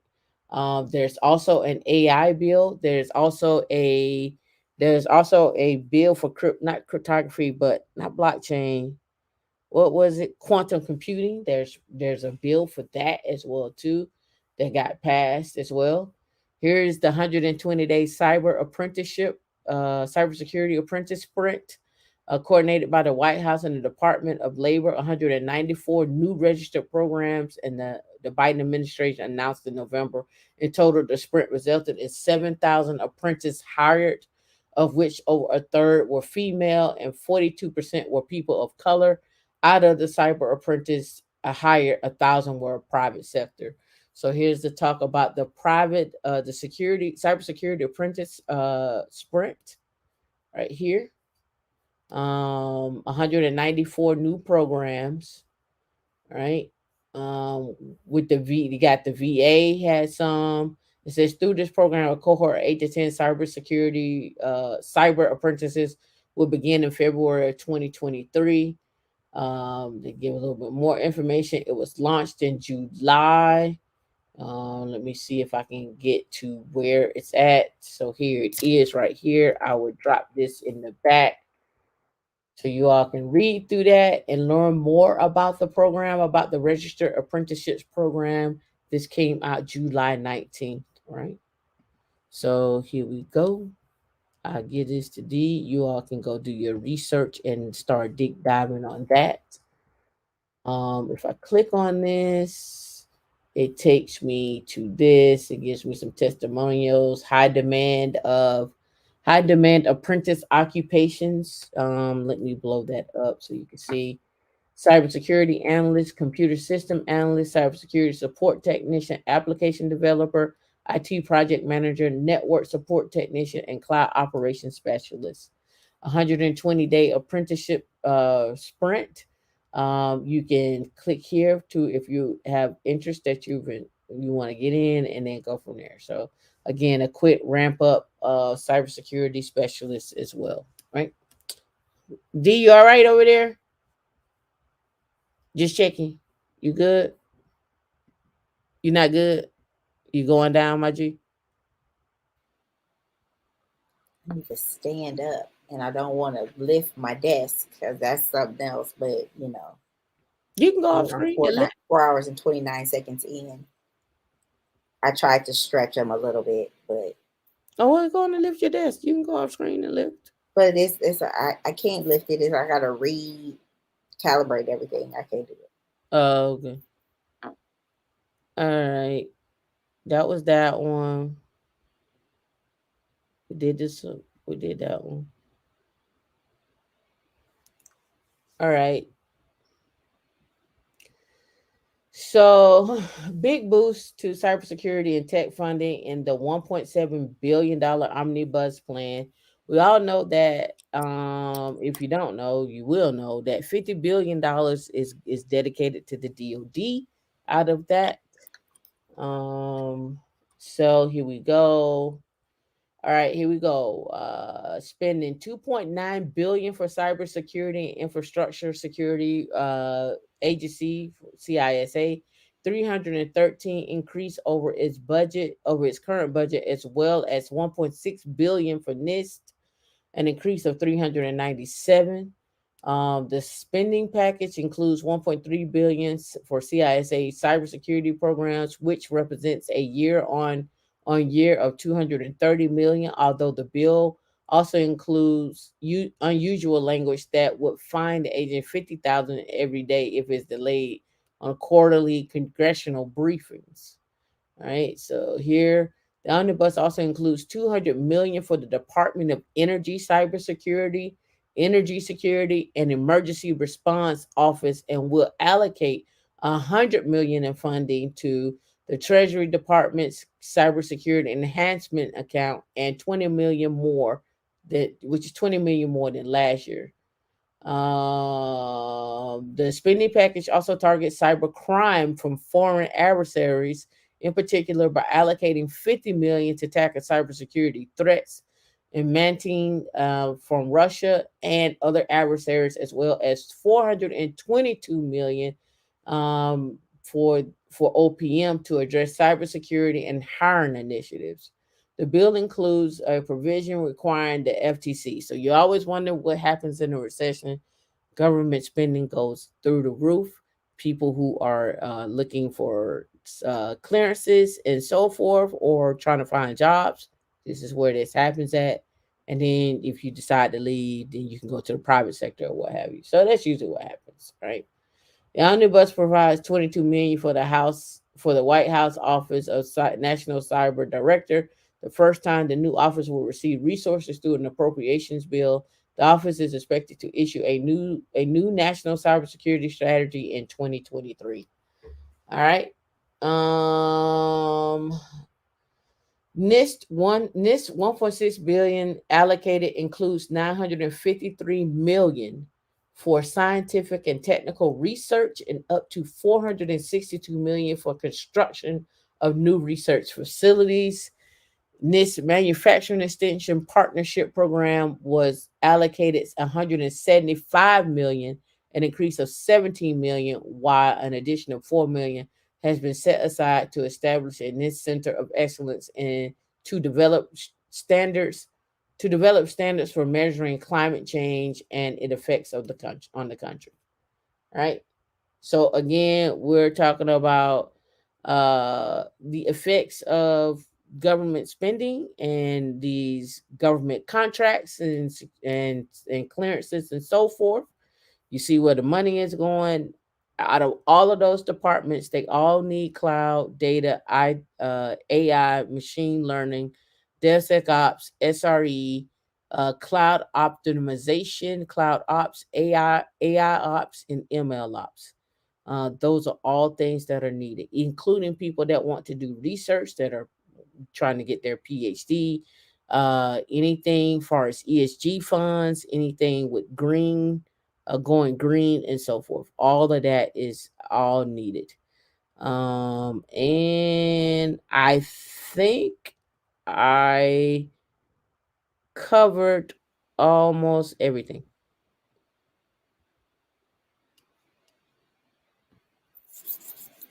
I think. And we double check.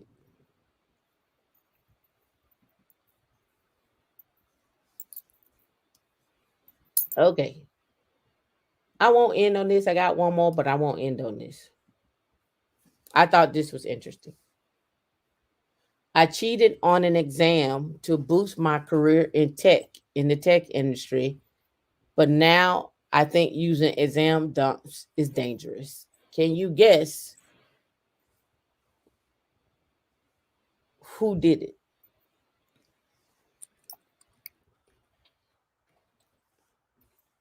Let's start with what man or woman?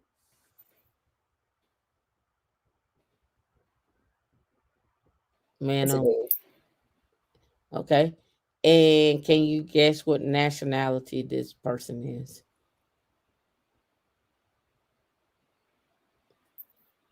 You can keep it in your head. Keep it in your head. Okay. Because I have two. Keep it in your head. Keep it in your head. You said it's a man. All right. Let's read the article. Early in their career, an anonymous tech worker used exam dumps to pass technical certifications. They say the answers were easy to find online with a quick Google search. The certification gave them an advantage, but now they realize that the exam dumps are harmful.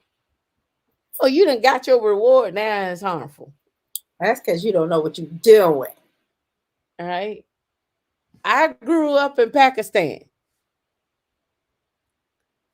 And I became fascinated with the technology while I was in school. With the encouragement from my father, I took extracurricular courses and taught myself Java before going on to study computer science at a university.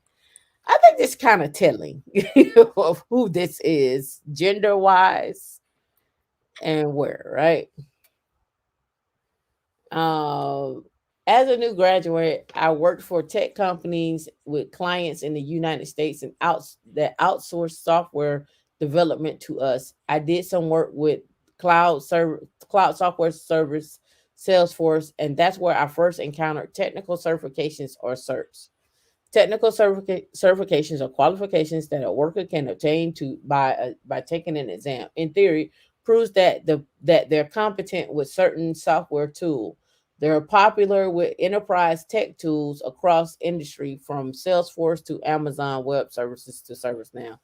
The exams can cost up to hundreds of dollars. The entry level Salesforce certification costs half of my monthly salary in Pakistan.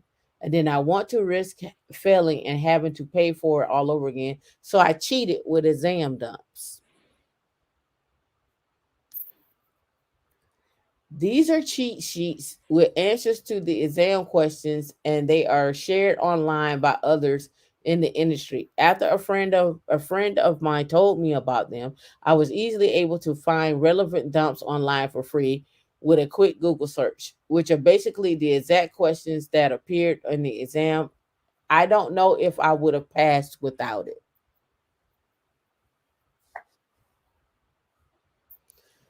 When I started looking for new roles afterwards, that cert gave me an advantage, showing I've been working with Salesforce for some time. Having certifications matters a lot when working on Salesforce tools. You're far more likely to get an interview or get called back if you have the right cert. It was similarly helpful after I moved to the United States and I was trying to get a new job. I've used them, but I realize now they're harmful. Despite benefiting from exam dumps, I don't use them anymore. I'm worried about their impact. They devalue real certifications, and people have invested significant time and money in obtaining and make companies trust them less. That said, certs don't get you the job by themselves, and you can tell in an interview if someone doesn't really know their stuff. They're bigger concern when they're paired with other fraudulent professional behavior. Some candidates will fake their experience on their resume or even hire someone else to take their interview for them and use fraudulently obtained certs as part of that.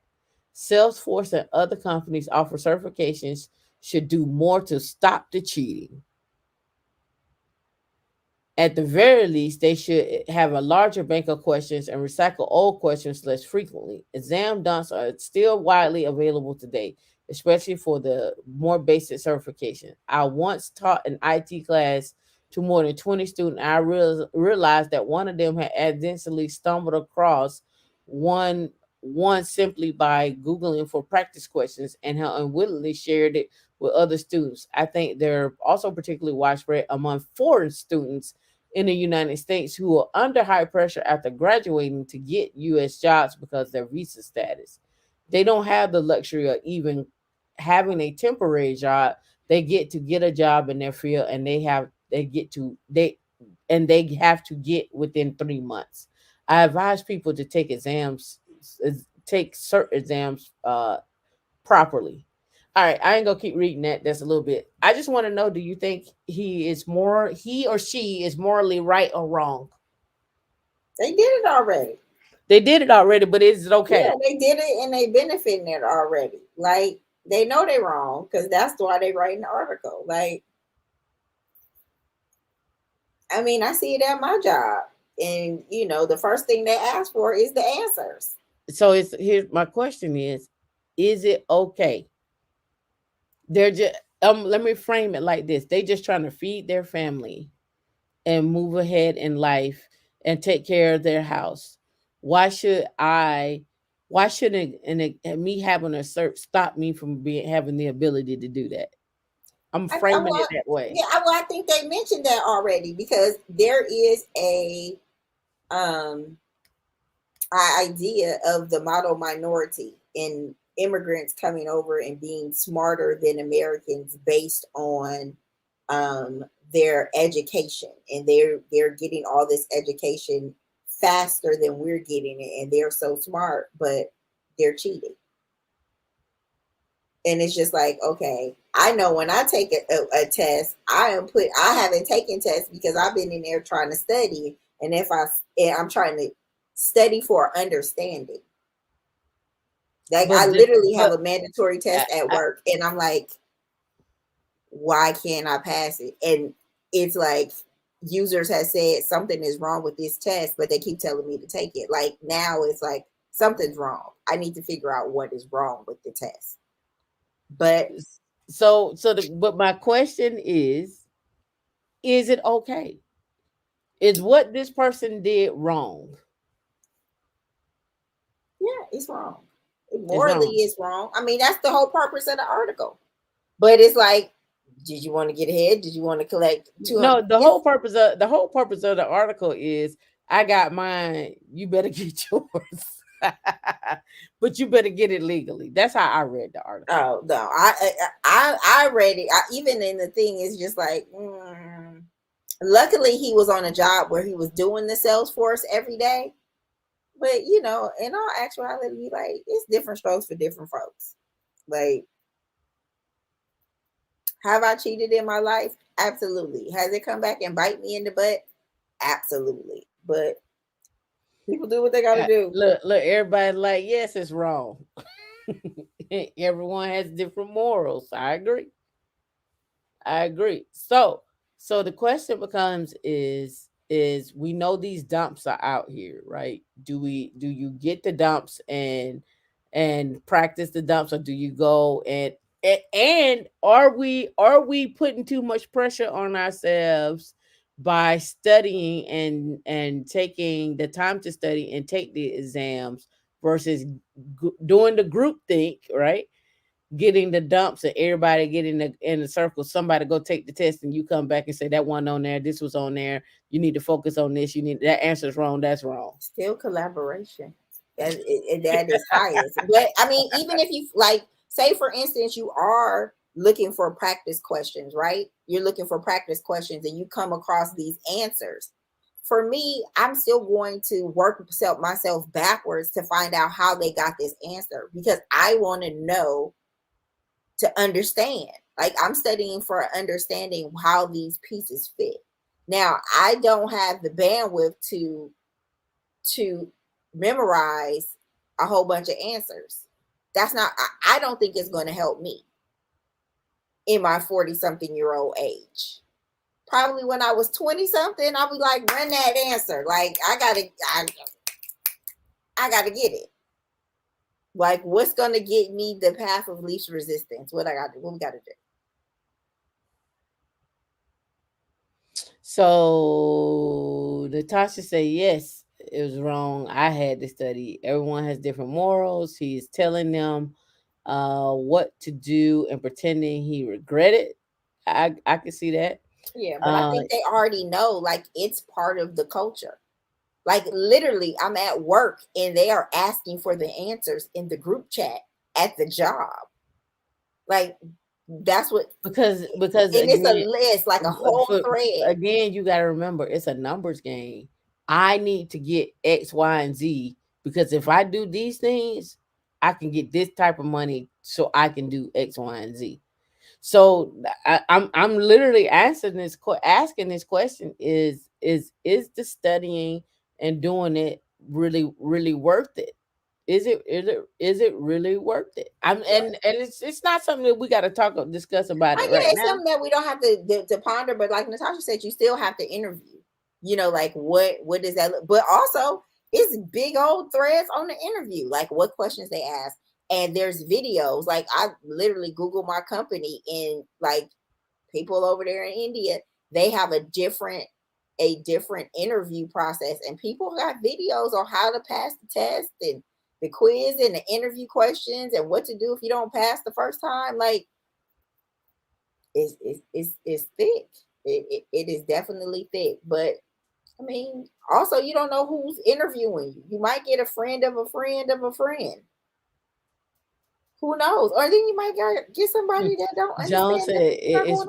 John said yes, it's worth it.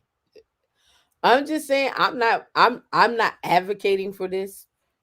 I'm just giving you a different lens in how other people are doing and achieving things in tech. Yeah. And I have been in many rooms where people, even in college, one of the ladies was like, I'm trying to get this job, and she's like, I know you know Linux, and it's a Linux administration job that somebody gave me, and I need to take this take-home quiz, and it's these 30 questions. She's like, can you do it for me so I can get the job? I already know the answer. That's why it's funny.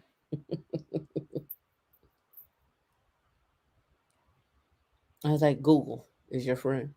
I have been in situations where people have asked me, hey, did you take this exam? Can you give me the questions on the exam so I could pass the exam?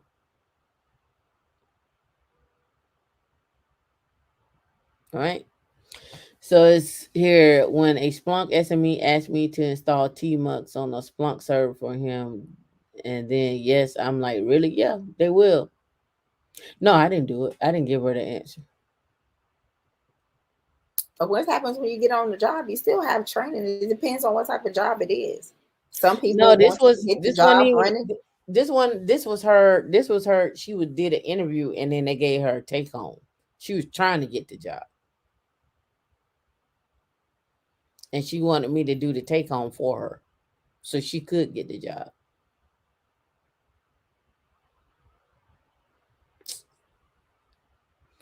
Sim, you say what happens after you get the job? Well, normally what happens after you get the job, you go sign up with places like a Stack Overflow or somebody's Slack group, and you put in the Slack group the questions on what you're trying to solve, and then you hope somebody answer those questions. You hope somebody answer those questions so you can go run off and do X, Y, and Z. That's usually what happens.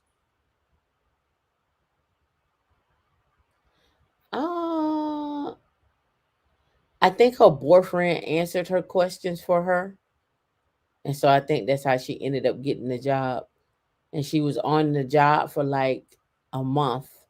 And she was like, it was too much work and it conflicted with her son's schedule. So she ended up quitting the job, which I don't think was the case.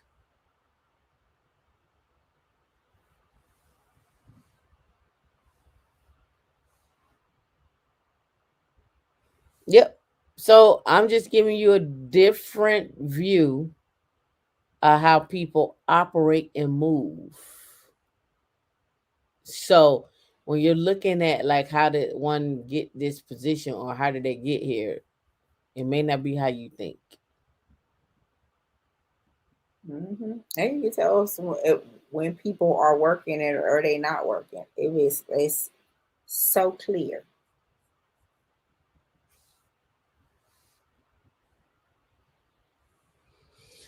Well, D, that was everything. I think. I don't believe you. Let me double verify.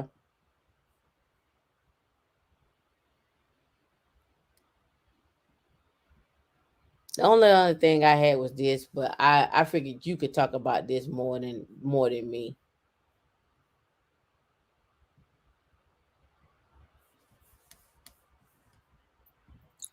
You know, Sam, what's crazy is it's not stress because people ask a whole bunch of people questions. Like there's so many repositories of information that you can find out. Like what he's not technically our team lead, but one of the guys on my team, he's been there the longest. Um, he likes basically everything we you start having a dependence on that particular person, and you get mentally lazy when you can ask somebody a question and they know off the top of their head. He was gone for about a week, and it allowed me to just flex my brain and go to the knowledge base and go to these different repositories and different people to ask them information directly. But because I work for a predominantly Indian company, cultures are a lot, they're different. Like for me, I don't have a problem going to ask the person that I need to directly. If I ask my colleague, he's going to ask 3 or 4 people and they're going to give him the runaround before that one person asks the person that I need to speak to. So it helped me just not be as lazy. And I can tell when people are asking like lazy questions. And I make sure if I ask a question, I let them know all of the steps that I've taken to get the answer first. And so to say, like, I've done this research, I still can't find anything. Can you help me with this? Yay or nay? Because there's always going to be things that nobody knows.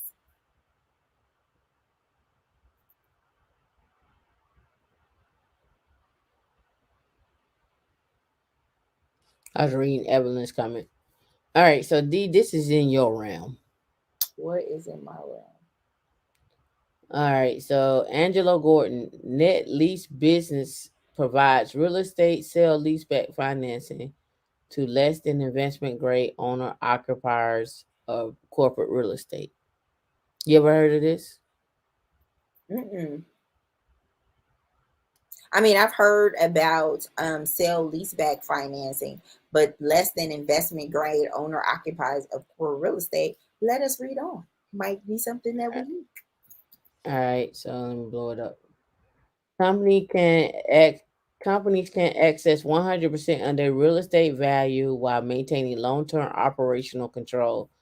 The use of proceeds can include facilities expansion, debt reduction, M&A, growth expansion financing, dividend recapitalization, leverage and managed buyouts, corporate restructuring and exit financing, and synthetic lease conversions. In addition to working with privately held and public large and middle market companies, our team has an extensive experience providing sale leaseback financing to finance sponsors and their other portfolio companies. Let me tell you how I got here. I got here because when I was on YouTube, I was looking at, and I had a podcast that got downloaded. This one here. This guy coma. He was in a coma, and he went from a coma to 13 million or something like that. To millionaire. And he started talking about triple leases and so forth. This one is good too. The advice from the billionaire that made a farm born a fortune. He followed Warren Buffett style. I can't believe I can't find this guy that was in this coma. Anyway, it was a guy in a coma, and he talked about these net leases, but he did storage. He's a storage guy. Let's see, storage. It's not in your history. To storage. Let's see, coma. It was on Bigger Pockets. But they got different. You probably got to go to their homepage and just do the videos.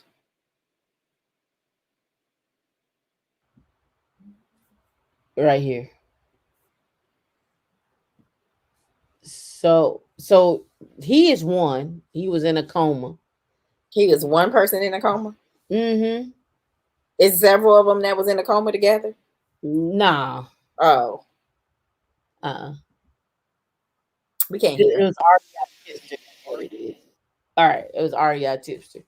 Anyway, he was comatose, and I think this guy's paralyzed as well too.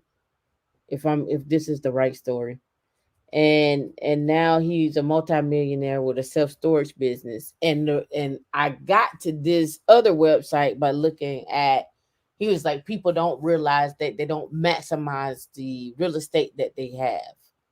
And so it got me to looking at this, and then triple net leases and all of that stuff. And I was like, oh, I gotta go do some digging on all of And the this. Air podcast talked about it. That's what they were. That was his original website when I first started working for him. Florida What? Triple Net. Triple net leases. Mm-hmm. What is triple net leases, D? A triple net lease. Hold on, let me. I want to be clear. Because I thought I had that down here. Okay, so a triple net lease, which is NNN when you see it, it is a lease agreement on a property where the tenant or the leasee promise to pay all the expenses on the property, right? So if you have a lease with a company, if anything breaks, you're going to pay for it. If they need some air, you're going to pay for it. If the air break down, you're going to pay for it. If you need some windows or to build out, you're going to pay for it. Or it depends. Like a build out, you probably negotiate in there, but yeah, you pay all the expenses. A modified gross is when the landlord pays some of the expenses. It may be the property taxes, it may be the air, it may be the grounds, cleaning of the grounds, and all that other good stuff. So storage facilities. A lot of these places are taking like old warehouses, turning them to storage facilities or whatever the case may be. But this guy's story was different because he was in a coma, and I believe it's one of them. Either this story it's where he paralyzed. That was another one where a guy was in a coma and he's paralyzed. So I gotta double check, but I think they're good stories for you all to like watch and just to get an idea on what can be done. So storage. Let me see. Bigger pockets.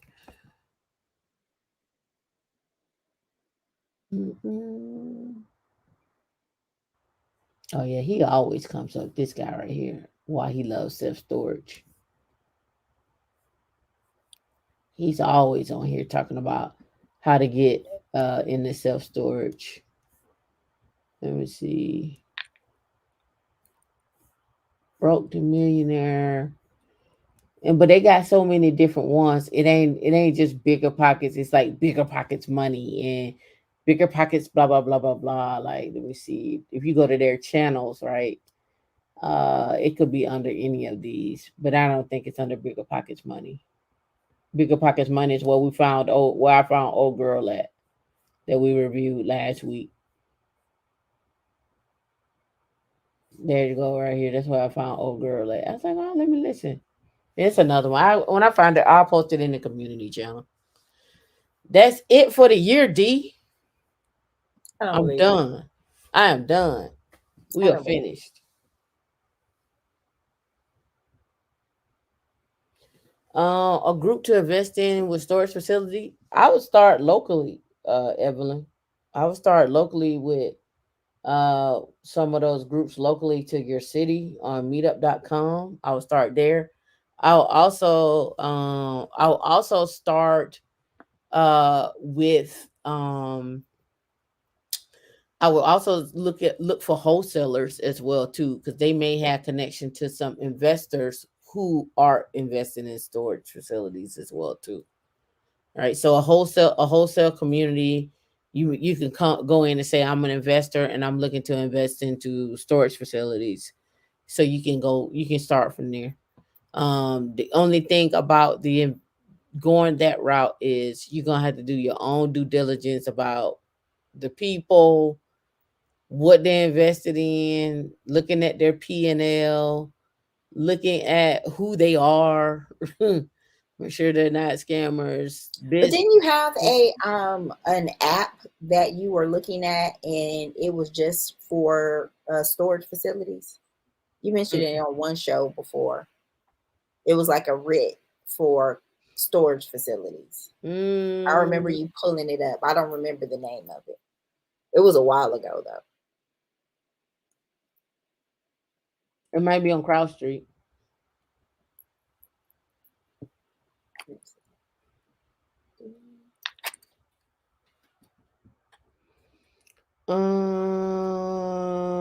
So this one here.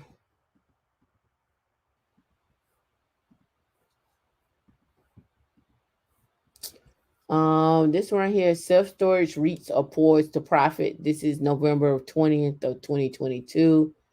I am a huge advocate of creating passive income so you can make money even while you're sleeping. And let's see who they have here. CubeSmart. The following three REITs own large portfolios of self-storage and pay solid dividends. So CubeSmart, Extra Space Storage EXR, and Public Storage PSA.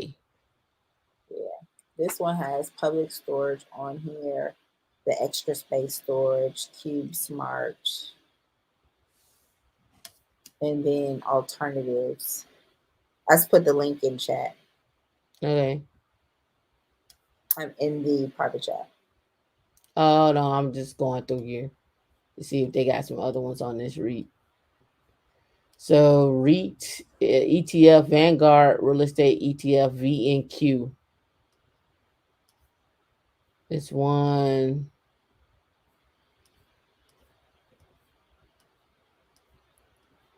Yeah, they got Public Storage, EXR, and National Storage Affiliates, NSA.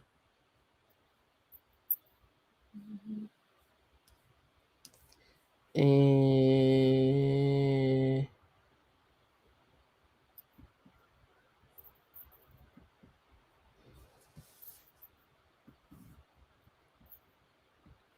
oops.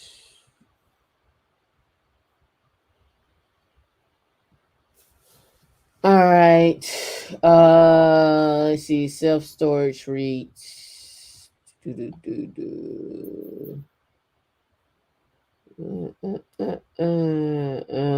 PSA, Extra Storage, CubeSmart. They had the same ones. Self Global SSELF is their ticker. LSI Life Storage is another one. You know what I haven't seen? What? What I need to go look up? I need to go find the ticker symbols for people who invest in, who have a collective of morgues and a collective of people who want to extend their life. So there was like I said, back in Switzerland, earlier this month, there were the billionaires that met to talk about life extension and donating to research for extending life.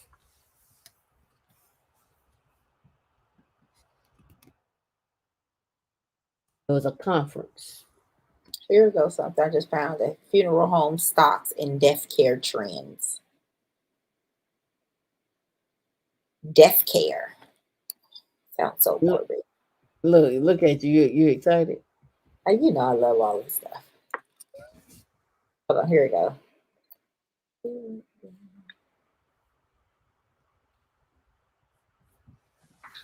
Yes, here.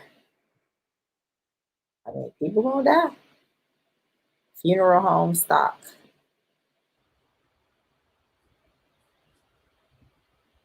Let me see. All right. It's a So here's fund for it. Are there publicly traded funeral homes? all right. So thanks Confurate for your $5 super chat. Joan, I don't know, maybe. Hope, hype, and self-experimentation collided at an exclusive conference for the ultra rich investor who want to extend their lives past 100. Inside the billion-dollar meeting for the mega rich who want to live forever. I covered this before. They met at a swanky ski resort in the Swiss Alps to attend the first in-person longevity investors conference. That's the name of it. Over the 2-day event, scientists and biotech founders made the case for various approaches to prolonging the number of years we might spend in good health. And majority of them were trying to win over deep-pocketed investors. There were 150 people at the meeting, and its organizers told me 120 of them were investors with millions or even billions of dollars at their disposal, and at least $1 million ready to pump into longevity project. Plenty would-be attendees were denied a $4,500 ticket because they didn't meet the criteria of the event co-organizer tells me. This conference was unlike any academic meeting I ever attended. The location was stunning. The food was exquisite. The champagne came with a backstory. Not only was the meeting held at one of the poshest hotels in one of the richest countries in the world, it was a hotbed of hype and self-experimentation. I've never seen a scientist work up a sweat during a longevity workout before a presentation. No conference attendees dropping to do push-ups in between sessions. Many attendees were taking bags of pills on a daily basis, all in hope of extending their years of good health. As the hotel co-owner put it at the start of the conference, here's to drinking wine well into our hundreds, right? So this happened, the first ever, the longevity conference. The longevity conference. Right. And so this is going to continue to happen.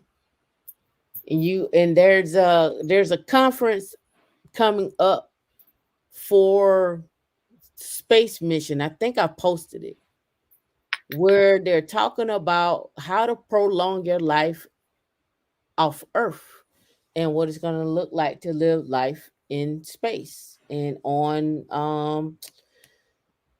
the moon.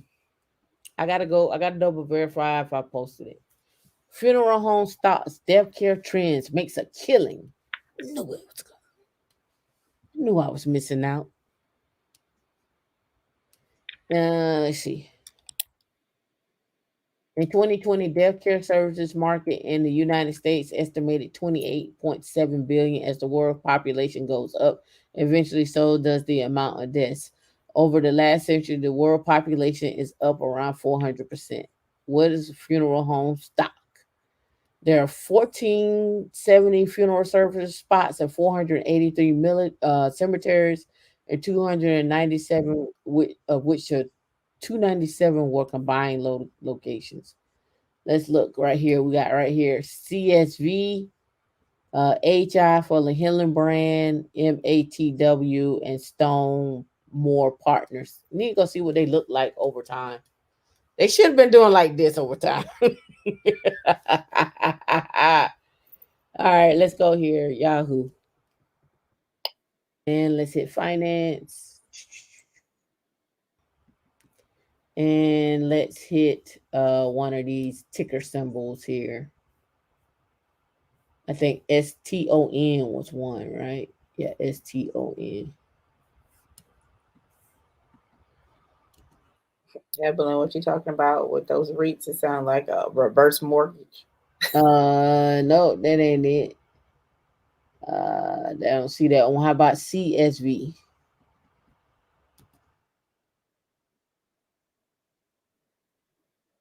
All right. Let's look at the max of the trend. We had a big boom right there in December, and then we done dropped off there. This is max. I just want to see what it looked like over time. HI.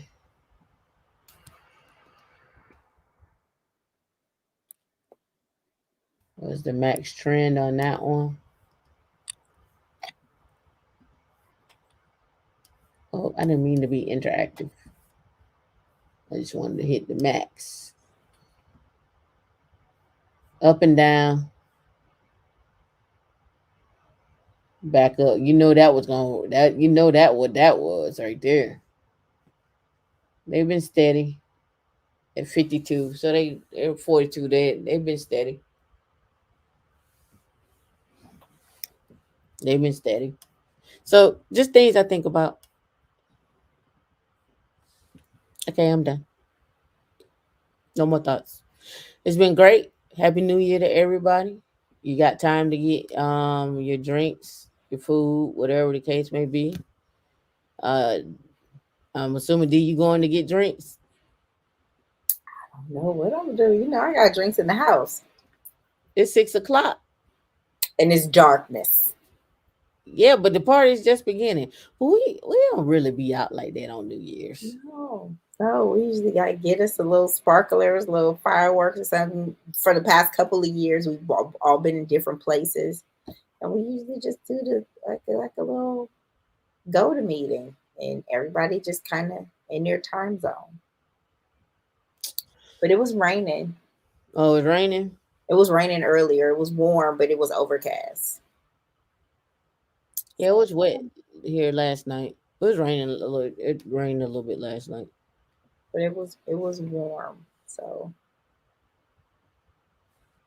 let me see. Got service interruption in Colorado. And like internet down. But I appreciate everybody this year. I appreciate everyone. It's been a doozy. It's been a doozy. We have done it a lot. has been a smooth doozy. I mean, we have talked about a lot this year. We have talked about finances. We talked about real estate. We talked about investing, 401ks, I-bonds, REITs. We've talked about aristocrats and kings and champions. We've talked about scaling your own self as a business, looking at yourself as a business. We have talked about everything. We have. So it's nothing that really hasn't been off. We talked about cars. We talked about watches. We talk about it all. We talked about everything. So if you have not gotten anything out of this year from us, I don't know what else we can do.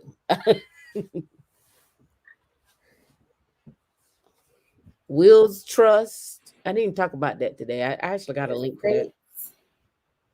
What'd you say? I said estates and dates. Estates and dates. D got asked out on a date. You been asked out on a date. I didn't get asked out on no date. You did. You got asked out on a date on here like 2 or 3 times. I didn't get asked out on a date. No, I got asked which number wife did I want. No, that's today. But there was somebody else that jumped in the chat that had asked you on a date probably about 3 months ago, 3 or 4 months ago. I don't think they asked me on a date. What did they ask me? I don't remember, but it wasn't a date. It was a date. Prospects for D, yeah.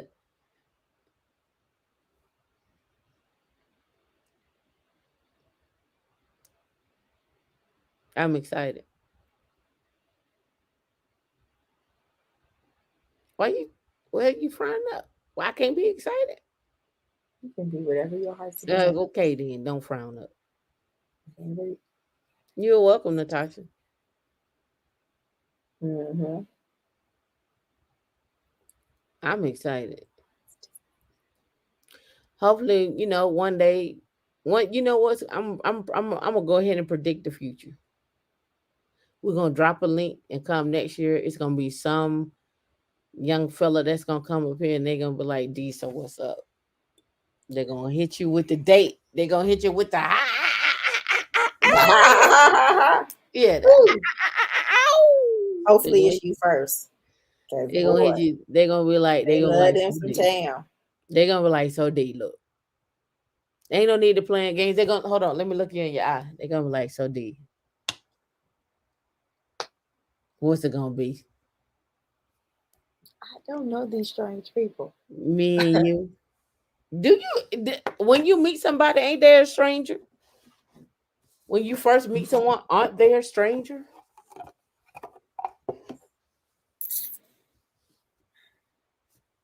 So uncomfortable. I mean, when you first meet someone, aren't they a stranger when you first meet someone? They are a stranger. Yeah. And then you get to know each other over time. Look, you were a stranger once upon a time. Exactly. A stranger who did not know my name. Didn't know your name. Couldn't remember it for nothing. And look at us now.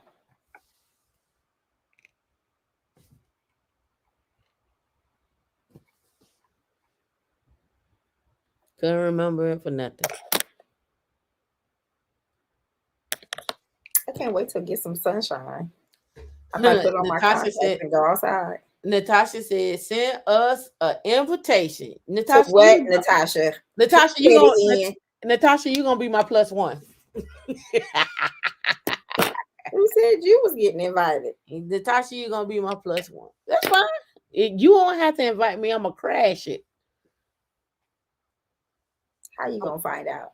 I'm gonna crash it. If and when the time comes, I'm gonna crash it. I'm crashing your wedding. How do you know? I'm crashing it. I'm bringing me and the homies. We come. We go like, so D, this what we doing?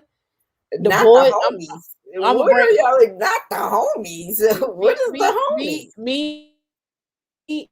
Me and the boys coming. Me, the boys, Doris, everybody. We gonna be like, so D, this what we do? This is what we out here doing? This is what we doing? This what does it come to? Is this where we're at? A2 Brute? A2? This is what we doing? A2. Yes. It's gonna be in some undisclosed location. And I'm dropping in like 007 on my parachute. D, I know I'll be coming down. D, I know I'm be on the parachute. So this what we doing, D? I hope you get stuck in the tree. This is what we doing, D. I'm gonna be coming down my legs. D, so D, this what we doing. This what we doing, D. No, ma'am. I'm dropping in like, oh boy, what's his name? From Mission Impossible. What's his name? You know exactly what I'm talking about. He do all his stunts. I just looked at his stunt stuff the other day. Wedding crashers. That's what we doing. Damn, no. If I get married, my wedding is not gonna be big. Tom Cruise. I'm coming in like Tom Cruise. Dun-dun. You already know. I don't be like this. I'm be like dum dum dum dum dum dum dum dum dum dum dum dum dum dum dum dum. Lynn! You on that BS, Lynn. Lynn. You on that BS, Lynn. I miss you. Lynn, you already lightly, Lynn, we miss you, but you already know. This what we're doing, D. Is this what has come to? You gonna hide it? I'm coming in. I'm not gonna hide anything. I'm coming in. I'm gonna be like a bullet. I'm a land and the squirrel costumes. With the squirrel costume. I'm coming in. Yep, I'm coming in. You gonna be like, silly. What the hell? You silly. Yeah, I'm coming in. You are That's how I'm coming in. You gonna be like, what the hell? You gonna be like, who told her? Ooh.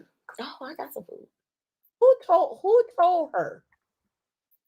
Who told me what? That's You what can't gonna be dictate saying. what's going on at my wedding. No, you gonna be like, no, who told her? How did she find us? I have no idea what that would look like. But whoever it is, it's gonna be consequences and repercussions.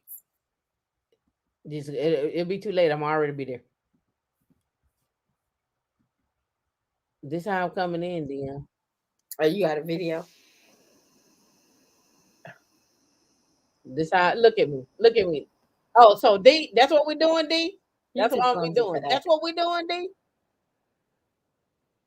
I'm coming in just like that. It's gonna be me and the crew. Flying squirrel suit on in the mountains. And it's You're gonna not be gonna do me and the that. crew coming in. There we go. Come on, Natasha. Here we go. We're going to get her.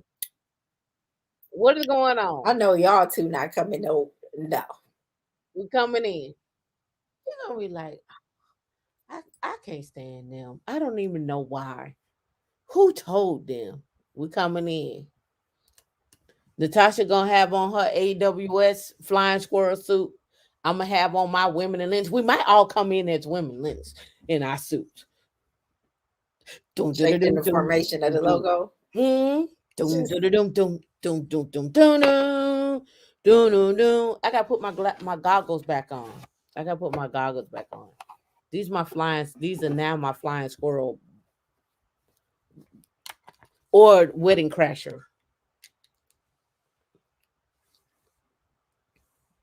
We are aviators. They should go over there. I'm gonna be like this way. And we're gonna go. You have a lot invested in this imaginary wedding. You're gonna be okay. We coming. Just like Dion said, we coming. No. We coming. Not at this imaginary wedding. Yep, Mission Impossible and the Bourne series. They're all mine. I may watch a little Bourne tonight. Did you buy some sips for you and your mom? Nah, she's not gonna drink nothing. I mean, she do have some vintage Hennessy up there on the counter. Y'all just need a swig. It might put you off for 3 days. There's some Coke down there. It might be. What's the real fancy Hennessy? It's probably like Louis the 14th. I know that's Remy, but that's how long it's been in there. Drinks on D. I got drink. What D is gonna pour your troubles now. I have no qualms about it. Yep. So and let me see, what else did we accomplish this year? We accomplished a lot though. We did. It's a lot of stuff that I didn't get done, but I'm not gonna focus on that. I'm not gonna focus on it. I'm gonna put on my rose-colored glasses.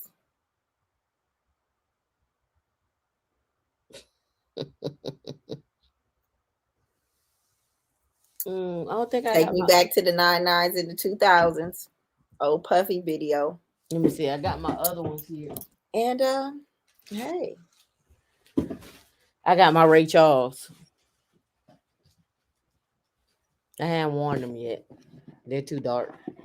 They weren't supposed to be this dark, but they're super dark.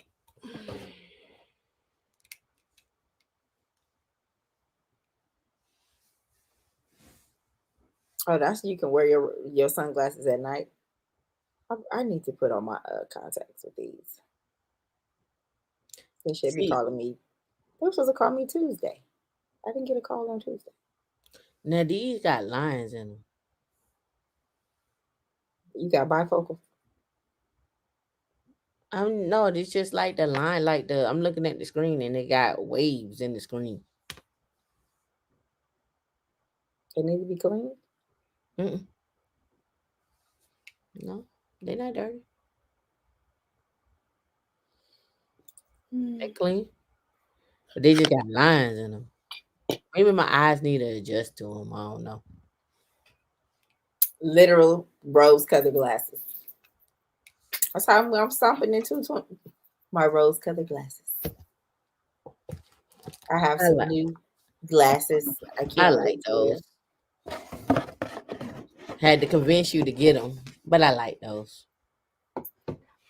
Why don't you wear the other ones? Didn't you just have on the other ones? What other ones?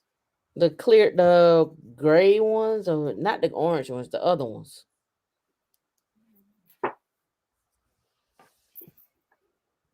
My professor glasses. I think they were too They were too mad. based on my lighting, they were too white. Even though they're not white, they were very distracting. My Professor Peabody's.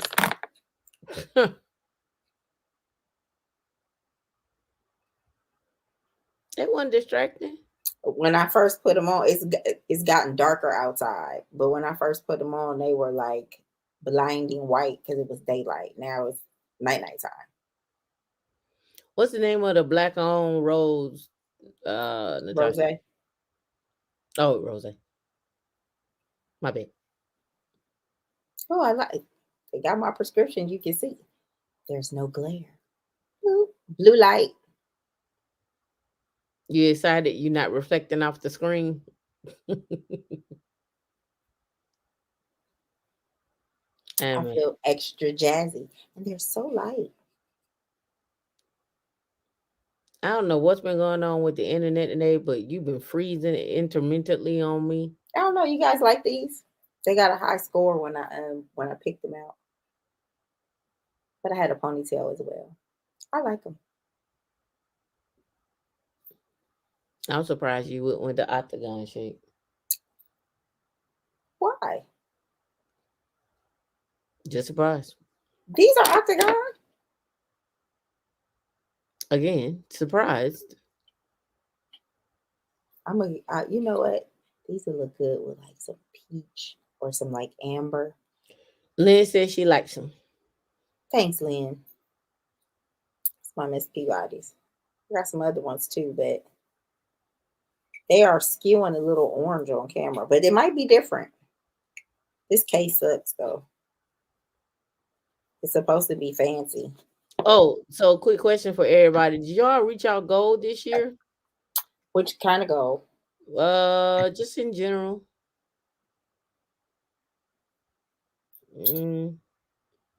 They still a little orangey. That's because of the light in here. They are not giving the true neon feature of themselves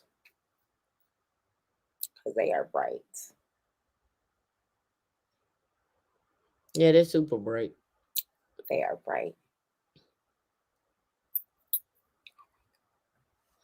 This is the same funky box.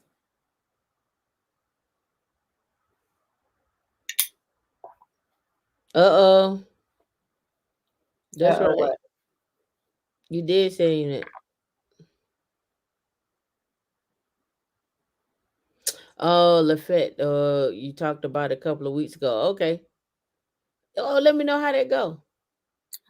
Is it sparkling rose? No, I think she talking about the black on one I had talked about on the show. I wonder if I can get Sam's to deliver it.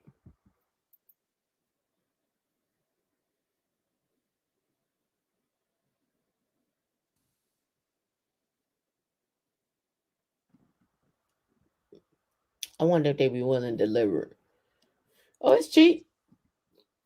You know, it's not $50 now. If it was in the club, it'd be $250 for the bottle. Oh yeah, they don't deliver. It just say pick up.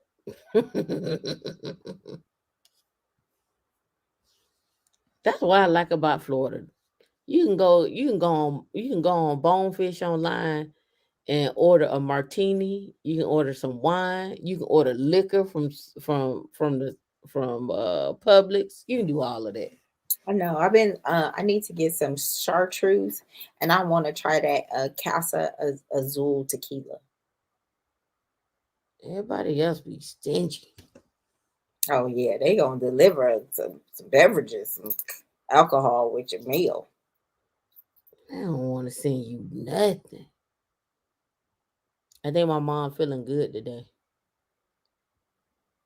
When I went downstairs, she was like, I think I want me some wings. And, we got to have wings for New Year's and the game. And we need wings. We need, you ain't going to make that steak? I'm like, I'm not cooking that steak. She was like, we could have steak, wings, salad, some potatoes. You're not going to, you going to make some greens? I'm like, who doing all of this? You ain't made no greens for the new year? No potluck? Who are you? Whose child are you right now? I need you to fix it. You only got a couple hours if you put the greens on high and you get them already cooked and you pick them out, you can get that. Don't do it. Don't do it. Don't do it. I was getting ready to do it. Yes. Yeah, I'm saying you can still pull it through. You got time. I'm not doing all that. You can make it. You can, if you turn them greens up a little bit, or you can substitute it with kale. You can or braise Swiss them. chard, and you can braise them. Or you can braise them. You can braise them. I don't know, but greens can get tough. You can braise them, and you can throw some throw that steak in the oven and put some butter on there. Well, you want me to Put tell some her? put some garlic, but put some Worcestershire sauce and garlic butter. Sound like it's a some plan. some cracked black pepper and some seasoned salt. Not some seasoned salt, but what's it called? Not the pink salt. Throw it on there. Stick it in there. Maybe even chop up some blue cheese and put some little blue cheese crumbles on there. I hope your mom hear that. Some garlic toast. You going to get the food before the store closes? It's already downstairs. What is your problem? Let's rent 5 hours and 3 minutes. Let's get you out there and in the kitchen. Your dinner should be prepared by 8:30. No pork for the black eyed peas, but could probably chop up some sausage or something like that.